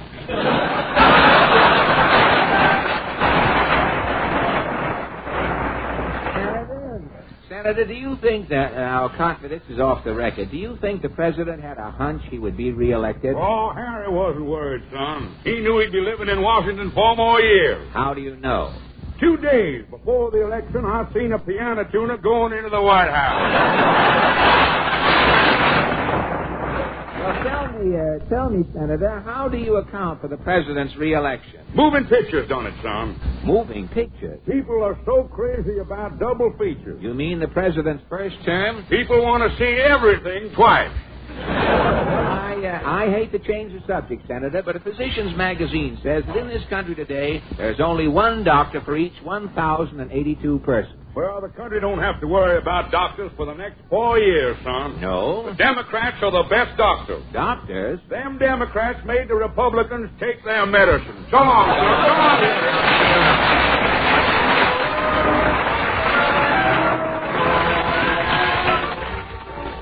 Say, it sure is a swell night to walk down Main Street, Portland. Look at this picture in the barber shop. 2 men wearing toupees. It says, which twin has the phony? Hey, look who just turned the corner. Titus Moody. Hi, Mr. Moody. Howdy, Bob.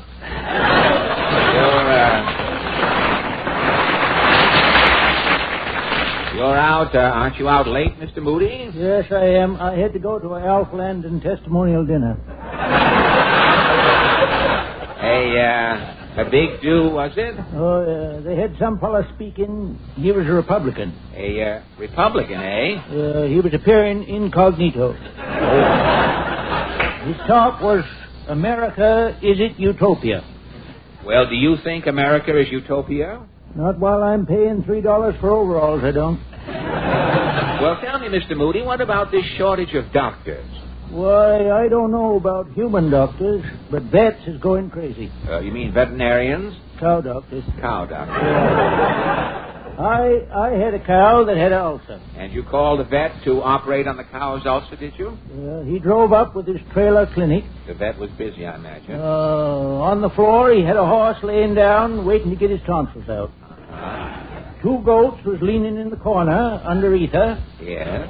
And swinging in a hammock, he had a pig in traction. Pig in traction, eh? That vet must have been confused. He didn't know what he was doing. Did he operate? He took the whole insides out of my cow. Yeah? And he put in the insides of a hen. The vet put the insides of a hen in your cow? What happened? Why, today, before the cow will give a drop of milk, she has to set on her nest. So long,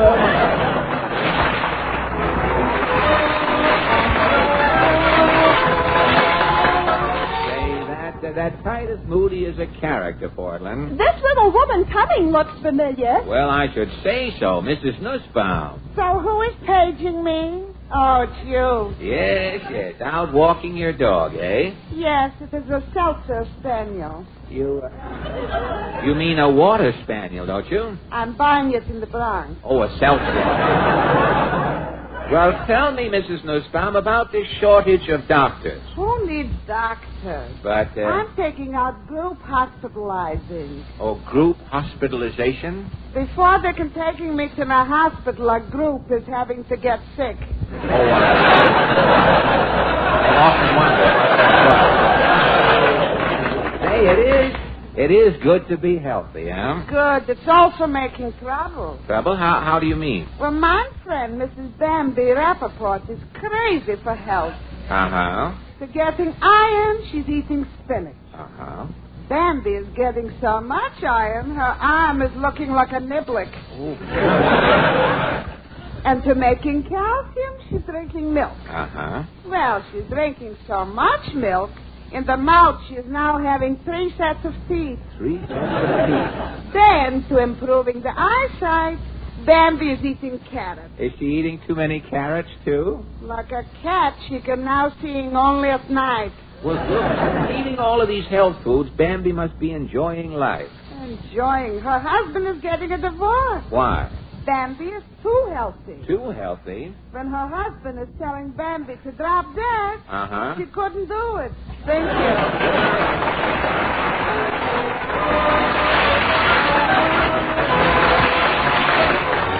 Well, you sure meet some confused people on Main Street, Portland. You haven't found out much about the shortage of doctors, have you? No, I haven't. Say, let's try this man coming along playing with the barbed wire yo-yo. Pardon me, sir. Rejoice, brother. My name is Humphrey Titter. Humphrey Titter? I'm the Joy Boy. Stand back, brother. I'm letting go a bluebird. I just left the Republican headquarters. I yelled, rejoice, brothers. What happened? They threw me out. See, I remember you, Titter. You write unusual greeting cards and jingles. Yes, everybody waits for a special day to send out cards. And you? I send out greeting cards any day. Any day? Greetings, pal, and wishes good. I send you on this one day. I don't know when your birthday is, so I wish you a rousing Monday. Very good, very good. Rejoice, brother. Don't be like the man whose cat was run over by the steamroller, standing there with a long puss.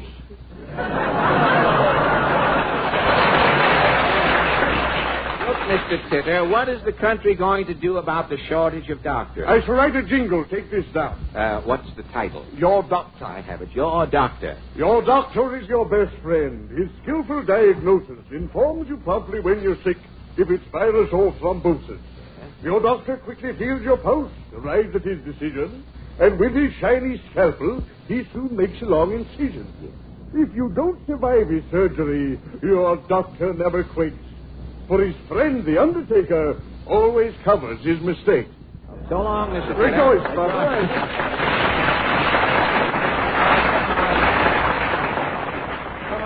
Come on, Portland, let's go. Wait till I look in the music store. Yeah, what is that bust? That fellow, the bust of that fellow in the window there. It's Jack Iden. Oh, God. And he picks the song of the week. What is Jack's selection this week? Al Goodman and his orchestra playing, and the five DeMarco sisters singing the Money Song. Yeah, I wonder how that sounds, the Money Song.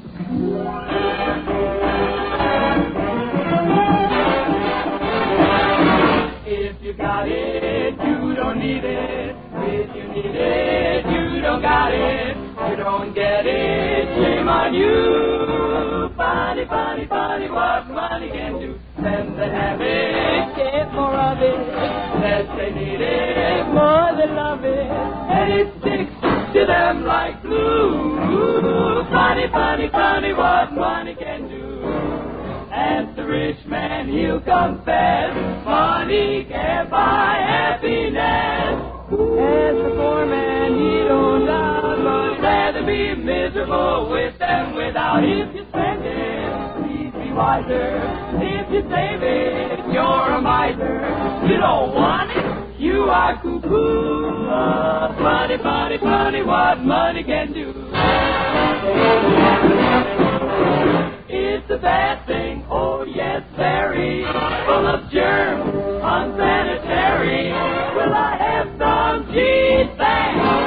Funny, funny, funny, funny. Funny, funny, funny. Funny, funny, funny. Funny, funny, funny. Funny what money, money, money can do.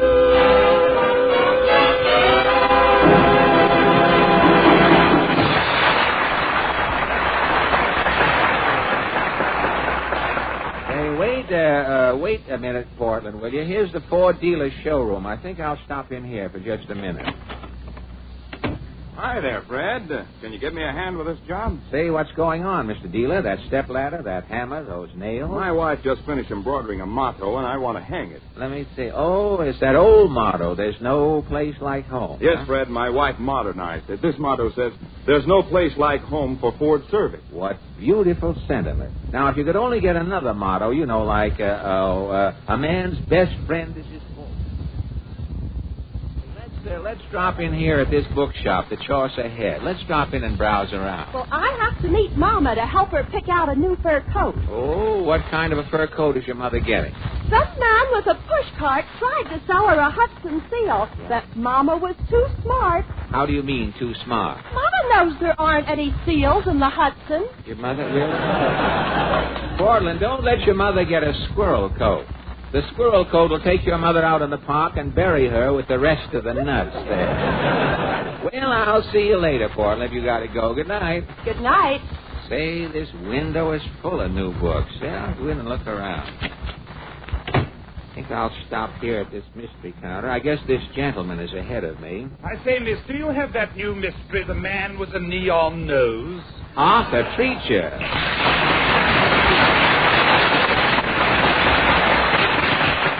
Arthur, what are you doing here at the mystery counter? I'm buying mystery stories to take back to England. I'm going to do a crime program on television in London. You're going to be on television in England? Yes, it is quite possible. But at this very moment, you're gazing at the British Howdy Doody. Have you found any...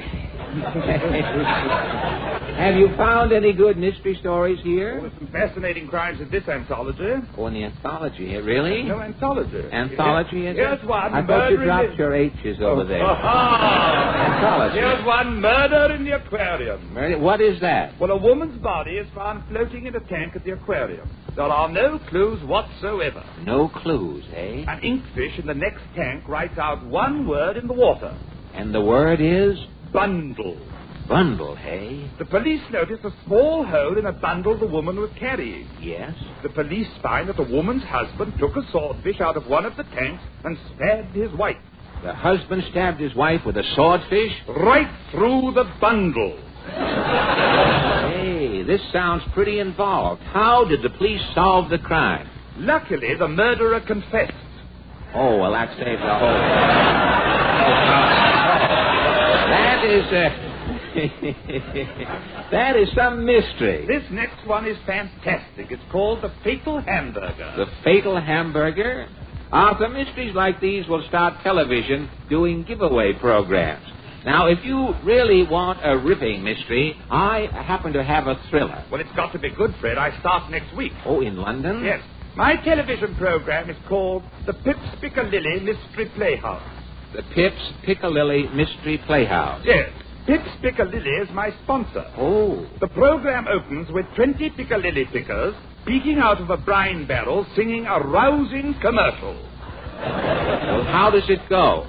Piccadilly, Piccadilly, made by Pips. Smack your lips. Pips Piccadilly, Pips Piccadilly. Try some Pips on your fish and chips.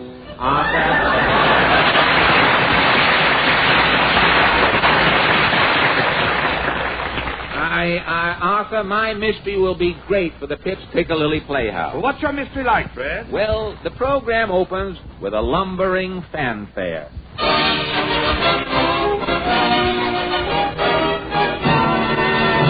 The Pips Piccadilly Mystery Playhouse presents another exciting adventure in the life of Sam Shovel, Private Eye.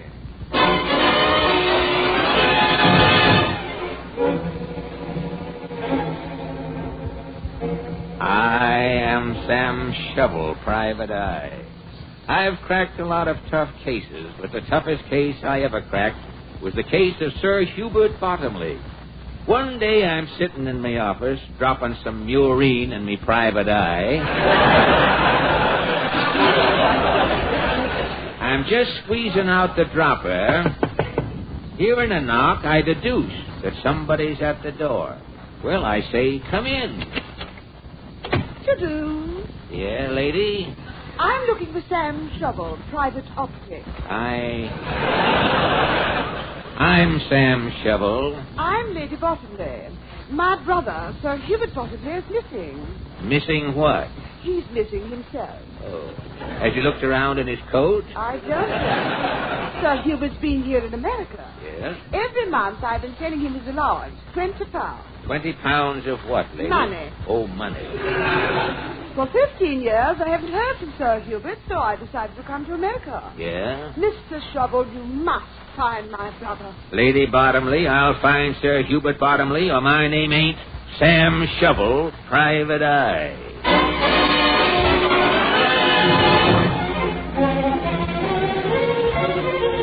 Lady Bottomley told me her brother was a big game hunter. The last address she had of Sir Hubert turned out to be an old brownstone back of a Natick stand just off Madison Avenue. Lady Bottomley was trembling as I pulled the old-fashioned bell. Yes? Are you Sir Hubert Bottomley? I'm Bellwether, Sir Hubert's butler. Whom have I the melancholy honor of addressing? I'm Sam Shovel, Private Eye. Stand back, Bellwether. Me and Lady Bottomley's coming in. Get your hands off my lapel. You're rumpling my dicky.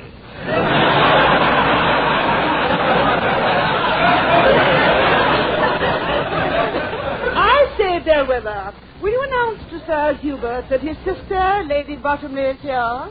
I didn't like the looks of Bellwether. From the way he was talking, I couldn't tell if he was English or if he just had bad bridge work. I was just putting the magnifying glass on Bellwether when he said... If you two damp intruders will excuse me, I shall slip along to the trophy room. I have to shampoo a moose head. Not so fast, Bellwether. What's this trophy room? Oh, my brother, Sir Hubert, is a big game hunter. Oh, rather. On his last trip, the master bagged an enormous giraffe. Oh, yeah? Where is the giraffe? Well, the body is in the basement. Yeah. The neck goes through the second, third, and fourth floors. And the head is looking out of the penthouse window. Sounds like a tall story, Bellwether. Bellwether and gentlemen, if you don't mind, would you announce me to my brother, Sir Hubert? Yeah, Lady Bottomley here thinks Sir Hubert's met with foul play. Oh, preposterous. Obviously, eating meat has unhinged Lady Bottomley's reason. At this precise moment, Sir Hubert is in the game room playing chess with Lord Beaverball. Bellwether, you heard Lady Bottomley. She wants to be announced. As soon as Sir Hubert finishes his chess game, I shall announce Lady Bottomley. And now I must be off and shampoo that moose head, or Duz will have done it before I get there.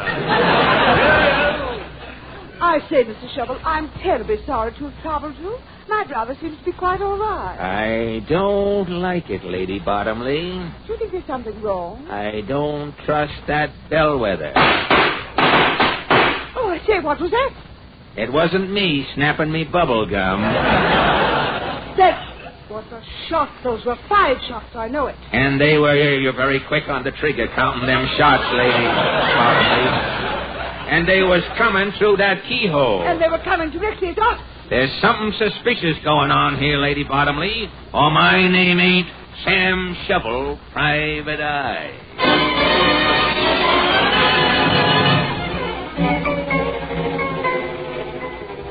They was shots, all right.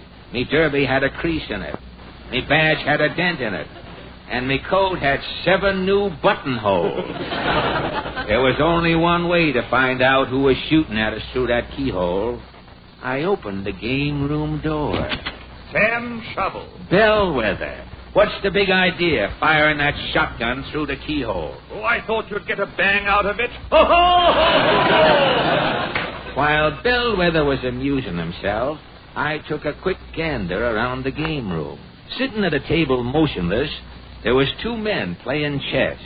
I was just ready to pounce when I heard Lady Bottomley say... Mr. Shovel. Yeah? One of those men playing chess is my brother, Sir Hubert Bottomley. I'll soon check on that, Lady B. Hey, you with the half a pair of glasses. I say, what's all the hugger-mugger? Can't you see we're playing chess? Bellwether. I'm sorry, Lord Beaverboard. I told these 2 fruity intruders that I would announce them when you were finished. Sir Hubert! Oh, Sir Hubert, you recall your sister, Lady Esther? Sir Hubert! Hey, what's wrong? What's wrong, Lady Sir Bottom? Hubert, he's dead! Dead? By Jove, that explains it. Explains what? Well, our chess game, Sir Hubert hasn't made a move in ages. He's just been sitting there holding his bishop. Heart failure, do you think? Possibly was bored to death. I'm dull company, you know. No, yes, there's both wrong. What? Sir Hubert's got a hole in his head. Look, this dimple has no bottom to it. You're right. It's a bullet hole. This is moida. Moida? Moida. Nobody's leaving this room. Come clean now, somebody. Who shot Sir Hubert? Well, none of us could have done it, old boy. We were all here in the room together. Hey, that's right. Shovel, there must be somebody else in the house. I can take a hint, Lady Bottomley. Come on, Bellwether. I'm finding that somebody else, or my name ain't Sam Shovel, Private Eye.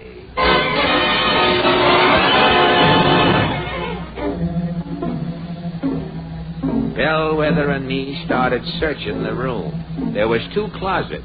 I says to Bellwether, Bellwether, open the first door. Very well, sir. Gad!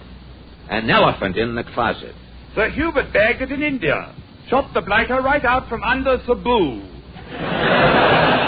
Say, there's mohair sticking out of the elephant's trunk. And what's this label on the trunk? Taxidermy by Aubrey Tuttle. Who's Aubrey Tuttle? Aubrey Tuttle was Sir Hubert's favorite taxidermist. What's in this next closet? I'll open the door. Jeepers, 4 dead bodies. There's something here that ain't kosher, Bellwether. I'm taking another gander at Sir Hubert's body. Mr. Shovel, what's this Sir Hubert is sitting on? Oh, it's a newspaper. Sir Hubert is only 4 feet 8 inches tall. He has to sit on the Sunday Times to look over the chess table. Yes, but the date on this paper, November 7th, 1933. This paper's 15 years old. Sir Hubert has been dead for 15 years. I say, this is going to be a blow to our club, you know. We elected him president 2 years ago.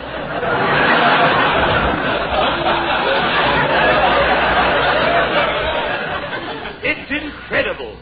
Sir Hubert dead 15 years? Why, he looks the same today as he did 15 years ago. Identically the same. Sir Hubert is the same as he was 15 years ago, Lady Bottomley. What? Look at this hole in his head. What do you see sticking out? Mohair. Mohair is right. Sir Hubert has been stuffed. Stuffed? Look here on his neck. One of them labels that was on the elephant. Taxidermy by Aubrey Tuttle. You mean the taxidermist actually murdered my brother, Sir Hubert, and then stuffed him? Yeah, Lady Bottomley. Extraordinary. Who was the taxidermist? You, Bellwether. But I'm the butler. My name is Bellwether. Hercules T. Bellwether. Oh, yeah? That signet ring on your thumb there. The initials is A.T. A.T.? Oh, that's an abbreviation for Athley. Rule Britannia. Stop the music! The jig is up, Aubrey Tuttle. You might as well confess. It'll make me very happy. Oh, but happiness is so middle class. Regardless. I do wish you'd confess, Bellwether. I'm famished for a cup of tea. Very well, Lady Bottomley. I am Aubrey Tuttle. I knew it. I killed Sir Hubert. Oh, you bounder. But why? But why, Mr. Tuttle? Well, 15 years ago, Sir Hubert returned from Africa with a boatload of big game. I was his taxidermist. And you stuffed the animals? I put everything I had into them. When I finished, my bill was £2,000. Sir Hubert refused to pay me. You was penniless, eh? I had to have money. I knew Sir Hubert was getting £20 a month from his sister in England, so I decided to murder Sir Hubert, pose as his butler, and collect the money he owed me. What became of Bellwether, the real butler? Well, he's in the closet with the rest of the staff. You mean them stuffed stiffs of the staff? Why did you kill them and stuff them, Bellwether? I had some mohair left over. Aubrey Tuttle, you are a fiend, definitely. By Jove, my opponent dead for 15 years. It's so difficult to tell in chess. Say, where are you going, Tuttle? I think I shall step out for a bit of swan-upping. Come back here, you. Unhand me, you succulent mendicant. Right in the peeper. A bit of a shiner. Okay, Tuttle. You're coming with me, Or what? Or my name ain't Sam Shovel, Private Black Eye.